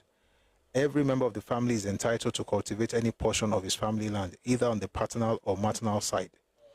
Because of the fertility and sufficiency of farmland, only a minimum amount of effort was required to satisfy the sparse wants of the individual. Until Western civilization began to make its inroads into the lives of the people, it did not require too much exertion to provide food, shelter, and clothing. Food was obtained with the minimum of effort from the farms. Shelter was easily provided by erecting mud walls and covering them with thatch or certain kinds of leaves for a roof. Friends and relatives usually helped one another in building one another's houses in turn. It was one of the obligatory duties of the son-in-law to help build the house of his father-in-law and annually to help repair the roof thereof. Maybe I should explain what this is. Essentially, back then in Yoruba land, you don't go around looking for, a mason or a bricklayer or carpenter to roof your house. So let's say we have 10 adults, 10 men, all the 10 will build a house for person A, and then the same 10 will build for person B. So that's how they do it in turns, all right? And if your father-in-law wants to build a house as a son-in-law, you have to be part of that process as well. So that's how houses were built back in the day.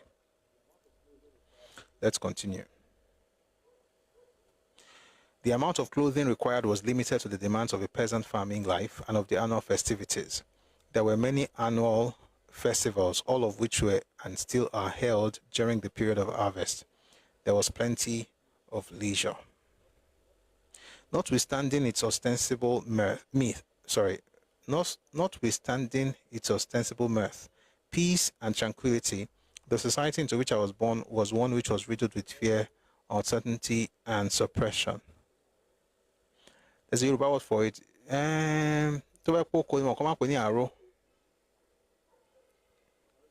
Arrow. He says he remembers those days. Which days do you remember?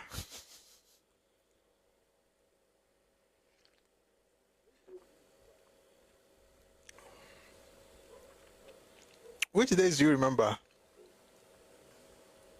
Article.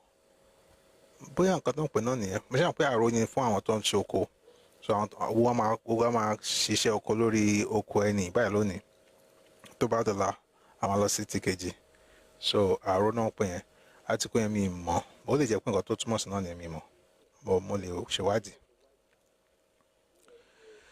So it says here, there was the fear of the white man who was the supreme. Okay, thank you guys. Thank you, Esheon. There was a fear of the white man who was the supreme lord of any area placed under his jurisdiction. His word was law, and his actions could never be called in question by any member of the community. Those Africans who dared to criticize the white man lived in Lagos, and they went by the unbiblical English names of Williams, Macaulay, and so on. There were one or two westernized and politically conscious individuals in Ijebu-Remo who played the role of champion and defender of the people's rights. But apart from being somewhat oppressive themselves, they were not quite so effective. The barriers between the people and the white official were language, and the barriers between the people and the white official were language, and the latter's undisguised aloofness. The sources of the people's fear of him were his strange color, his uncanny power to shoot people down at long range, and his obviously unimpeachable authority. There was the fear of the white man's carriers and messengers who were law unto themselves. There was the fear of the local chieftains who were more or less the agents of the British government and who as a result acquired new status, prestige, and power. The form and system of government in Ijebu-Remo before the advent of British rule were respectively monarchical and gerontocratic. That means at the head of each town in Ijebu-Remo, as in other parts of Yoruba land, there was a king.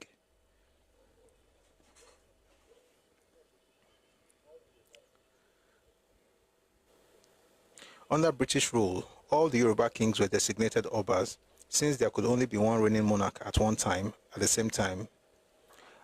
and the same time in the empire. The fact remains, however, that the English equivalent for Oba is king. Apart from the Oba, there are chiefs in each town. It is the prerogative of the Oba in consultation with his chiefs to confer a chieftaincy title on any citizen who in his judgment possesses the necessary qualities. The candidate for a chieftaincy title must be an outstanding person in the community, possessing good character and integrity, and fairly well-to-do. It is a maxim among the Jebus that a rascal or a poverty-stricken person is not qualified for a chieftaincy title. He must also have a reputation for tact and wise counsel. He must be of a very ripe age. The appointment of educated, enlightened, well-to-do, or prominent young persons as chiefs is a modern innovation, and it is an eloquent proof of the importance attached to Western education and culture in present-day Yoruba society.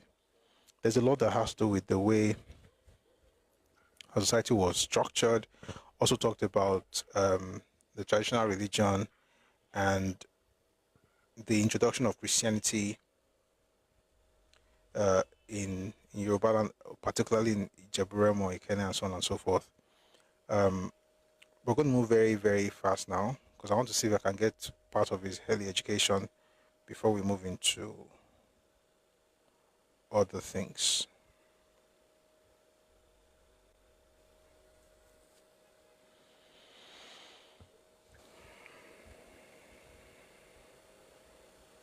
All right, I'm going to go straight to chapter 2.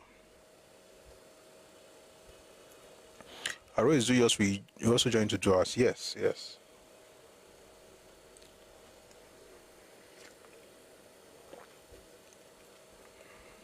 So let's do a little recap just to engage ourselves, and I can take a little rest. When was Awolowo born?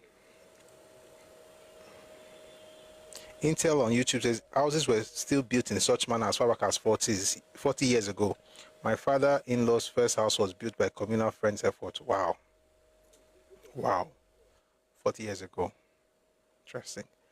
No, date of birth, not the year. I read that thing twice. The date of birth, not the year. That's the time we usually celebrate him. Is apologies right?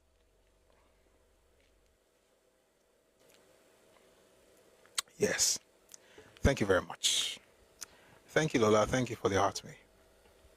So yes, Papa was born on 6th March 1909. Until I visited, thank you for the answers to the question. It's 1909, it's 6th of March, yeah, correct. Until I visited Abeokuta in 1921, I had thought that the white man was a superman. To me, his color symbolized delicacy, innocence, and purity, because it resembled very much the color of Ikene children at birth. Why he remained white and we grew black beat my little imagination. I don't think I saw more than half a dozen white men before I went to Abeokuta. There was a Reverend G. Henry Lester, a Wesleyan minister of religion. There was a Reverend G. Thank you, Dr. Rich Kids. There was a Reverend G. Henry Lester. Oh, folks on YouTube, thank you. I see it, MDA, thank you.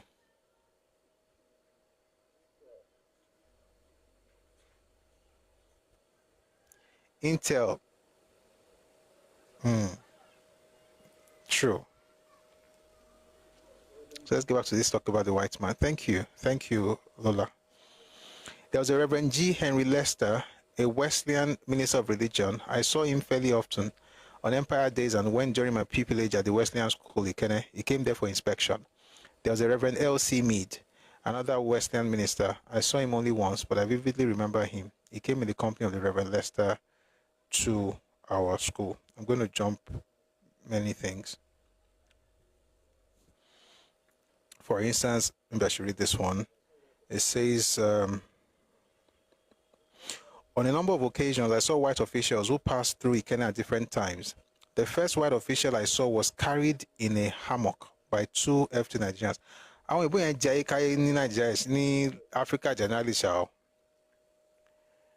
Ẹni tó bá pàdé ìlú ẹ̀ èèyàn lásán ni o. Wọ́n máa fi hammock gbé ní Nigeria. Ó ga o. His luggage was carried by a number of Nigerian carriers. He was ministered onto by a number of messengers and police constables who were told that a white man used to sleep in the hammock in the course of the journey. But the one I saw did have an open book on his chest whilst he was being carried through Ikene.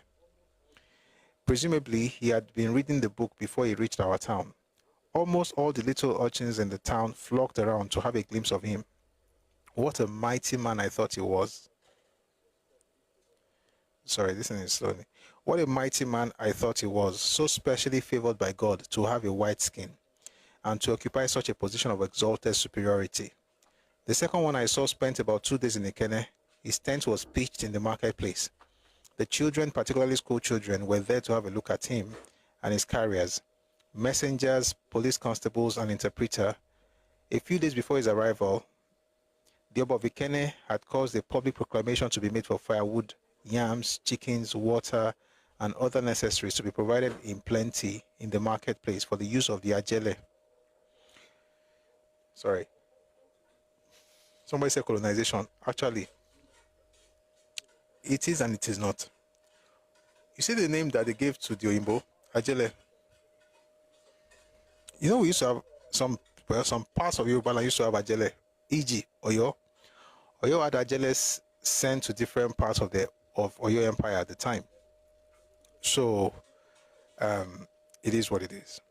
Certain specified age groups were saddled with responsibility, but apart from the Oba and his chiefs, aged people, all of them, who must visit the Ajele to pay their respects, no other adult or able person, man or woman, would dare to come too near to the Ajele, especially when his carriers and messengers were about to depart or when they were actually on their journey. It was the practice for the messengers and carriers to impress anyone forcibly to the service of the Ajele as a relief for themselves. Those who had the misfortune of falling into their hands had been forced to carry the Ajele's luggage until the messengers and carriers could get hold of other persons as substitutes, or until they were able to reach their destination. The forced carriers were entitled to neither money nor thanks for their labor.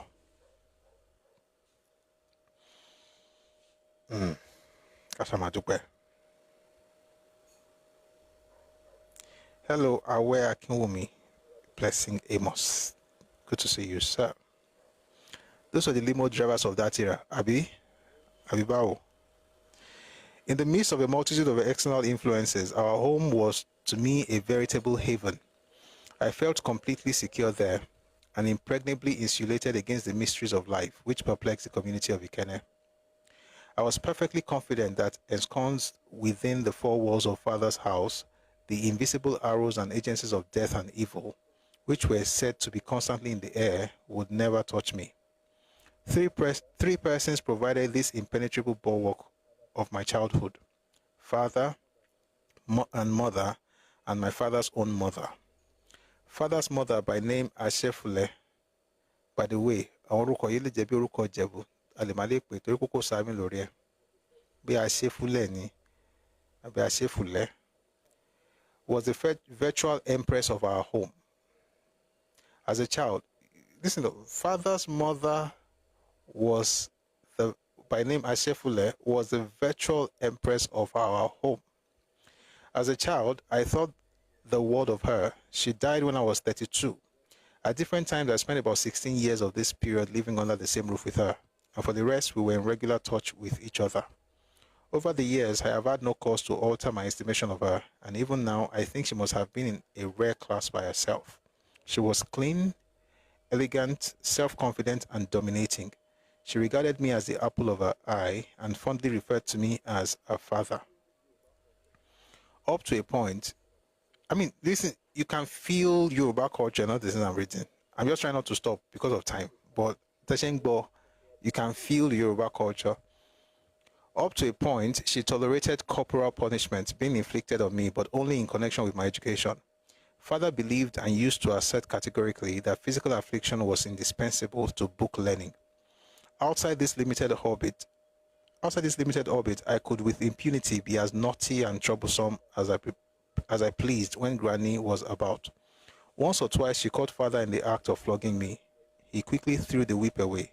She chided him and caressed me. I felt very pleased and triumphant. Now I'm just remembering my life. I felt very pleased and triumphant, my life with my grandma. I felt very pleased and triumphant. As for Mother, I don't remember her ever flogging me. There appeared, however, to be perfect understanding between Granny and my parents on one thing. I was always made to suffer the consequences of my acts. For instance, if out of sheer naughtiness I refused my food when offered to me, then there will be no food for me until the next meal, even if I tried to cry my head off to win their sympathy. Granny did not share my father's belief in one God and faith in Jesus Christ.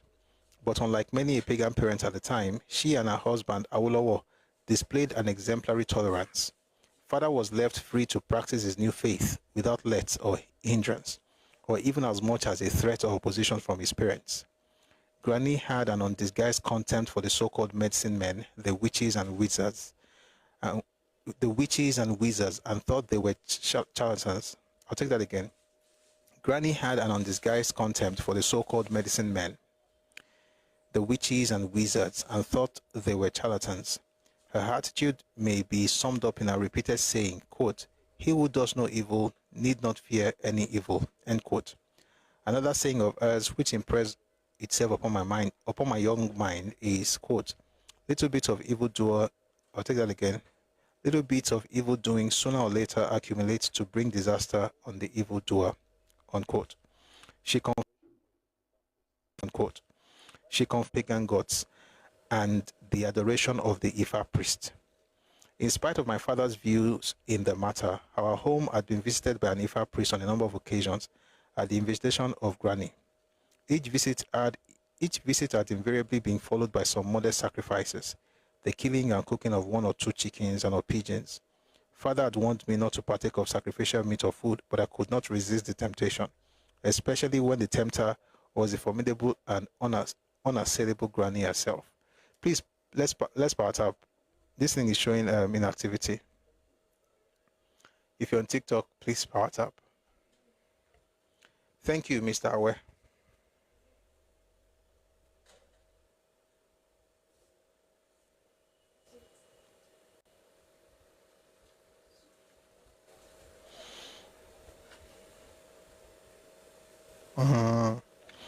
Father had punished me once for my disobedience in this regard when Granny was not in. Mother advised me not to report the incidents to Granny on her return, and I kept my peace, for if Granny learnt of it, Father might be in trouble. It was a practice with Granny to get the Ifa priest to consult the oracle on certain occasions, especially when a child was born to, I'll take that again. It was the practice with Granny together Ifa priests to consult the oracle on certain occasions, especially when a child was born to or by one of our own children. She did so, to my knowledge, when my sister Olufumilayo was born. I understand she did so 7 years after I was born. Father always made sure that he was not in the house when the divination took place. In my case, the oracle declared that I was the reincarnation of Granny's own father. I am told that Granny had a profound admiration and affection for her father, and I can never help feeling that she transferred these emotions to me from the moment I was authoritatively declared his reincarnation. Granny was also very proud of her father. He was a warrior of note and fortune who held many chieftaincy titles in his lifetime. My mother is a gentle and unobtrusive housewife, hardworking, kind-hearted, affectionate, and unquestioningly obedient to Granny and father. She was very much beloved by both Granny and father. The former took mother under her protective and soothing wings and treated her like her daughter. Mother has a sharp and sarcastic tongue. Granny and father were totally exempt from this verbal weapon. Mombo.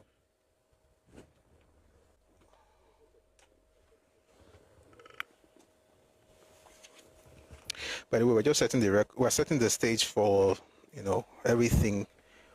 I'm trying to just go straight to he went to school. Let's try and understand his own origins. It also helps us to understand what Yoruba land was like at the time. For instance, the part about the religion, what you see in the family structure, the way everything is arranged. And the funny thing, 1 second.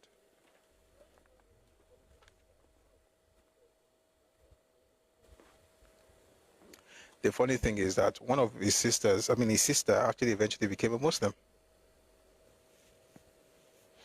And to make matters interesting, he, the Christian, was even sponsored his own sister to Hajj.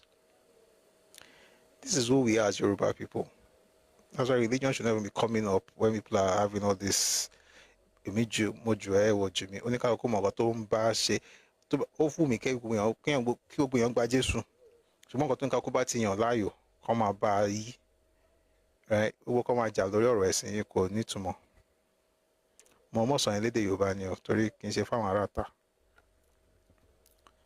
Where were we?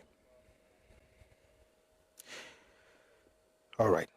Mother has a sharp and sarcastic tongue. Granny and father were totally exempt from this verbal weapon, but I was an occasional victim of it when I proved naughty. On the occasions when I had fallen victim, I would have preferred some strokes of the whip, which she never used against me, to her biting invectives. Mother worshipped no other god to my knowledge. My first sister, Victoria Olufumilayo, Olu for short, was born in 1915. The second sister, Bola Joko, in 1919. And my third sister, Idowu, by another father, was born in 1923. Mother, like father's mother, was a distinguished military. By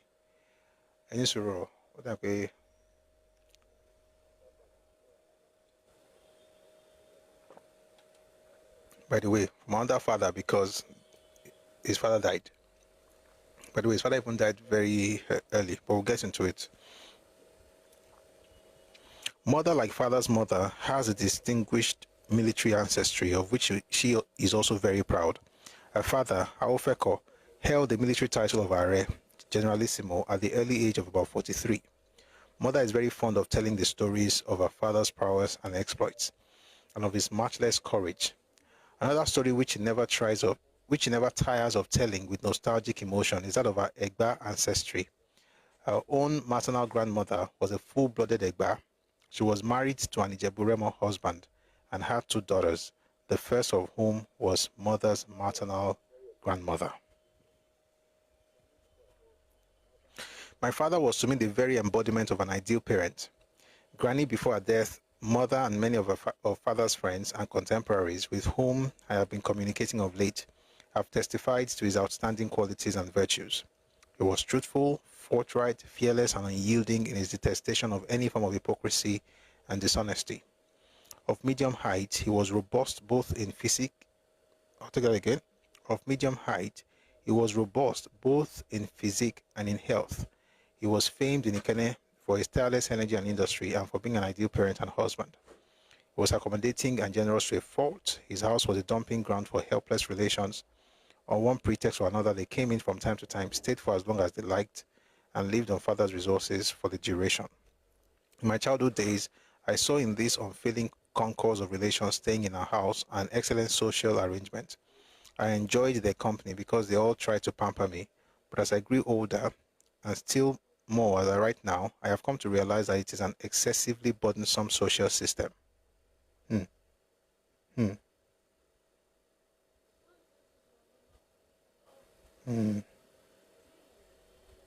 of us are part of that system, especially from our father's perspectives. On me and my sisters, father lavished the utmost affection and devotion. Sorry, that was the wrong pronunciation. On me and my sisters, fathers lavished the utmost affection and devotion. He did the same on mother. He was highly respected and trusted by all and sundry in Ikene, and it was long before I was born. And until his death, the organizer and president of a number of thrift societies. In Yoruba, a thrift society is called a susu. A great optimist who was never known to say die. He had a buoyant and magnetic personality. He was a farmer as well as a sawyer, and apart from, you know what, Mambo, Atelawe ni Okintonije, Mambo.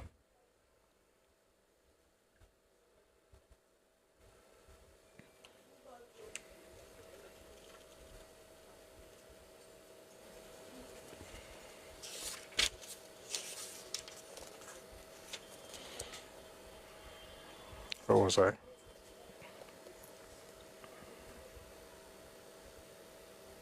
Okay. A great optimist who was never known to say die. He had a buoyant and magnetic personality. He was a farmer as well as a sawyer, and apart from his two brothers, he employed about a dozen other people in his lumber business.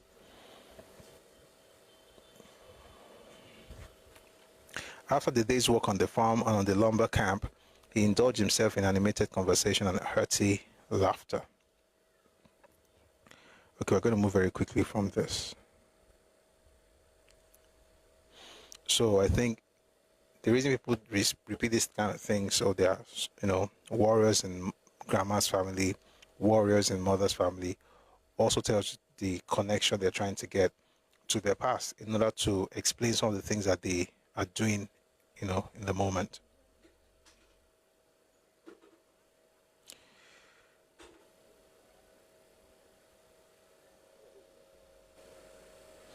There's a very interesting part I just want to read. Tomorrow we're going to go a bit deeper. I want to see if we can get to the part where he started school. But let me just read this part that I find quite interesting.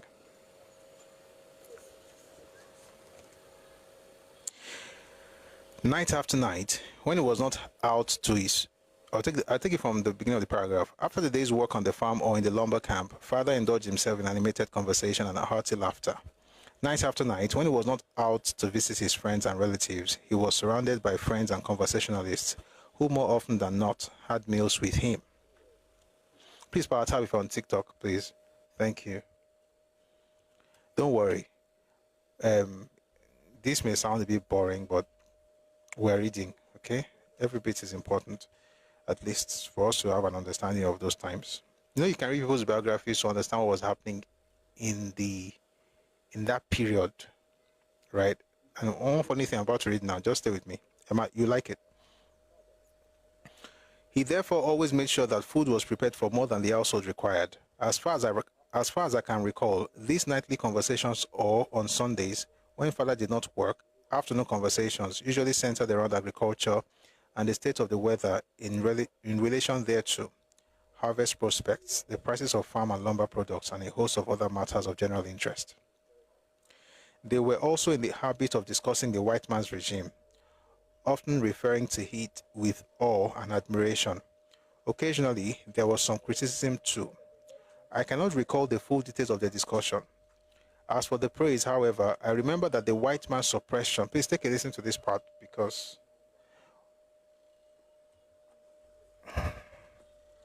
I definitely do not like colonization. It was terrible. But I will not sit here to lie that the British did not help with the end of our own internecine wars, intertribal wars, or the intra-tribal wars, or intertribal wars among Yoruba people. So I'm about to read something that some people may find very, some people get angry with things like this, but I'm not the one talking now, it's Papa. So, and he's right, by the way. But let's read it so that you hear it. It says, I remember that the white man's suppression of intertribal war, his abolition of slavery and the slave trade, his sense of justice and fair play, all this, I remember were warmly eulogized. As for the criticism, I remember quite vividly that father in particular and some of his friends strongly condemned what they used to describe as martial law. Martial law is martial law. My understanding was that martial law was a Yoruba phrase, the English rendering of which is it is compulsory to go. Martial law.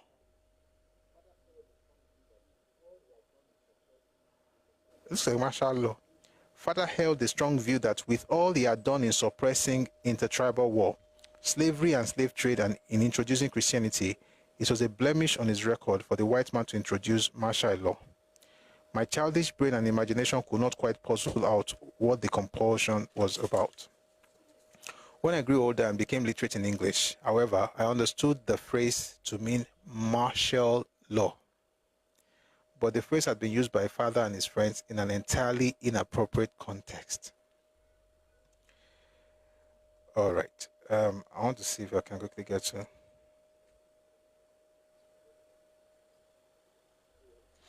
Let me read some things about his father as well, as we read about his mother and his grandmother. Oh, you're laughing.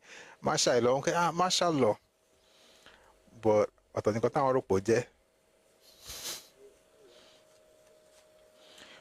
to be honest, yeah, and again, a lot of Africans don't like to hear this, especially those who live in the US. Regardless of why they did it, slave trade ended because of the colonialists. And people hate it. Once you say, they start saying, but that was because they didn't need us again. It's true. I wonder why the Arabs did not stop it. You know, so that's something you cannot take from them. Just like Benkelemes, yes, martial law. Just like Gudu Meje Yaya Mefa. We live in the US, but we know the real truth. Yeah. You know, Gudu Meje Yaya Mefa. Who knows the story behind that one? Let's just take a short break. Who knows the story behind Gudu Meje Yaya Mefa? Or maybe I should not even ask the story because the story will be long. But you know that thing is not Yoruba. Should not be well. No, it's not should not be well. It's Ibadan elders. It should not be local Abayan. Ibadan elders met with Colonial officer, and they were telling him, stuff, and he kept saying good, good. He said good 7 times, and said yeah. He said it 6 times. So good 7, yeah 6. Yeah, that's it. Good meje yeah mefa. That's how we got good meje yeah mefa. If you don't know, just think that is our own. That's how language evolves. All right, I'm looking for. All right, let's stay a little bit on. So that was not Yoruba. No, it's not Yoruba. It's from Ibadan. It happened during colonial era. The Ibadan chiefs, chiefs leaders that went to meet with the colonial officer, and they were telling him stuff, and he kept saying good, yeah, good, yeah, and then the man counted 7 good and 6 yeah. So he said good meje yeah mefa. And my fellow losing good meje yeah mefa.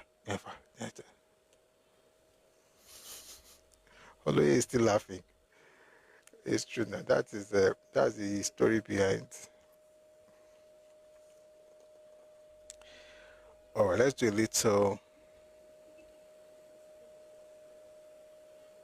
Let's read a little more, and then just say something about his father. Edauto and Leo. we're going to spend some time on the father. If we're able to get to the education, that would be good. But we have to talk about how he lost his father before we get into that. Intel, yes. From 1894 to 1914, we're reading the book Awolowo, the autobiography of Chief Obafemi Awolowo. Why are we doing this? Because we're trying to inspire ourselves with the story of this great man, and to also do our bit by looking up to him as our mirror, as our digi. So it gives us that we're looking up to him as a model, right? So back to the book. From 1894 to 1914, Ijebu Remo was administered as part of the Colonial District of Lagos, and Remo people, sorry. Oh dear, oh dear.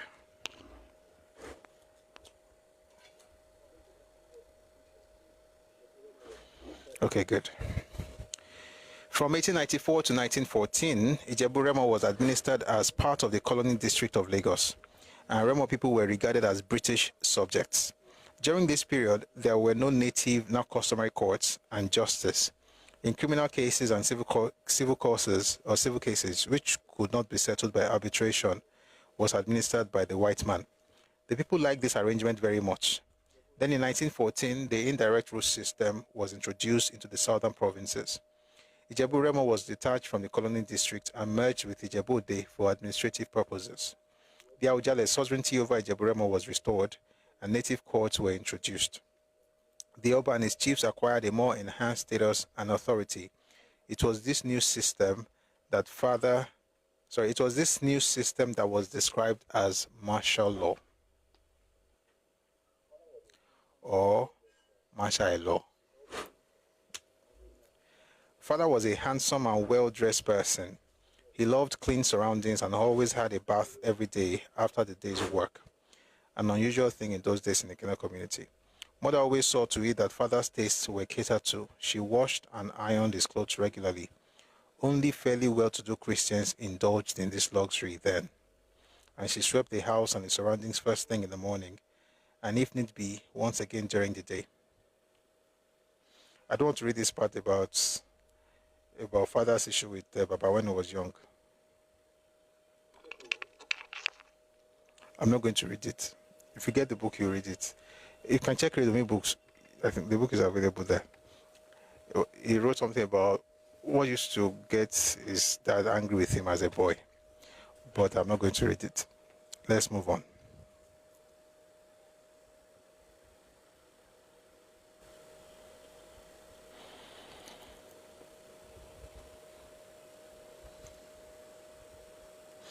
Don't worry, I don't want to embarrass.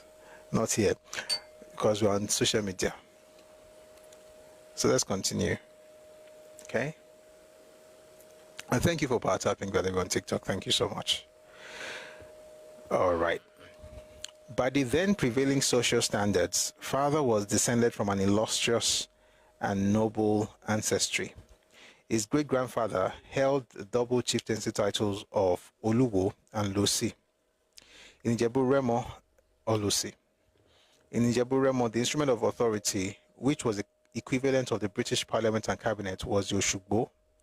The Oba and his chiefs could hold deliberations as a council, but any decision taken by the council must receive the imprimatur or approval of the Oshugbo before it could take effect. By the way, Oshugbo is the same thing we call Ogboni.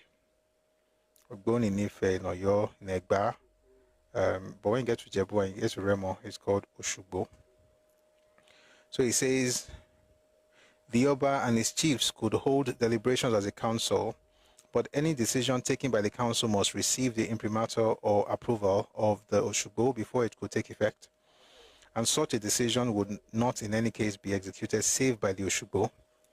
The Oba was the king and head of all the community, and he presided over the meetings with his chiefs. In Ikene, as in most parts of Ijebu Remo, the Oluwo is next in rank to the Oba, but is the former who presides over the meetings of the Oshugbo. As a rule, the Oba does not attend the meetings of the Oshugbo. When he does, he takes precedence after the Oluwo. On the demise of the Oba, the Oluwo acts in his place. The Oluwo title, which was held by father's great-grandfather, is a public title, whilst the Losi title, one of the chieftaincy titles which I now hold, is a family title. The former could only rotate from one recognized ruling family to another, whilst the latter remains in our family to be held by any worthy successor on whom the Oba may confer it. Father's great-grandfather was reputed to be an outstanding statesman. He was also said to be a wealthy man possessing many slaves. His wife was also a wealthy woman and a chief in her own right. She held the family title of Ligu. Father's own father, Awolowo, lived with his own grandfather from a very early age. He accompanied him to most public meetings and functions and carried his bag and other paraphernalia of office. As a result, after a comparatively brief spell as a farmer, Awolowo took public life as a career, doing farming as a sideline. He stopped farming altogether after his grandfather's death. When his grandfather died, the title of Awolowo passed to another family, whose turn it was, but Awolowo was made an Iwarefa and soon became the head of it. The Iwarefa consisted of only 6 members and was the inner circle or the executive council of the Oshugbo. It was the equivalent of a cabinet.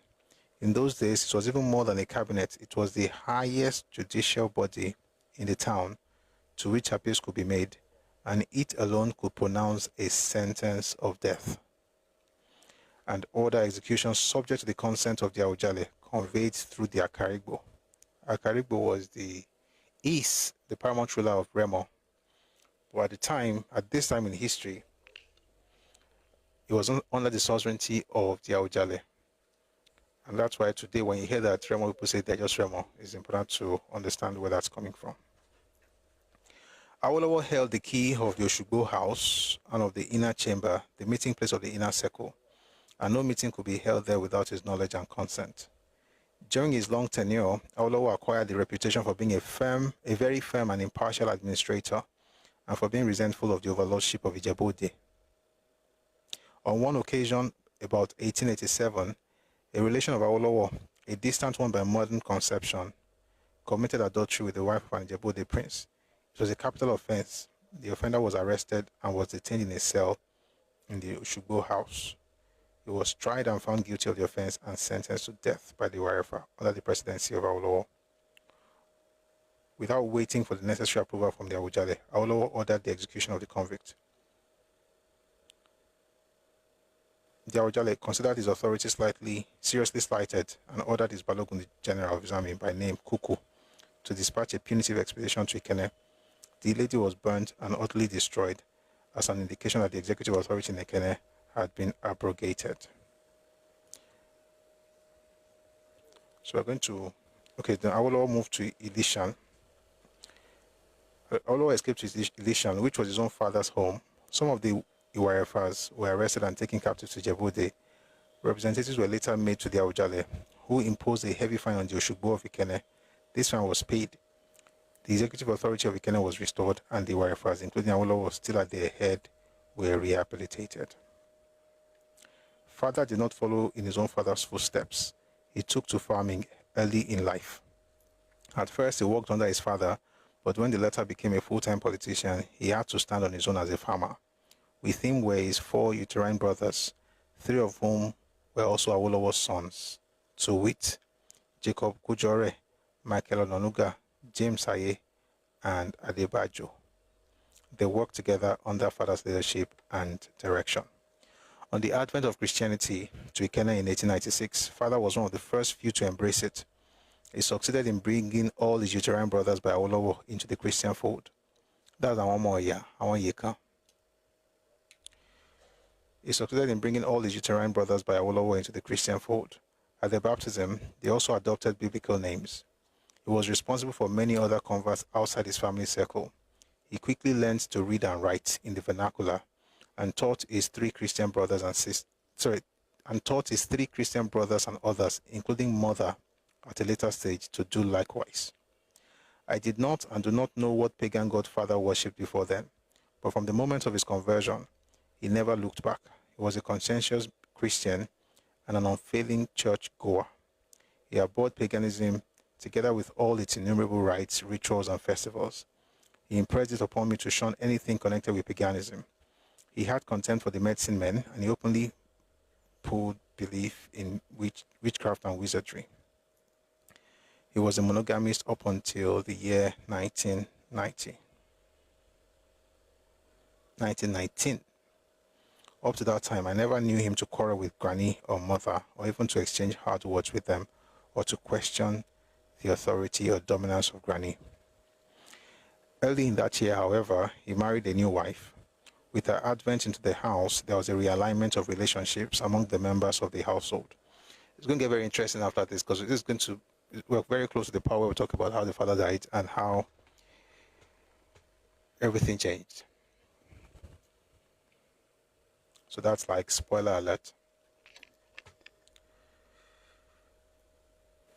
You also see how Yoruba Christians back in the day practice polygamy. Like it's not that difficult. I just don't know why people find it difficult to understand the difference between culture and religion these days. But it is well. Where were we? Early in that year, however, what year? 1919, Awolowo was going to be 10. Okay? Early in that year, however, he married a new wife. With her advent into the house, there was a realignment of relationships among the members of the household. Father was less intimate with mother. Before then, father, granny, and mother had more or less a common purse and did things in common. This was no more. The new wife did not accept granny's authority as mother did, and granny was resentful of this.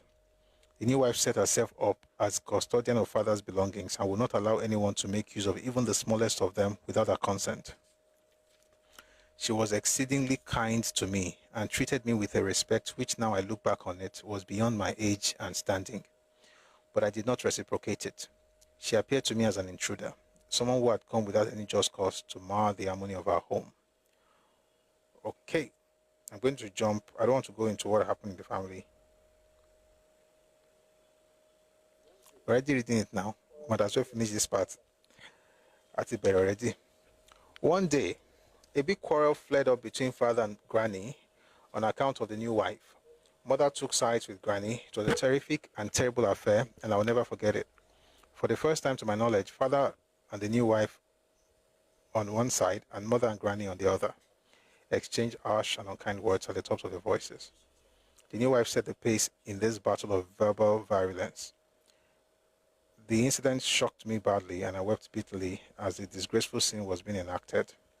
For the first time in the history of our home, as I knew it, neighbors came to intervene in our internal affairs.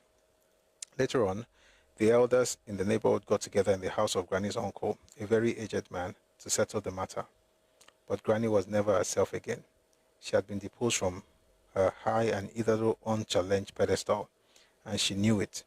Shortly after this quarrel, she left Ikene for Abeokuta, where she stayed and carried on business as a trader dealing in poultry.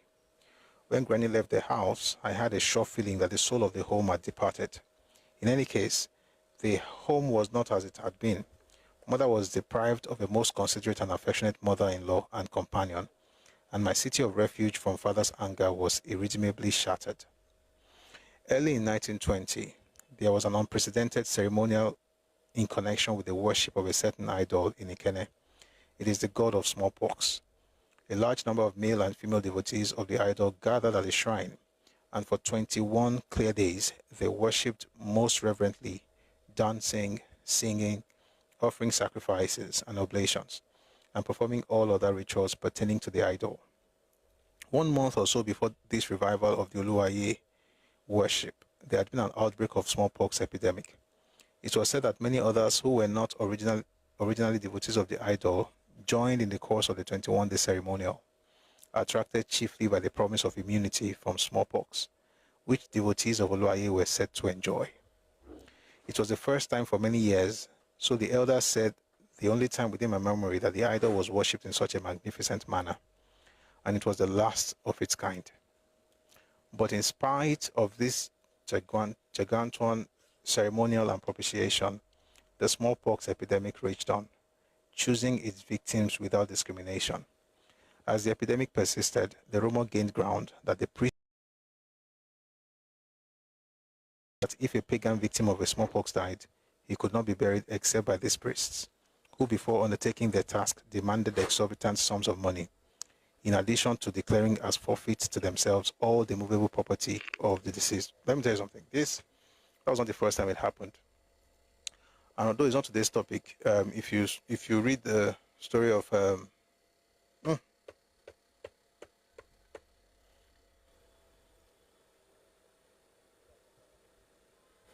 Shakpara Williams, Shakpara, Oguntola Shakpara.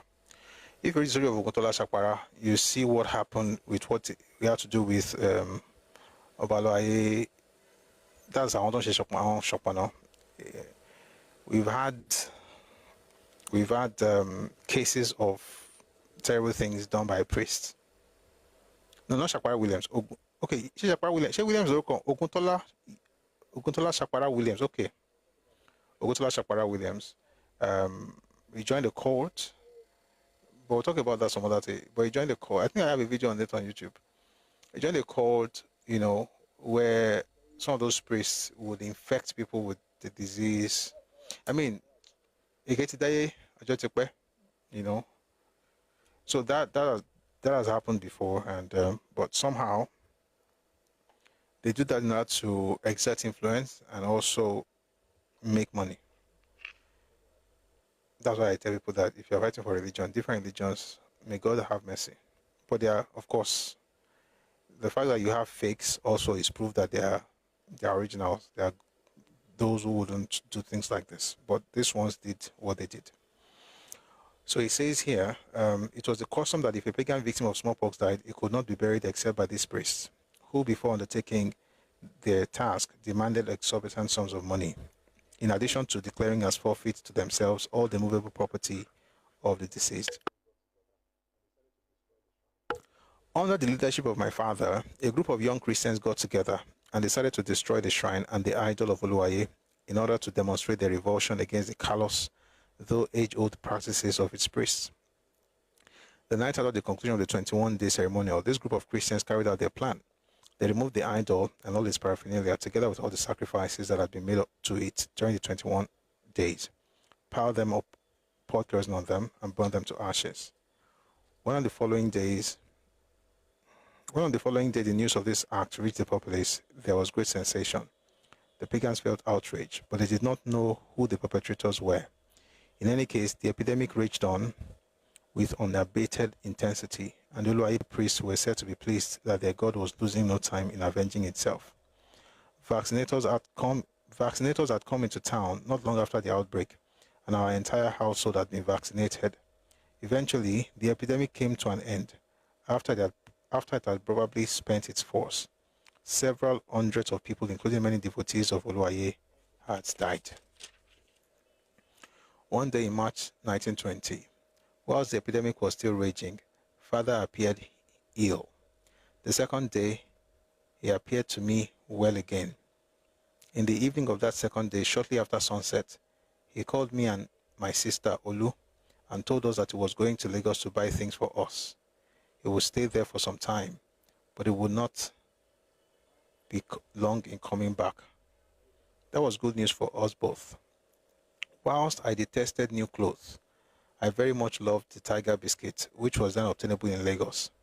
My second sister, Bolajoko, was too little to understand anything, and in any case, she was already asleep when Father talked to Olu and me.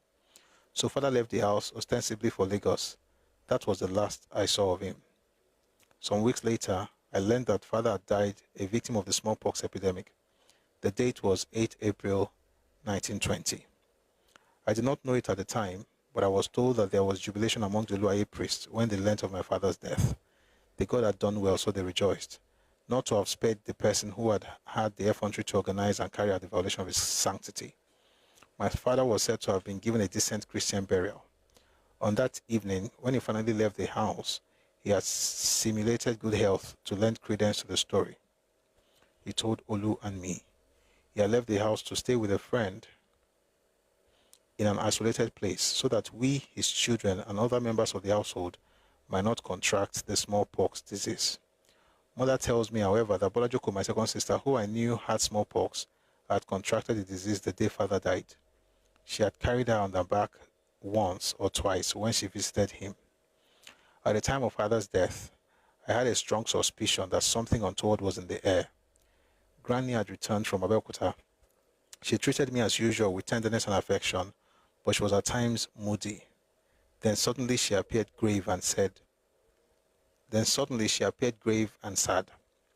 Two of father's uterine brothers, Jacob Awolowo and James Awolowo, who lived in Lagos and Abeokuta respectively, came back home. Before then, both had only been home in Indigene once to my knowledge. All my uncles and aunts, together with granny and some other relations, were assembled in father's house. At the same time, mother moved to her parents' house. The whole atmosphere was charged with gloom and restraint. There were hush discussions. Later, I learned the reason why I was not told of father's death at the time it occurred. It was forbidden and regarded as anathema for anyone to weep when a victim of smallpox died. My fondness for father was well known, and no one could predict what my reaction to the tragic news would be. I was therefore kept out of the picture, in order to make sure that the grim taboo was not broken. At the time I learnt of father's death, the news did not seem to make much impact upon my mind. I remember that I did not weep, but as the events of my life rapidly and remorselessly unfolded themselves, it dawned more and more upon me that by the death of a father, it dawned more and more upon me that by the death of father, a most tragic incident, which was to shape the course of my life in a most decisive manner, had happened. All right. What time is it? Oh, it's almost 7. Okay, I wanted to make sure I read that part where, where the father died. Then we can move to education tomorrow.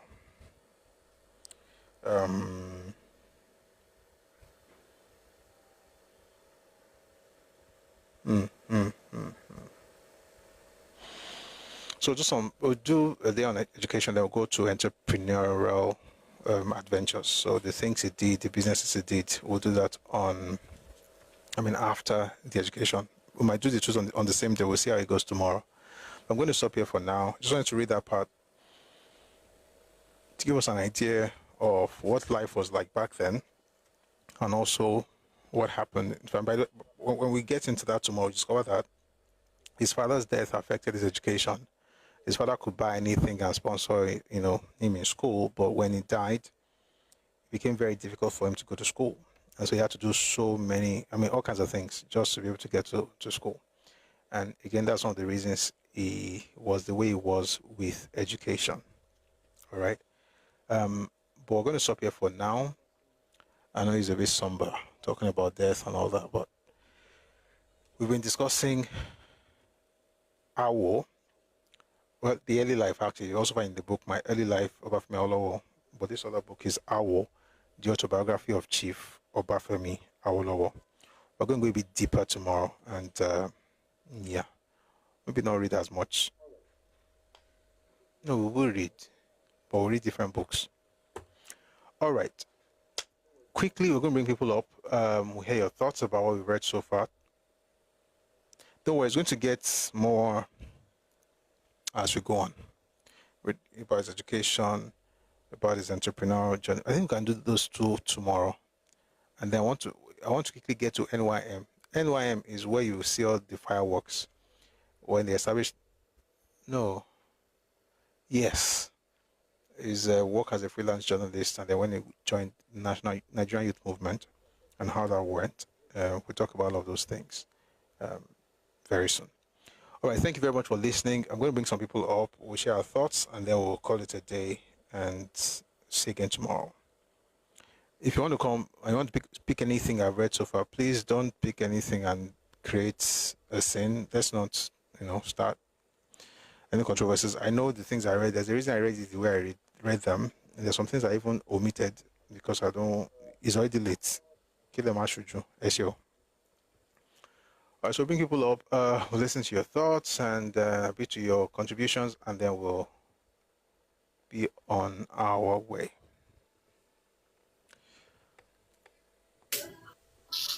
Please mute. Please mute, Ade Josh. Hello, Ade Josh, please mute. Oh.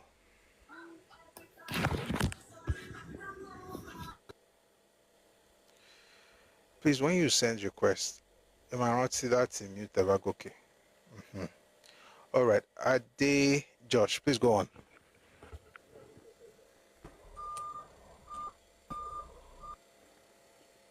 Hello, Ade Josh, are you there?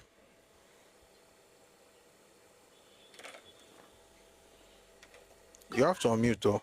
Sorry, I'm busy now. I'm so busy, so I'm attending to my kids. So I'm sorry, I can't talk right now. Thank you. All right. Perizim. No, Edauto is the next person. Ẹkúṣẹ́ sá. Ẹkọjọ́ mẹ́ta. Ẹ ṣeun. Ọjọ́ púpọ̀ ní Elédùn àbá kún yín lọ́wọ́. Àṣẹ o. Àbá tọ́jú yín. Àmín, àmín. Àbá tọ́jú ilé yín, ilé yín ò ní dàrú, ọ̀nà yín ò ní bàjẹ́. Nǹkan tẹ́ dáwọ́lé kò ní kún yín kù. Àmín. Ìwé tẹ̀ ń kà yẹn, Yorùbá ni màá fẹ́ sọ jù. Ìwé tẹ̀ ń kà yẹn, ó ní bí part tẹ̀ kà last yẹn. There are so many things to be discussed in it, but part tẹ̀ kà last yẹn máa ń bí nínú gan ni. And tí mo bá ti ń wo part yẹn, mo máa ń play ẹ̀ ṣe mọ̀ pé bóyá akéré díẹ̀ ń gbà ta kà àwọn kankan lè má tí sọlẹ̀ sí ní wàdàdà ń gbà. Mo máa ń wò pé ó yẹ ọkùnrin ó yẹ kó kú torí ẹ̀hún ló lead. So mo máa play perception ọmọdé ìgbà yẹn ni o. Màá play bó ṣe organize àwọn èèyàn, ó yẹ lọ fọ́ kinní yẹn, ó yẹ lọ ṣe kinní kan. Mo máa play ẹ̀ wípé nǹkan burúkú ni wọ́n ṣe. But then Yorùbá sọ pé aṣọ ọ̀gbà òun là ń dá fún ìgbà. Bí nǹkan bá ṣe appear sáwọn èèyàn nígbà kan ni àwọn èèyàn ṣe máa attend sí. For instance, pẹ̀lú nǹkan tí ó ṣẹlẹ̀ ní period yẹn, the Awolowo himself was well brought up in a more traditional way. Of course, the family became Christians, and he became a very staunch Christian eventually. You will hardly see him, despite the fact that Baba ní gbogbo Yorùbá odidi Yorùbá nínú, you will hardly see him do things. Because he was also or whatever, and the family was a huge. When you talk about Lucy and Oluwo in Oshogbo, that's his grandfather, not his own father. His father was a Christian. Now, those titles didn't come as a political offices alone. They also came with the paraphernalia of rites, ritual, propitiations, and all of that. So, that family is well grounded in such. And let's take one back into báwo ni Yorùbá ṣe rí, understanding pé àwọn ẹlòmíì wọ́n ní despite fact pé wọ́n ń ṣe kinní yẹn ìgbà tí wọ́n rí new ideas, the idea they had about those new ideas was pé this will bring more progress. It's not like they have not had progress, but pé ìta ṣẹ̀ṣẹ̀ rí yìí ó dà kó máa fún wa ní more progress. And a lot of people embrace it, and to some extent gan ní àwọn ìlú míì wọ́n dá Ifá gan nípa, I don't want to make this about religion, but wọ́n dá Ifá gan nípa Christianity pé àwọn tó dé yo wọ́n mẹ́sìn kan bọ̀ wá fún wa o kìíní kan nǹkan tó dẹ̀ sọ fún wọn bẹ́ẹ̀ nípa ẹ mú àwọn nǹkan tó bá dá ń bẹ́ o ẹ lò ẹ ṣe gbá o, kò ń ṣe pé kẹ wọ́n rò pé wọ́n mọ̀ pé àwọn lè padà pa àwọn nǹkan kan nítorí bá ń sọ pé kì í àfẹ́ eléyìí iṣẹ́ ìlọ́ ti ń sì bẹ̀ àwọn tó tẹ̀lé wọn ò tiẹ̀ sí bẹ́ẹ̀ níbi àwọn kọ̀ bẹ̀ sí da gbogbo ẹ̀ nínú wọn kọ̀ da gbogbo ẹ̀ nínú. So nǹkan tí mò ń bá bọ̀ ní pé ibi tẹ kàdé yẹn tí má ti ìwé yẹn bẹ ní ìmọ̀ bóyá ṣé ṣóògùn sanwó lẹ̀ ń kà. No, Awo wrote the book by himself. Okay, ṣé ta Awo lẹ̀ ń kà ẹ̀ ó wà ń bí báyìí mò ń wo wájú mi báyìí yà mò ń wo wájú mi báyìí Awo the autobiography of Chief Obafemi Awolowo ìtẹ́ni tiẹ̀ ní bóyá kò parí ní 316 lójú kò dẹ̀ ọ̀rọ̀ yìí ò dẹ̀ parí. With different versions, not versions, editions. Like the same book, but pages might have to bear and to publish the first edition, or to publish second edition. Cambridge will publish a University Press at the University Press 1960. 1960. So she can need to more updated or to jail. So nǹkan tí mo sọ ni pé ó ní bí society yẹn ṣe rí society ọba ṣe àwọn olóyè Ìwàrẹ̀fà, Òṣùgbó, which are called Ògbóni in some other clans. Òṣùgbó ní Ọ̀yọ́ nìsín àwọn Ògbóni ni wọ́n wà ní position yẹn. It was like the normal democratic system tá à ní sẹ́yìn náà ló ṣe rí.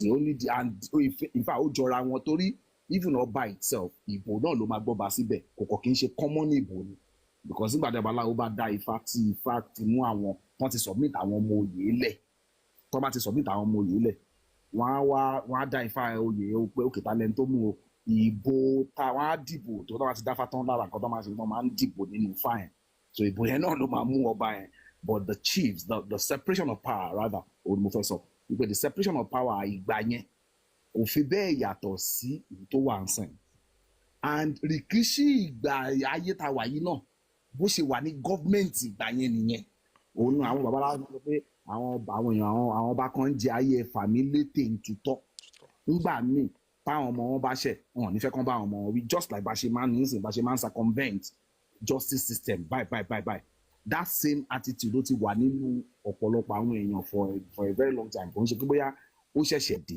so nǹkan tí mò ń sọ ni pé ṣe wá rí last part ẹ̀ka yẹn gangan ló jẹ́ kí n wá sókè pé kíní yẹn máa ń dùn mí ń pé kò ń ṣe ara wa ló yẹ kí ká ti dìgbò lùjà ká ti dìgbò lu ìjà pé ó yà torí pé àwọn kan ṣe báyìí yes bàbá dókítà yẹn tó lọ darapọ̀ mọ́ àwọn tí wọ́n ń ṣe ọba ló ayé tí wọ́n tó wá padà mọ̀ pé àwọn pípé máa ń ṣe mọ̀nàfíkì kan láàrin ibẹ̀ bàbá yẹn ló tú àwọn àṣírí yẹn but ṣọ́pọ̀lọpọ̀ àwọn priests ṣé wọ́n ràn no what they did as at that time was something that what happened at one of the Indomie company called Tommy Utolo Newe, Anambra State last couple of weeks. The company has now been sealed and I'm sure some of you have had it. That company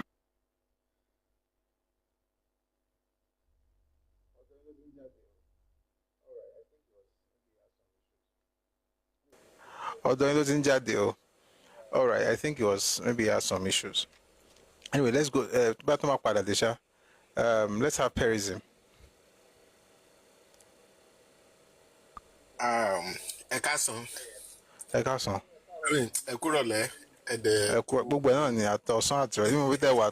Tọ́ba ní ẹ̀káàrọ̀ sí màá ní ẹ̀káàrọ̀ nítorí mo fi tẹ̀ wá láyé lágbàá láyé. Ẹkú ohun látàárọ̀.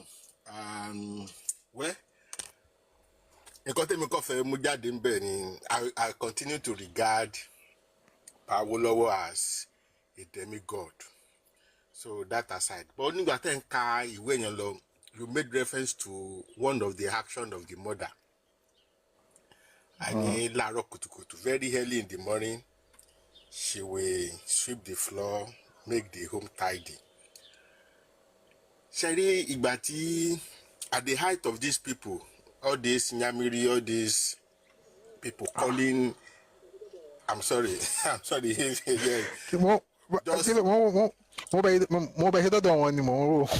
connect it. No.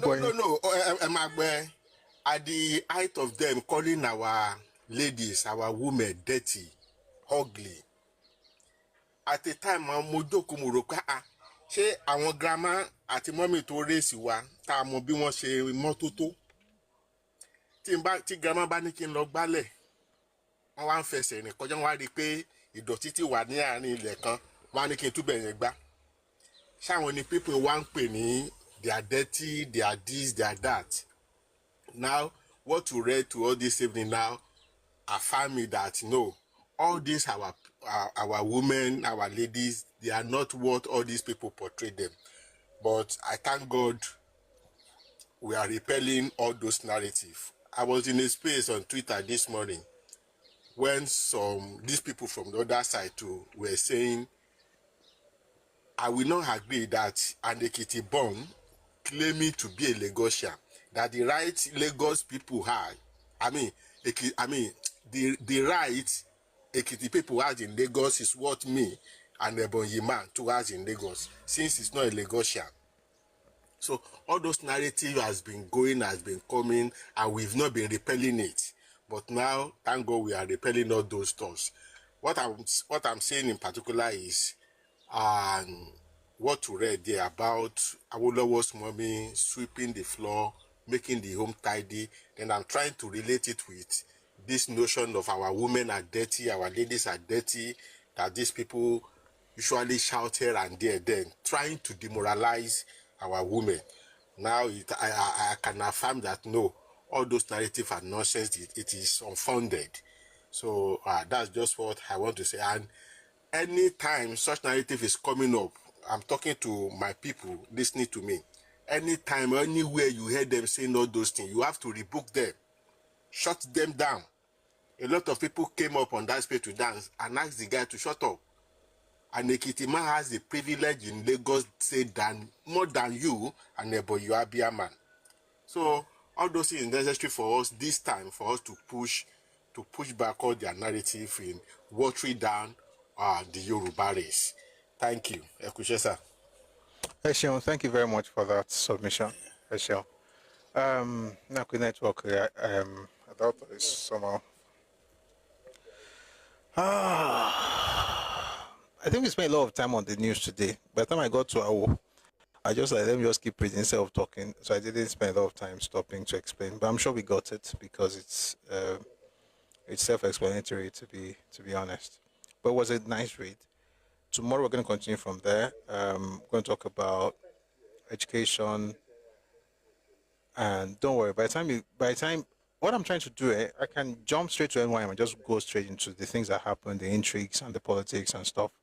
But I think if we're trying to know him, then there are some things we shouldn't just, overlook. All right, so please stay with me as we go on this journey, following Awolowo's path, and I'm sure we're going to get to a very fantastic destination. All right, we're going to have to, if you can make it brief, please, so that Amali, low. But you're not talking, you back on show. Me more, I want to go look in don't have jí ọ̀rọ̀ sínú fóònù mi. No, so nǹkan bá rẹ̀ ti sọ èyí tó tún jẹ́ bẹ́ẹ̀. So but àmì nǹkan tí mo ti ń sọ nípa ni the system of governance ti wà ń gbà yẹn kò fi bẹ́ẹ̀ yàtọ̀, and àwọn ìwà táwọn tó wà ní government máa ń látàyébáyé ní gbogbo òbí sí ìlú níbi tẹ̀lé náà ó wà nígbà yẹn, because reading Awo the autobiography of Obafemi Awolowo yẹn náà ó máa fún wa ní insight sínú past. Kò kí ń ṣe àwọn nìkan, àwọn ìwé náà pọ̀ tá máa fi wà lò wọ̀, ṣùgbọ́n ti ẹni tó jẹ wá lógún jù lọ́wọ́lọ́wọ́ báyìí. So nǹkan tí mò ń sọ ni pé government yẹn, that kind of government tán nígbà yẹn kò fi bẹ́ẹ̀ yàtọ̀ sí ìta nísìn. The only difference ni pé òjò kan wá rọ̀ ó kọ̀ wá lọ pa ẹyẹlé ó papọ̀ mọ́ adìyẹ, òun ló ba ìta ní jẹ.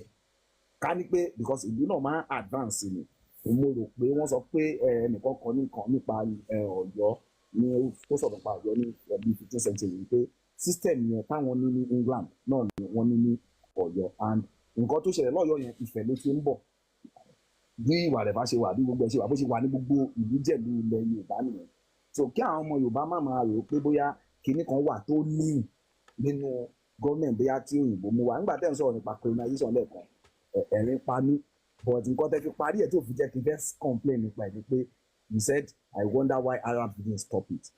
Nǹkan tí Yorùbá ń pè ní ẹrú ó yàtọ̀ sí slave, wọn jọra wọn kò fẹ́. ẹ̀dá ọ̀tọ̀ kí ni ìyàtọ̀ ẹrú àti slave? Jẹ́ mọ̀ pé gbogbo ọ̀rọ̀ òyìnbó kọ́ ló máa ní direct translation or interpretation ní àwọn èdè ẹlòmíì. Náà máa fún yín example kan tó fi yàtọ̀ síra wọn. Ní ilẹ̀ Yorùbá àwọn òwe Yorùbá pọ̀. Ìkan sọ pé ọ̀nà ló jìn ẹrú ni bàbá. Nígbà táwọn èèyàn wá láti ilẹ̀ Áfíríkà tí wọ́n dé Europe, particularly àwọn Yorùbá, tí wọ́n rí bí wọ́n ṣe ń treat ẹrú, because ẹrú làwọn rò pé àwọn jẹ. Ìgbà tó ń débẹ̀ tó ń bọ̀ yẹn tí wọ́n rí pé Yorùbá ò lè ever treat ẹrú bẹ́ẹ̀. Wọ́n ní pé tí a bá ní ká ka ẹrú inú ẹrú àbàjẹ́, ìdí ni pé ńgbà ni wọ́n máa padà ka ọmọ tá à ń pè lọ́mọ gan àṣẹrú lòun náà. Ìgbà Yorùbá tún ní àwọn òwe kan tí wọ́n sọ pé ìbí òjò bí bá a ṣe bẹ̀rù làbọ̀ mọ́. Ya bí ọmọ. A tún ní kan náà máa sọ pé bí kinní kan máa yàyọ̀ jù, ẹni kinní kan ṣe kinní kan kó máa yàyọ̀ jù, ọmọ bá ń dẹrú, ọmọ ẹrú ń dọ̀ba. So nílẹ̀ Yorùbá ẹrú máa ń di ọba. Àwọn ìlú kan wà nílẹ̀ Yorùbá lè jẹ́ pé. Excellent àkọ́kọ́ fún ṣẹ́rí is actually the same thing as slave. But Yoruba people, by any system,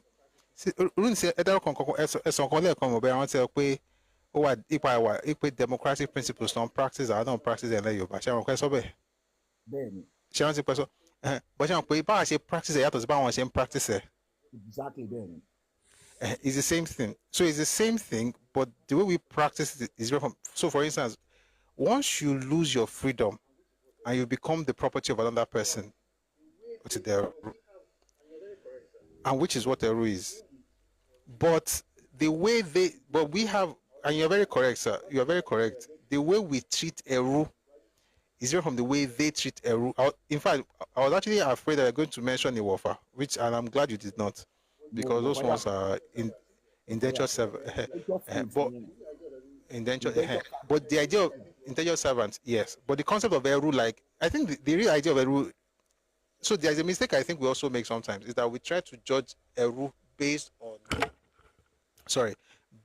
the treatment of the blacks in America. No, slaves, yes, or judge slaves. Yeah, we judge slaves based on the treatment of the blacks in America. But the concept of slavery is not based on American experience. Exactly. The idea of slavery, is that the person has lost their freedom and they have become the property of another. That's the basic idea. But the treatment of slaves from culture to culture will be different. So in Yoruba land, and you're very correct, in Yoruba land, the difference for us is this: the slave is not, it's not like he's different from the freeborn, apparently. The freeborn has more status in society, but the slave can become, okay, let me put it this way. There's opportunity of social mobility for slaves in Yoruba culture. In America, there's none. Exactly. Unless, of course, you now have your freedom. But of course, you have to also look at slavery.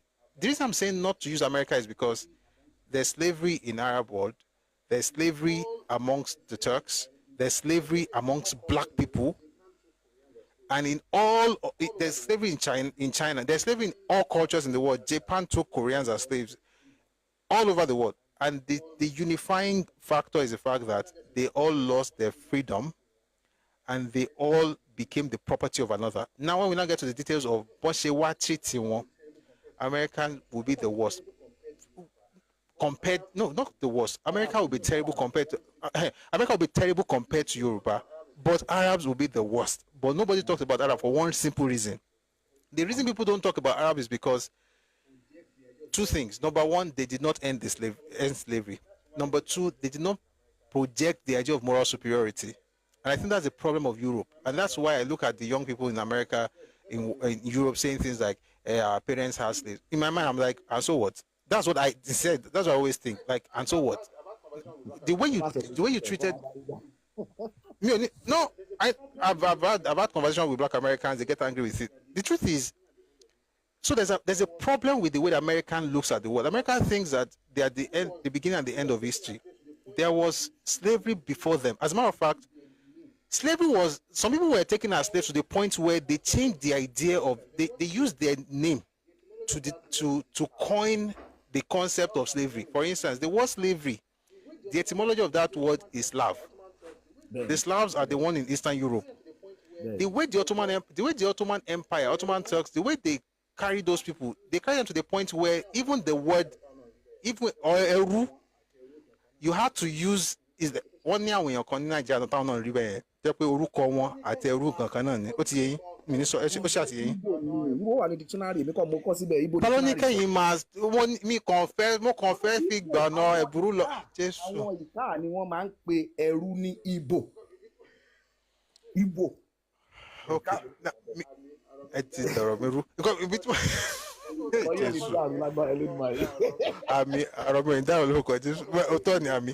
Ìkọ́ tí bí tí wọ́n lọ kọ́ nìyẹn ti lọ da ọ̀rọ̀ kìíní sí. Ó yà ti yẹ yín kọ́ mọ̀ sọ. Kọ́ mọ̀ sọ ni pé it was so bad that the Slav became synonymous with the concept of forced possession. Ọkàn máa mú wọn.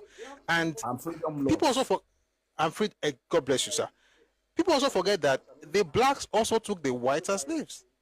Exactly. Like when I say blacks, I mean Africans generally. So the Barbary pirates may not be as black, but the Moors were black, and the Moors took whites as slaves, whether it was in the Mediterranean or even with the colonization of Spain by the Moors for 700 years.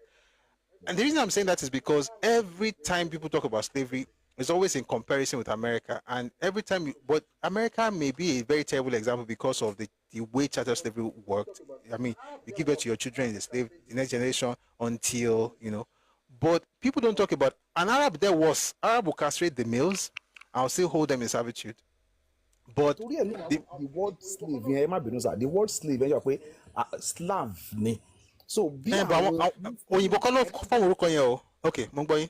Bí àwọn Islamic dominated Ottoman Empire ṣe treat àwọn slaves, òun ni ó fi jẹ́ kó jẹ́ pé ẹrú ó yàtọ̀ síbẹ̀. Torí à ń sọ bí treatment ìlú ṣe rí síra wọn. Yorùbá ọmọ ẹrú nínú àwọn family kan wà báyìí wọ́n pọ̀ dáadáa. Yes now. Yes now. Yes. Wọ́n tẹ̀sí wá di ọmọ nínú ilé yẹn because Yorùbá mọ̀ pé ọmọ tó ti lọ mú wọn gan. In fact àwọn ọmọ ọba míì wà tó jẹ́ pé wọ́n máa mú wọn lẹ́rú. So for instance Oṣòdì Tápà was a slave ọmọ ọdún 4 ló wà nígbà tó dé sẹ́kọ̀ọ́.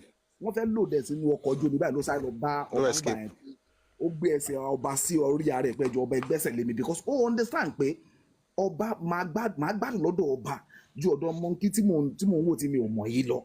So ìgbẹ́lò ẹlòmíì gan máa ń tara ẹ̀ lẹ́rú ńgbà ní ilẹ̀ Yorùbá. In fact ọba Ọ̀yọ́ tó máa ń pè ní Àwólẹ̀ gan ta ọ̀rẹ́ ẹ̀ lẹ́rú rí. Ọ̀rẹ́ ò dẹ̀ lápò mọ̀. Bẹ́ẹ̀ lápò mọ̀. Ọ̀rẹ́ ìbínú sí o. Ọ̀rẹ́ ìbínú sí o. Torí nǹkan tó máa fa nǹkan tí Àwólẹ̀ ṣe yẹn òun ló fa ìjà tí Ọ̀yọ́ tó fi rout Àpòmù because ọba Àpòmù mú Àwólẹ̀ wọ́n wá nà nínà yẹn ló wá fi padà lọ lẹ́gbàá tó máa padà wá ó kógun Àjàlú which was a break in the tradition of come and attack Ifẹ̀, and Àpòmù was an extension of Ifẹ̀, which was one of the reasons that led to the war at the time. But ọ̀rẹ́ tí ẹ̀kọ́ ẹ̀mọ̀kẹ́ ọ̀rẹ́ eventually ó yí padà pa ó rí ọ̀rẹ́ yẹn eventually ọ̀rẹ́ yẹn ò dẹ̀ lágbára lórí ẹ̀tọ́ ọmọ ọba lòun. Ọmọ burúkú la Ọlọ́run dájú mi ó ti in history was a spoilt brat in history o Awolowo was a spoilt brat. Olódàgbò wàhálà yẹn lẹ̀. Absolutely. Nǹkan tí màá sọ ni pé tẹ bá wo bí just like you have explained to us ṣẹ́rí etymology. But it's not based on the treatment of the slave. It's based on the concept of the loss of freedom.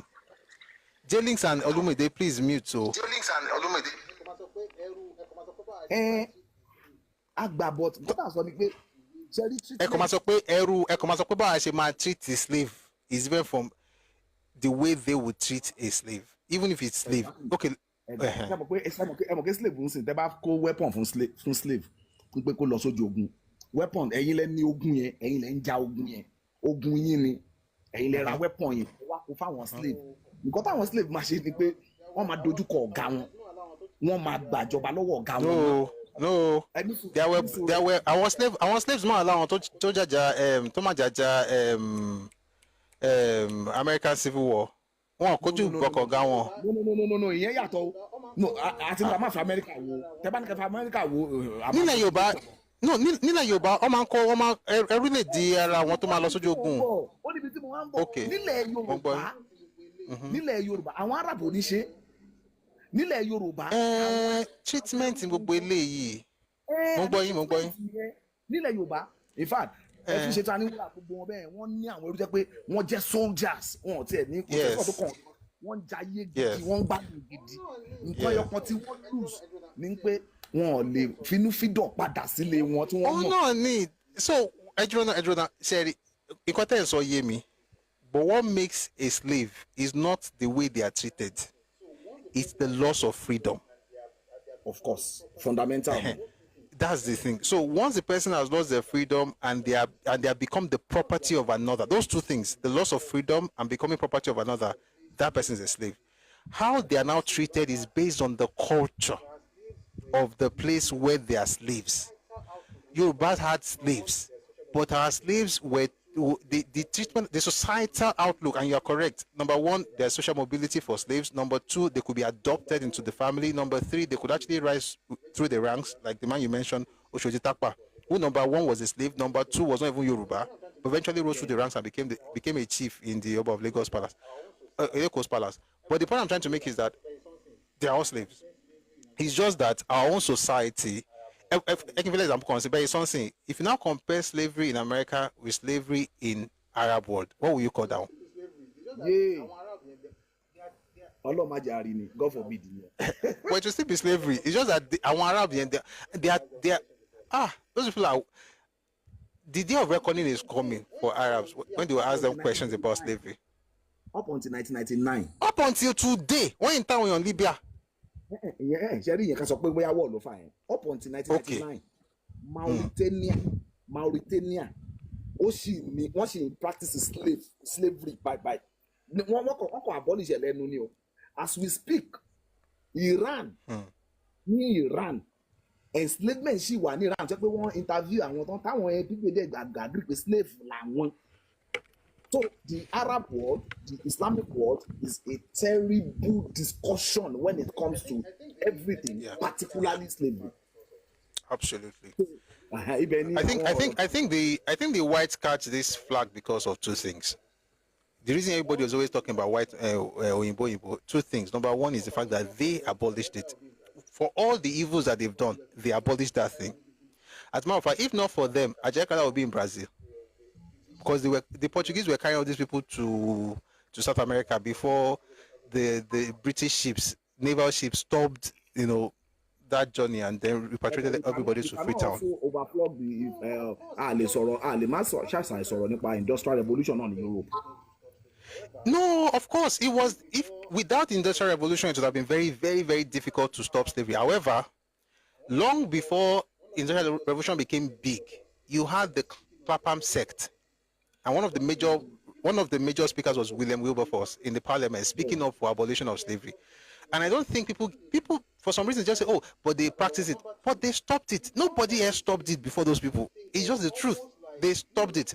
That's number one. Number two, because of Christianity, there's also this thing of almost like, no, not Christianity. Because of what America has become, in terms of becoming like the police of the world and asserting moral superiority, that's the reason people are always attacking them.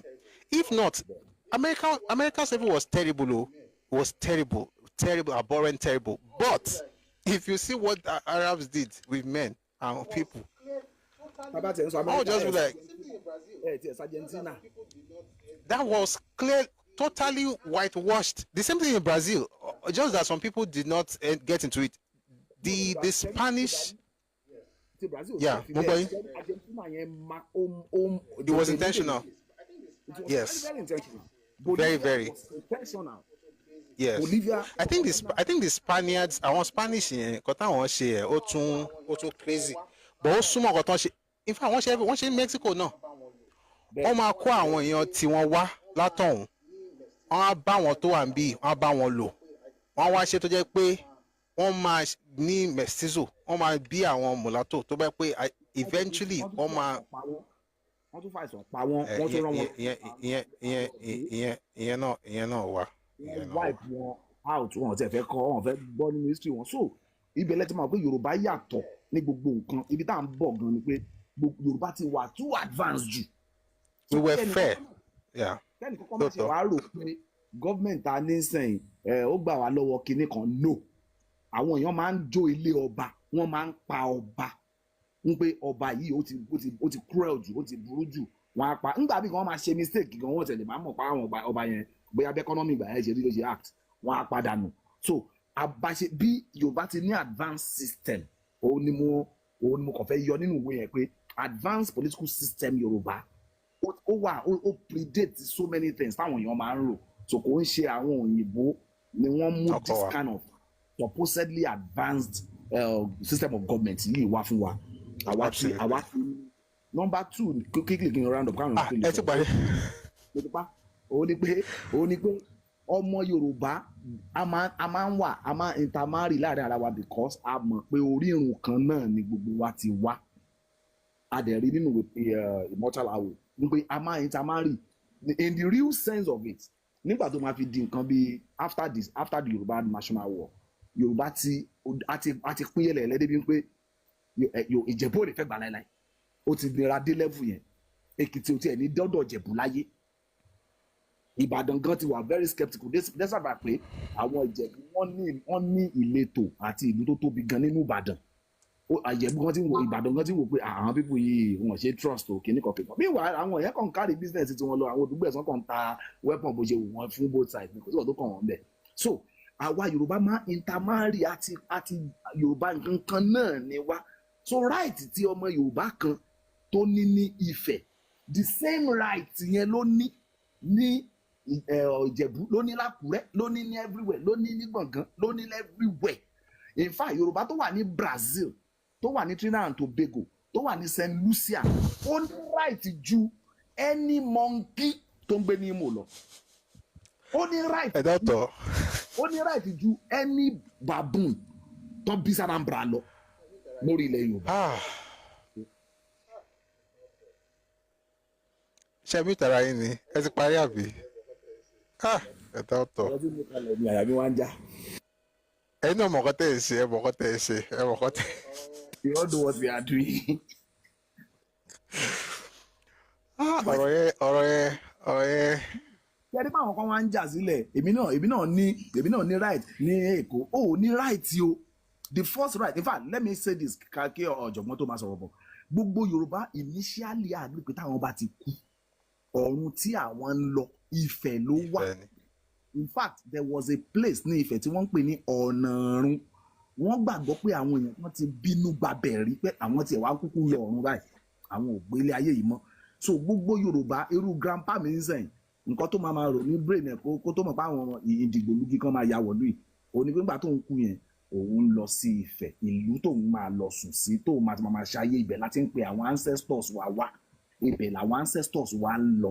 So torí pé gbogbo ọmọ Yorùbá nígbà yẹn ìṣẹ̀ṣe kò kí ń ṣe pé àṣẹ̀ṣe family wa irọ́ ni, àṣe mọ́ ni, kò sáàṣe rí, a lè má ṣe mọ́, kò dẹ̀ síbẹ̀ ìfẹ́ sọ pé ẹ̀ ní ṣe mọ́ torí bọ̀bọ́ kan máa wà ní family yìí jẹ́ pé ó yin tẹ̀lé egun nífun ó máa kó òun church akọ̀lọ̀ tẹ̀lé egun tiẹ̀ ní ìṣẹ̀ṣe náà ló yìn ṣe yẹn. So kò sí ọmọ Yorùbá kankan tí kò kí ń ṣe ẹbí ara wọn torí ẹ̀ Yorùbá obìnrin wọn kì í yí orúkọ bàbá wọn padà kí wọ́n sọ pé mo ti wá di àná Fúnmiláyọ̀ Oris no ó kọ bàbá ẹ̀ náà ni ó mọ̀ jẹ́ àwọn ọmọ. ẹ tó wá change orúkọ wa kí wọ́n kì í ṣe fún wọn ẹ tó wá change orúkọ sórí. àwọn ọmọ gan wọn èjó kọ bàbá wọn ó kọ agboolé pé òkè ọmọ agboolé báyìí ni mí Àlàbí Àdìó ni mí Àdìó ń bàbá tó bí mi Àlàbí ló kọ mi ó tán. Àwọn ìyàwó wọn wọ́n sì ní the same right tí wọ́n ní nílé ọkọ wọn yẹn wọ́n sì nílé bàbá wọn. Ìbáà jẹ́ pé ìwòye náà ti lọ fẹ́ nìyẹn wá àbí kán lọ fẹ́ nìyẹn wá láti kàn yàn mọ́. Ọmọ Yorùbá ni ọmọ kan náà ẹbí àti ará kan náà ni gbogbo wa. So right yẹn àwọn ọmọ Yorùbá wọ́n ní bọ́n ṣe ní lọ́yọ̀ọ́ wọ́n ṣe ní Èkó wọ́n ṣe ní everywhere. Tó bá ti ń di ọ̀rọ̀ politics dandan ni kí àwọn ọmọ tán jọ ọmọ bíbí ìlú yẹn tán jẹ́ òní ẹ̀rí. Exactly. Kò ń ṣe pé kí Ìjẹ̀bú kan máa bẹ̀rẹ̀ sí máa bá kí Èkìtì kan máa bẹ̀rẹ̀ sí máa bá ọmọ Àwórì kan du kinní kan. Yorùbá ò kì í ṣe bẹ́ẹ̀ nítorí pé a máa bẹ̀rẹ̀ sí wọ́n máa ń tò láti bí oyè ni everybody. Gbaná máa ran létí ibi tí yẹ ti wá. Exactly because everybody mọ̀ pé oyè yìí o oyè àwọn ààrẹ ni Yorùbá nìkan tí wọ́n ń pè ní ààrẹ pé oyè eléyìí oyè ààrẹ ni oyè eléyìí oyè àlejò ni. Ìgbà tán fún monkey kan báyìí tó fan kí náà máa ń pè ọ̀tọ̀ ìṣèlú tó fún lóyè nìbàdàn inú àwọn ọmọ ìlú ẹ̀ ń dùn pé àwọn ti kọ́ńkà no oyè yẹn oyè àwọn àlejò ni. Yorùbá ní oyè fáwọn ààrẹ wọ́n ní oyè fáwọn ọmọ ìlú so o lè máa bá àwọn ọmọ ìlú gangan du oyè yẹn náà ní political offices tè ní wọ́n ń pè ní ìjẹ ọba ìjọba yẹn náà ní ìjẹ ọba òun là ń ṣe lọ́wọ́lọ́wọ́ ń sẹ̀ kò ń ṣe ìdìgbòlugi ló máa fò láti kò ń ṣe ìdìgbòlugi ló máa fò látẹnugun tá a máa sọ pé I have the same right in Lagos I have the same right in Ibadan kò sí kan tó ń jẹ́ bẹ́ẹ̀ you don't have that right. Àwọn Yorùbá tó wà ń bẹ̀rẹ̀ Togo Ghana Sierra Leone Liberia Gambia wọ́n ní more rights than you do in Lagos. All right, thank you very much, Doctor. And I like the last bit you added about to the political kini, because I think it's also a mistake that some Yorubas also make that's on the extreme. Oh, we all have rights in that place, but to that one rock, combating the job, but what in the rock, we were to a Luyen, or as I'm saying, dear, I can't want to look, PSC. But I'm glad that you added that because it actually gave us a very, very balanced conversation, submission. So let's have Olumide. I'm not going to time you, but keep it short, and then we'll have J-Links. Good evening. All right. Good evening, Mr. Oris, and good evening to everybody. Sir.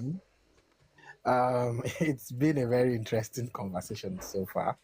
Unfortunately for me, I joined quite late, and I joined in when you started talking about the Awolowo's experience with Obaloaye's adherent. That's where I actually joined in. And that's actually something that piqued my interest because I am someone, okay, you know what? Everybody before me has been speaking Yoruba, so let me just do the same.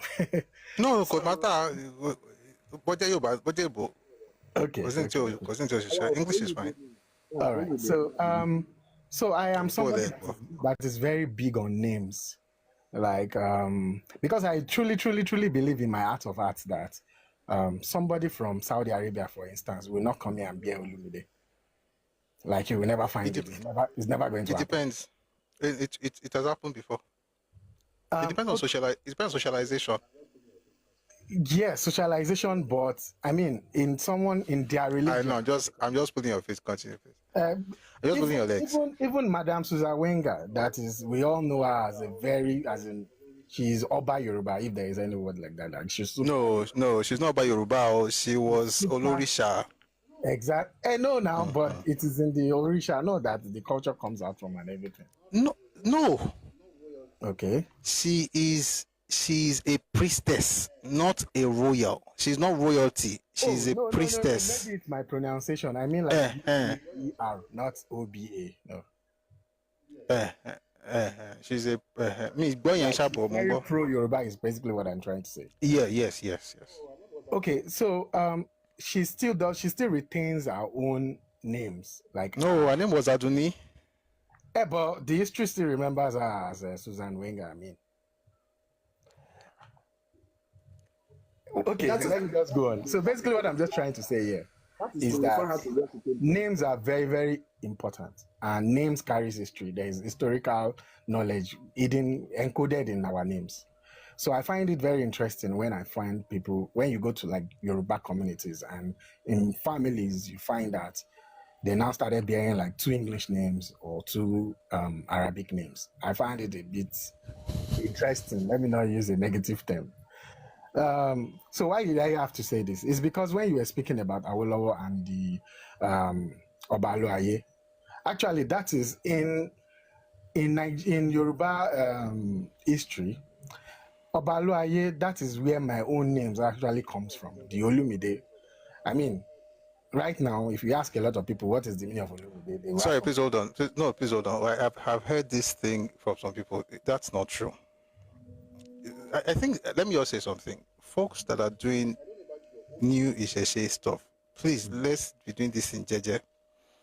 Olumide, I don't know about your own Olumide, but Olumide is not from Obaloaye.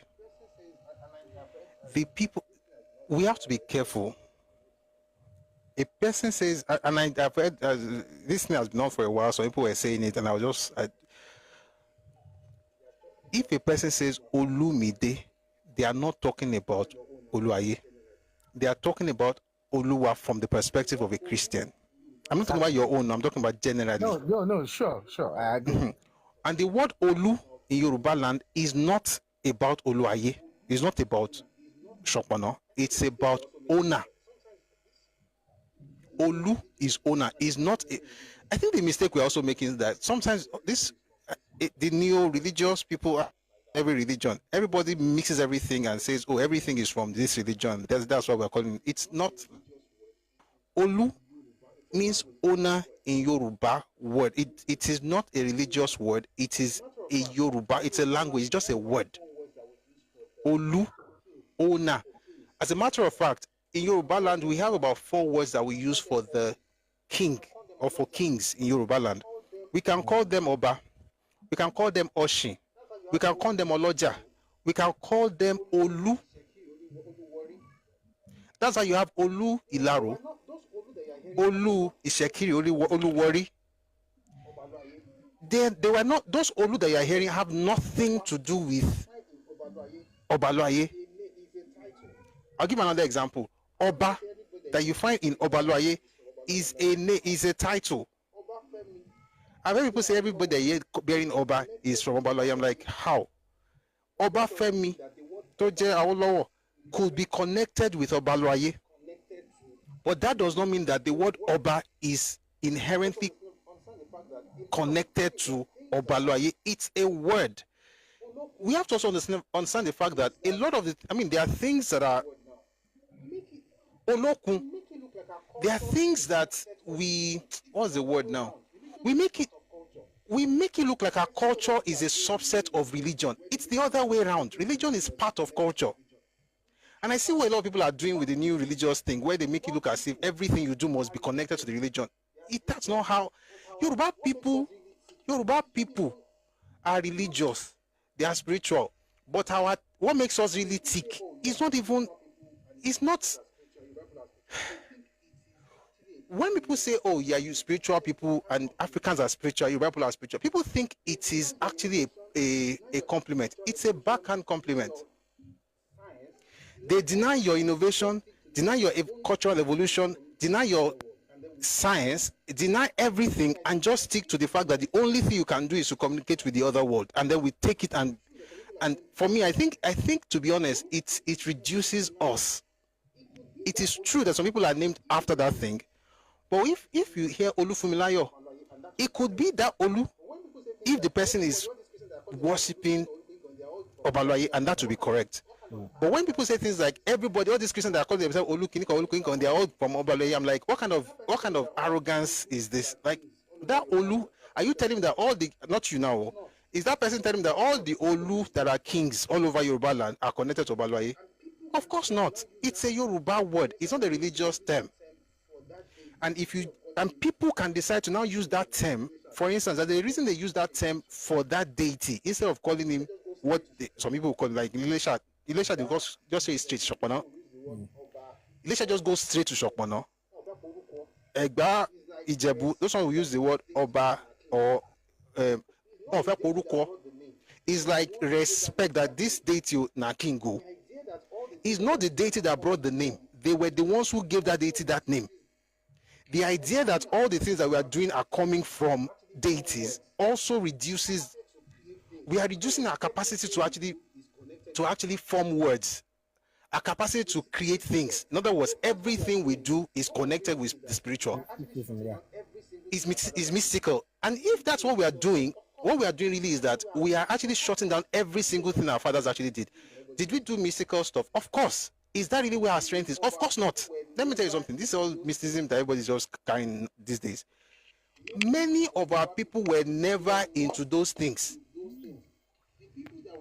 Many of Yoruba people were not into those things.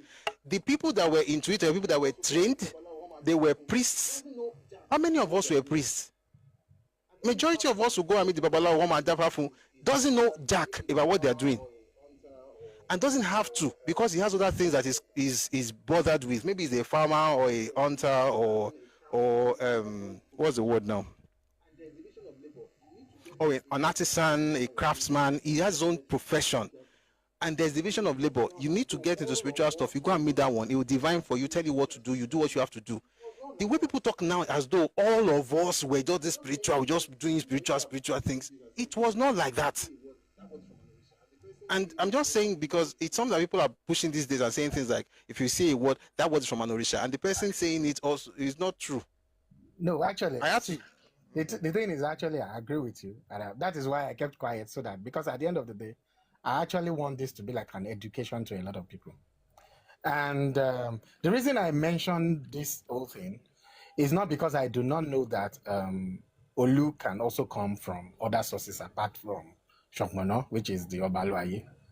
I just want to make it a point that there is a very, very important thing when it comes to our names as Yoruba.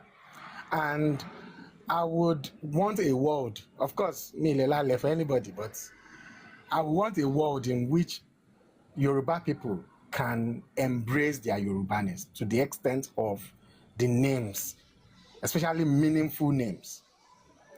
Of course, I totally agree with you. And by the way, I'm not actually Christian. Nor am I a very religious person.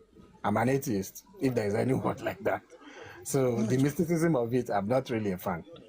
And I agree with you. So I think some atheists and agnostic, to be honest, because okay, you know what? I'm sorry. Please finish. Let me not interrupt. When you're done, I'll say what I want to say. Please continue. Okay. So basically, what I am all for, and when I heard you speaking about Obaloaye adherence and what Awolowo went through, it just threw my mind back to the fact of Olu being one of some Olu, let me use that word, coming out from the use of Obaloaye. And yes, like you mentioned, and something else I also want to mention is that we are also fond of using, for instance, Olu of Wari, Oni of Ife.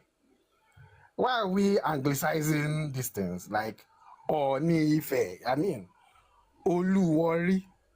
That is already complete. Like the meaning is already there. There is no need to put the English and say off. It doesn't make sense to me. So basically, that's basically the point I'm trying to make this evening. Thank you. Thank you. Thank you very much. Thank you, my brother. And by the way, if you also, I hope everybody got what I would say. I'm not saying that there is no, in fact, not just Olu, there's also Oba from Shokmano adherents. There are people whose names are Oba today, but their Oba is from Shokmano. But that does not mean that Shokmano is the owner of the word Oba. Oba is king. Etymologically, because I can tell. Oba, Kotoba, Oba.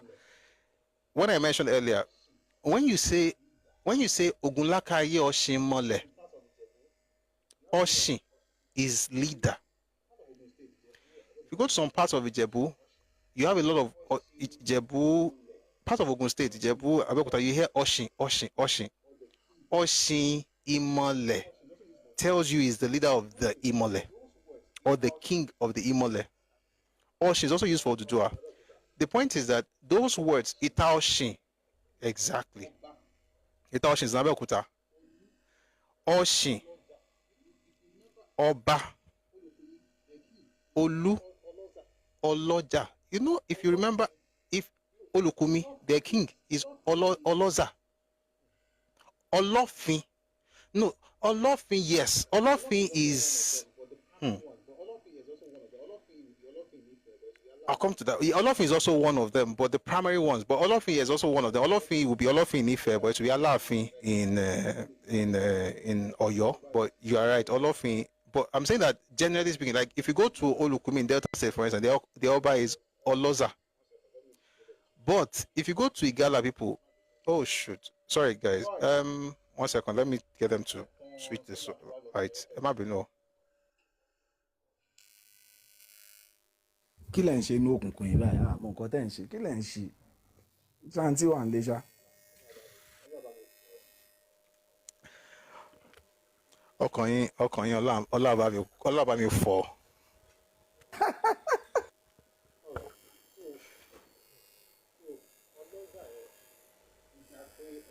All right, so ọlọ́jà yẹn ìdàpé ọlọ́jà ni but ẹ bá rí àwọn ìgalà àwọn kì í ṣe ìgalà ẹranko ìgalà like àwọn èèyàn àwọn ẹ̀yà tó ń jẹ́ ìgalà tó wà ní Kogi State sí ọba wọn ní ọba ata báwọn náà ní ọ̀nàjà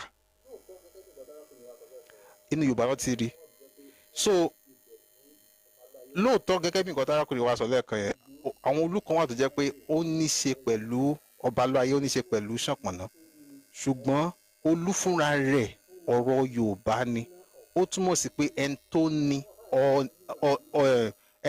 nǹkan the owner of Olú so when I say Olúwa mi dé my owner has arrived or my owner has come but it could also mean that Ọbalóayé has come Olúmidé you know but generally speaking I think that there is a new wave right now and it happens in every religion it happens everywhere but I think people should come down especially because it's becoming something I'll tell you one of the things where I'm saying these things. There was a conversation I had some people who already got people thinking they're using abroad light. There was a conversation some people were having the other day. Oh dear.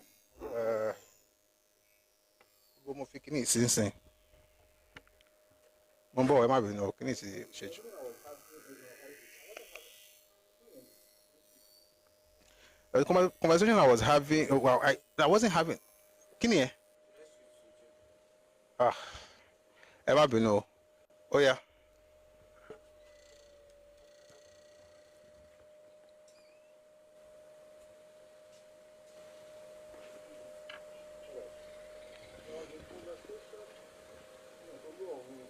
Thank you. All right. There was a conversation.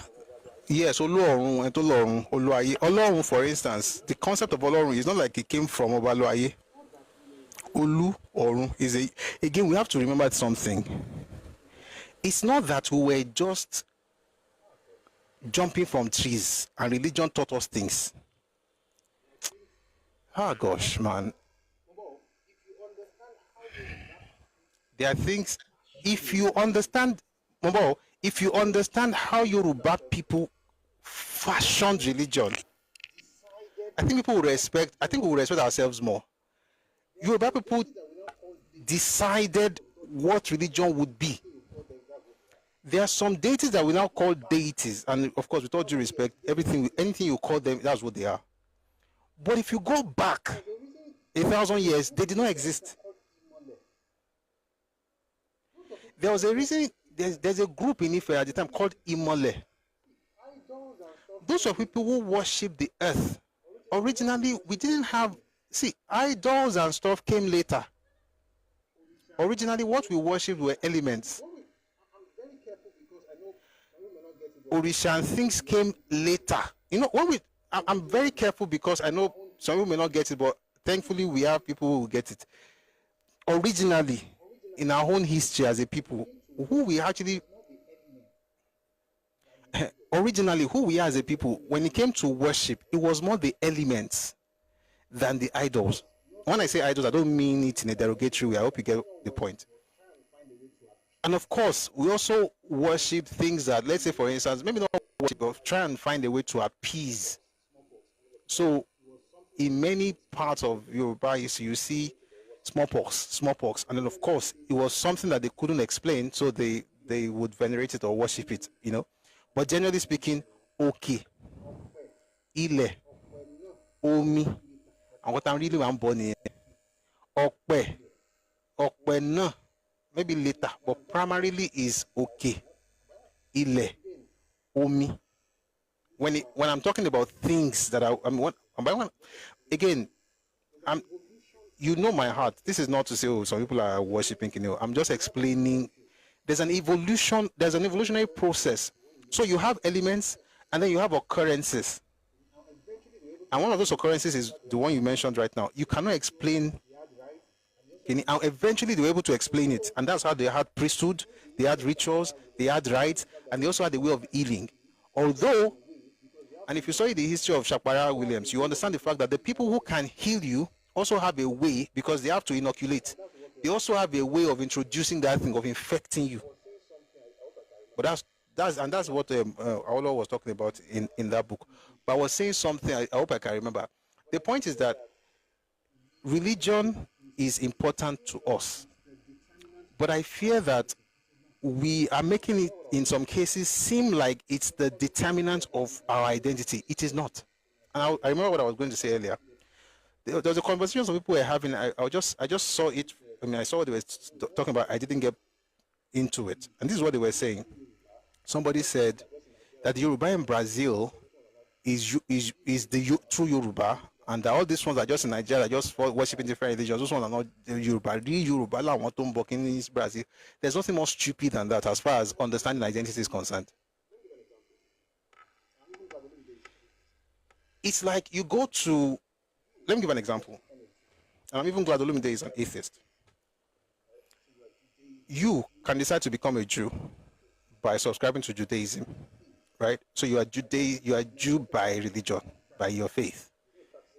You really think that just because Mark Zuckerberg is not practicing, he's not a practicing Jew, like he's not Oshe, a sin Jew, that me becoming a Jew will make me more practicing that religion will make me more Jewish than him.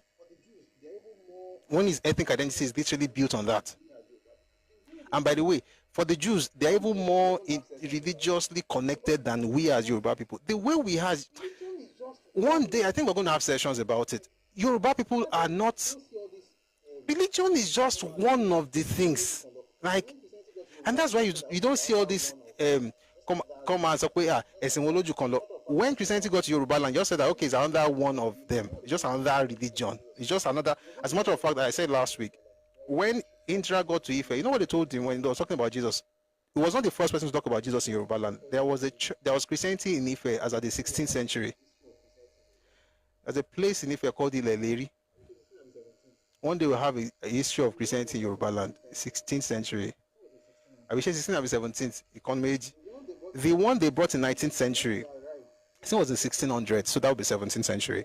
The one they brought in 19th century, once they arrived, Yoruba people told Indra and his people, listen, your fathers were created in Ife. We can take you to the house where they left. In other words, it be not Isheda. And when they said Jesus, okay. Of course, the way you worship the deities are different. And people think it's that, and I've said it before, people think it started with Christianity. It didn't start with Christianity. Listen, in Yoruba land, let me put it this way, I don't like saying Igbawashe because that's a big word.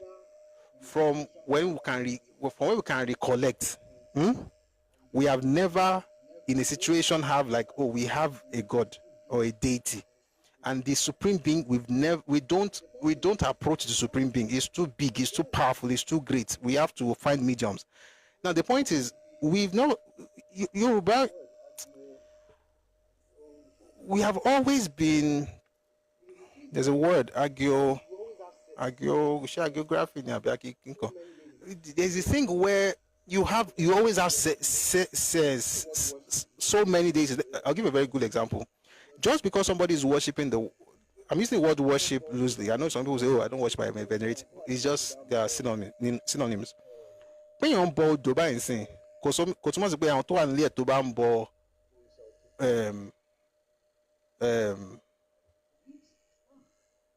òrìṣà òkè, which I'll say this and then we have to close. Sherry, we have to respect Yoruba beyond. What about those writings about the Yorubas migrating from Iran? I don't know. Mo sorry, like, and I think it helps us recognize the complexity of the thoughts of our ancestors. It's beyond religion. These guys were brilliant. To chalk it down to spirituality, we will be the one to lose. They will not lose anything because they have done what they wanted to do. Is there spirituality in it? Absolutely. Is there mysticism in it? Absolutely. But do you know that for the most part, some of those things they are doing as mysticism, in some cases, not all, in some cases, they use it to do something even more than we think. Let me give an example. Yoruba people, we won't go deep because it's the fellow. Yoruba people will use religion to protect IP. The way to trademark stuff and to ensure that they're able to protect their intellectual property, in many cases they use religion. E.g., in the case of Inyo and Shegi, if we talk about Olokun, most people are going to talk about worship and Orisha, and they'll be right in terms of venerating the Orisha, right? But if that's what you think everything is about, then you have only you are missing out on the real deal. The real deal is this: those people innovated and produced a particular product that did not exist anywhere else. That product became a status symbol. That product had to be guarded. If you didn't guard it and it loses value, there will be inflation, there will be loss, there will be that product, they had to create, and I'm not saying they do this for all religion, I'm talking about that particular product. They had to create a religion around that product so that you wouldn't even be able to come close to the real deal. The religion they produced, they created around it, they belonged to other religions before they created that one now. They did not create that religion because, they were just hapless people jumping from trees. No, they were very sophisticated people who knew that, listen, They were very sophisticated people who knew that the way to protect this thing is to hide it, sometimes in plain sight. Let me give you an example. With the Shegi and Iyun, do you know what they said in Ife back then? They said it was Imi Oshumari. Think about that for a second. They said Shegi was Imi Oshumari. Who knows what that means? I'm sure we have very major Yoruba people here. You know Imi Oshumari. Imi Oshumari. We need to write another series. Rainbow is Oshumari. Imi ko? What's Imi? It's droppings, not breath. Imi is Igbe. Is the feces, the droppings of a rainbow. Let me ask you a question. If I told you that what I'm wearing right now is this is a dropping of rainbow, what do you think you're going to look at? Not sulfur, not sulfur. Sulfur is something else. I can't remember the name for sulfur now. Imi Oshumari. In other words, you have to look up. You see that rainbow? It's that rainbow, pooing that gave us these beads that we have. You can, it's not even meteorite. You can see the rainbow, but Imi Ojo ni sulfur. Thank you, Ewa. Imi Ojo ni sulfur. Imi Oshumari is like the droppings of the rainbow. In other words, this thing it's out of here. They had to create something around it, not because they wanted to lie, but because they had to protect that IP. It's the same thing with the Orisha. The Olokun, for instance, and I know if you're looking at it from a spiritual perspective, I respect everybody's faith. I'm not having a religious conversation here. Okay, I'm just saying that as, caveat. Olokun was a businesswoman. She traded in beads. She was one of the wealthiest people in the city. When she passed, she was deified. And I'm talking specifically to non-traditional worshippers, you're Christian, you're Muslim. If you want to appreciate these things, just think about it. How do you see Mother Teresa? Mother Teresa is seen as a saint in the Catholic Church today. That's actually how these people were as well in Yoruba land. They did not become, some of them became saints because they did some supernatural stuff, but some of them did not become saints just because of that. For instance, Mother Teresa she's not a saint because she healed anybody. She's not a saint because she healed anybody.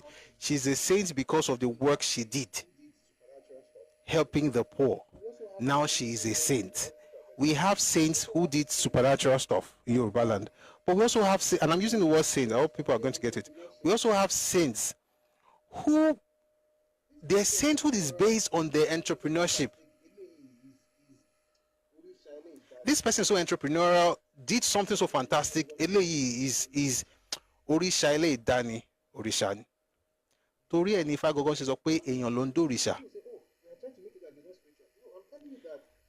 That when you say these things, some people say, "Oh, we are trying to make it like it's not spiritual." No, I'm telling you that it's like, just like what Awolowo did. Awolowo is not Awolowo for all intents and purposes is Orisha, but he's not Orisha because he was Orisha before he was born or anything like that. He's Orisha because of what he did. And when you look at it, Orisha ele da ele yato ele dawan. I'm saying that some of those. So imagine, for instance, let me just humor you. Let's say. You know the funny thing, Pythagoras did this thing as well. How come the Deification made them powerful? Because there's spiritism around it in some cases. And the other things around it that we're not going to discuss because I don't want to be seen as demystifying anything. You know what? Pythagoras, for instance, if I mention Pythagoras today, what you think about is math. If I mention Pythagoras to his own disciples, what they think about is a priest. Pythagoras had a shrine. They would go to the shrine. He had disciples. They used to have this ascetic lifestyle, but he was a mathematician. They considered numbers to be holy and sacred. There's mysticism and spirituality around mathematics for them. The same Pythagoras theorem that you can just sit down and just be writing what's Pythagoras theorem, just write, say I got it from King, just write. For them, it was sacred. But in actual fact, I think about it sometimes. Was it really sacred, or were they creating a veneer around it? Because you can literally do the math without everything, without being spiritual or anything today. Maybe they did that to just say, maybe they did that to shield it away from certain people, because you have to be part of this select few to gain that understanding. And many of our guilds in Europe, even in Europe, many guilds were to a select few, including barbing and being a surgery, medicine. It was just a select few. It was for everybody. So I'm saying that for the most part, I mean, we cannot deny our spirituality. We cannot deny that there's mysticism in Yoruba land and everything. But if you chalk everything down to mysticism, you know what you have done? You have killed reason. And it's dangerous. If it's based on, if it's spirituality, it is. You can't do anything about it. That is what it is. But if it is not, and you make it spiritual, what you have done is this: any sort of innovation that should happen on that particular thing is killed, is dead. Why? It's spiritual. E.g., if I tell you that the beads are Imi Oshumari, what can you do on it?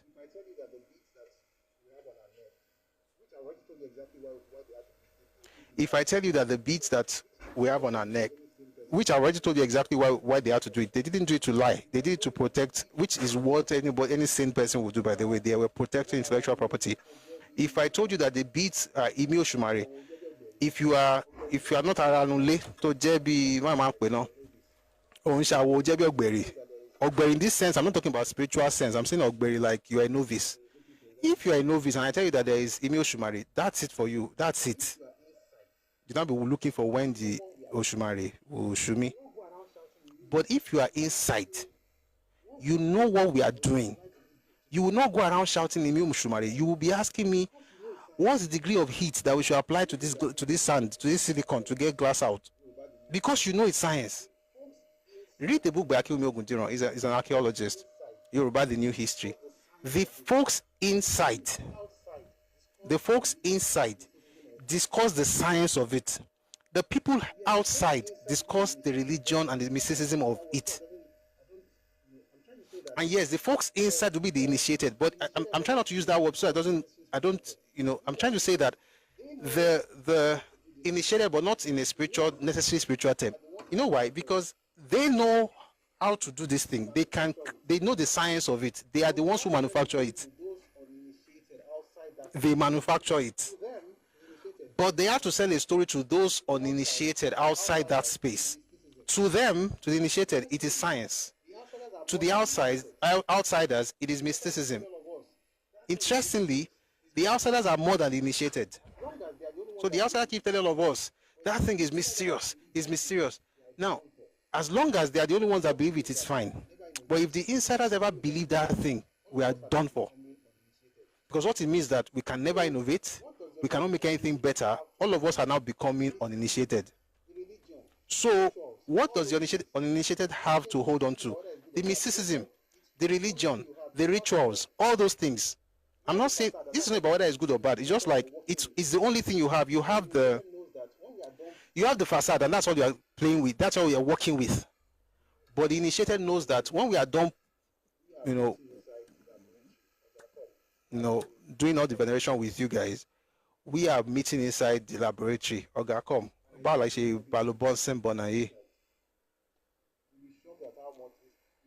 And I think we need more people inside. You'll be shocked at how much how much can still be innovated in different spheres in Yoruba, whether it's in science or and I've said we'll have a conversation on that at some point, whether it's in science, in art, in metallurgy, the difference in craft, different things that they have done, but they have wisely covered those things. But if you are interested, if you meet with those families, I'm not. What was all of that to say this? Our fathers created stuff, and some of those things, you have to also understand the fact that this is one thing, and I think we do this because most of us are, even if you are doing whatever religion you are doing right now, a lot of us have Christian backgrounds or Islamic background. I'll say it this way. I'll say it this way. There are gods that make men. Let me say it this way. There are gods that made men. There are gods that were made by men. There are gods that made men, and there are gods that were made by men. All right. Thank you very much for a fantastic session today. It's been, I'm trying not to go deeper into that, but I hope we got the point. If we have to get it another time, we'll talk about it. But thank you, Olumide, for coming up with that. With your Balu a bit. We'll continue tomorrow at 1 p.m. Ife time.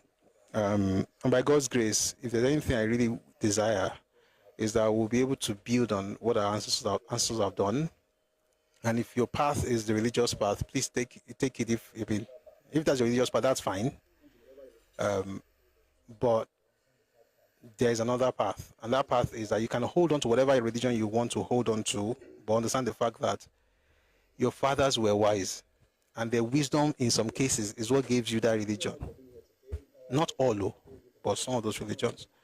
Anyway, thank you very much for being here today. Folks on YouTube and Facebook, I'm going to let you go now because I'm about to play the anthems. We played the Yoruba anthem and the Nigerian anthem and Yoruba anthem before we go every day. Oh, I didn't put up account details today, but please support what we're doing, whether through gifts or through, or you can just send me a message. I'll send you the bank details. We need all the support we can get. Please, we need to talk about the impact of Western religion on Yoruba authorship.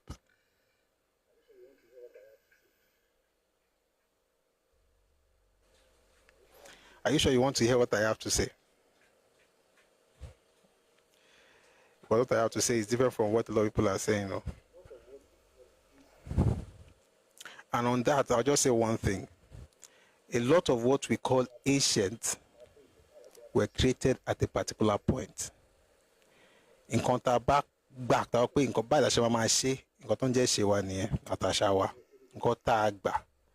and when it comes to Big Bayi, people think it's this thing where everybody will vote. No. Oh, thank you. Thank you for the gift, Oloye. Oh, and Dibwell, the people that decide what is done,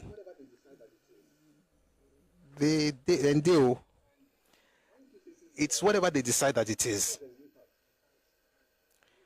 And when people say things about the impact, of course there's impact. You can't rule that out. But I think that without going deep into it because of time, this idea that we have traditional religion, that idea is actually, we use it because it's a way to group everybody together. But in reality, we have I call it the multiplicity of deities in Yoruba land. We have many. We don't really have a Yoruba.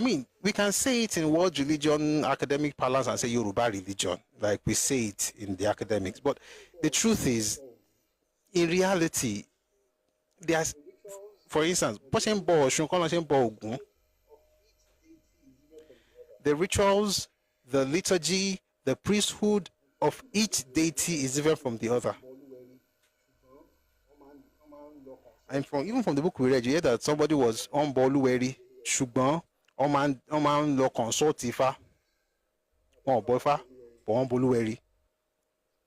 Thank you so much. On Bofa, on Boluweri. Excuse me, Elomele Boshun. Boshen Boshun, that was Boshen Bo Batala, that was Boshen Bo Kinika. Each of those deities, they are different religions. I'm using that word loosely now. There are different religions, so. But we can call it a pantheon because it helps us, to be able to group things together and all of that, But yeah. And so, just the same way we have those different things, it's the same way we have the different faiths that now came in, like Christianity and Islam. And people say things like, if you cannot be a traditional worshiper, you cannot become king. Just laugh, because the person who is talking can never become king. You cannot determine who.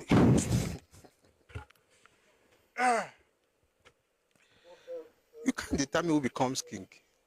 You can't. But the leadership of each town can decide that, listen, buy like FSA.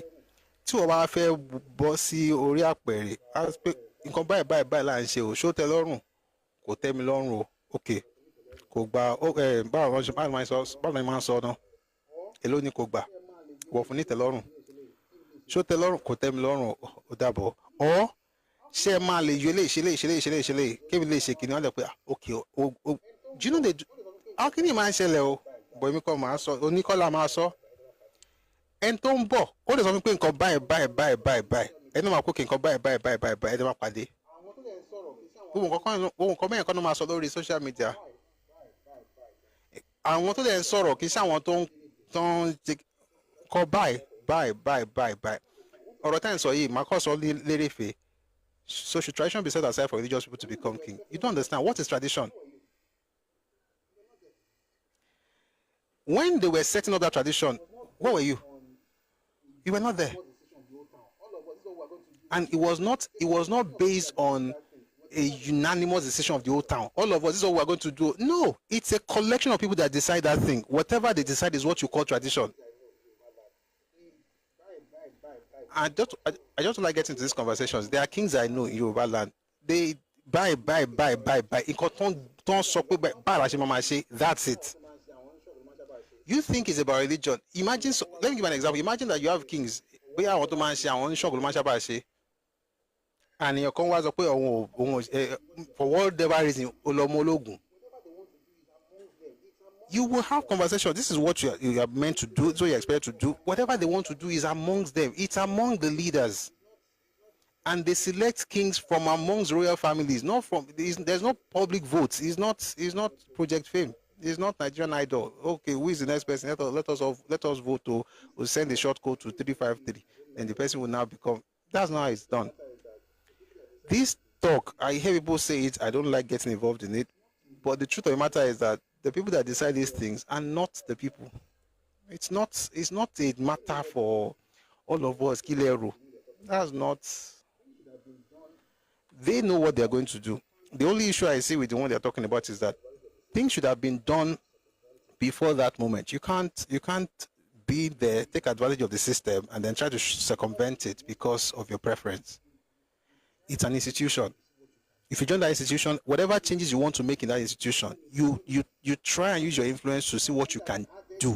And people make changes every time. Make no mistakes. All these, there are things that have been added in the last 5 years now, in different towns. There are things that have been added in the last 20 years. When people say tradition, it's tradition, but you don't even know when those things were added. And there are things that have been there for a long time. You don't know. There are things that they do now that they used to do 20 years ago. There are things, for instance, that ordinary mobile phone has changed some things in the way things are done. The point is just that whatever they are doing, they will decide amongst themselves. Sometimes with the person, buy, me first of all, I don't want to go into details. Buy, okay, buy, yo. And in some cases, do you know there are some people that don't want back in? Back in, buy like Imagine, we'll talk about that in private. Let's not go deeper into that, but we'll talk about it in private. There are two things in that thing, but sometimes we make it look like one. There's Ifa, there's Oromila. But in some cases, we call Oromila Ifa as well. So sometimes it looks as if we're talking about the same person, but it's the same person, but there's a deity and then there's a system. In some cases, we use the same name for both, but in actual fact, Oromila is actually the deity, Ifa is the system. But we can talk more about that. Anyway, the point I'm trying to make is that they will decide among themselves, but like I said, the only issue I have with what happened is this. If you're part of an institution, and you think there are certain things that you don't like, and you want to be part of, and you want to change some things, then you bring your influence to bear and try and adjust those things. Don't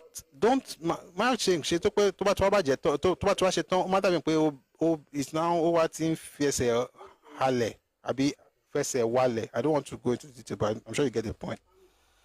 Those things should have been discussed with the people in those spaces. You can't. I saw one king saying things like, like, you knew about this thing while you were there. So while you were there, you can influence those things. And these things are done. But of course, they also have a right to whatever they say. But whatever they decide, tradition, you don't even know what is being done in that place. Even nobody, you don't know. So whatever they decide, they will do, and then that's tradition. But igi kan dagbo she, igi kan le dagbo she, le so pe ba le fe se titi e. If you know you want to do your own like that, then institution any issue. But saying things on social media, if you are a Muslim, you cannot become an urban like Tanya. Everybody has social media platforms. Everybody can talk. If you are a Muslim, you cannot become a king. Like, you think they're going to ask you if you want to make somebody a king? It's not an election. That's the truth. That's the brutal truth. But I'm trying not to dwell on it. But people should also respect stuff. But they will sort it themselves. You don't know what people went through before they made some people kings. You don't know the things that happen amongst them. Everybody just gets angry. Everybody will be fine. I hope I answered that question. If I did not answer the question, please ask me again tomorrow. If I didn't answer it well enough. Thank you very much for being here. Call on show.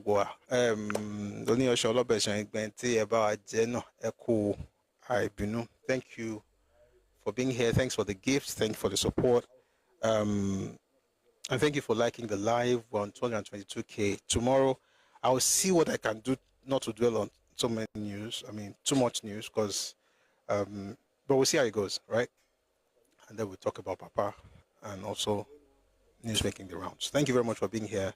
So our YouTube and Facebook folks, we're going to let you go now because we're about to play music and it's going to give us copyright strikes and we don't want to have that. But thank you very much for being here. Thank you for your support.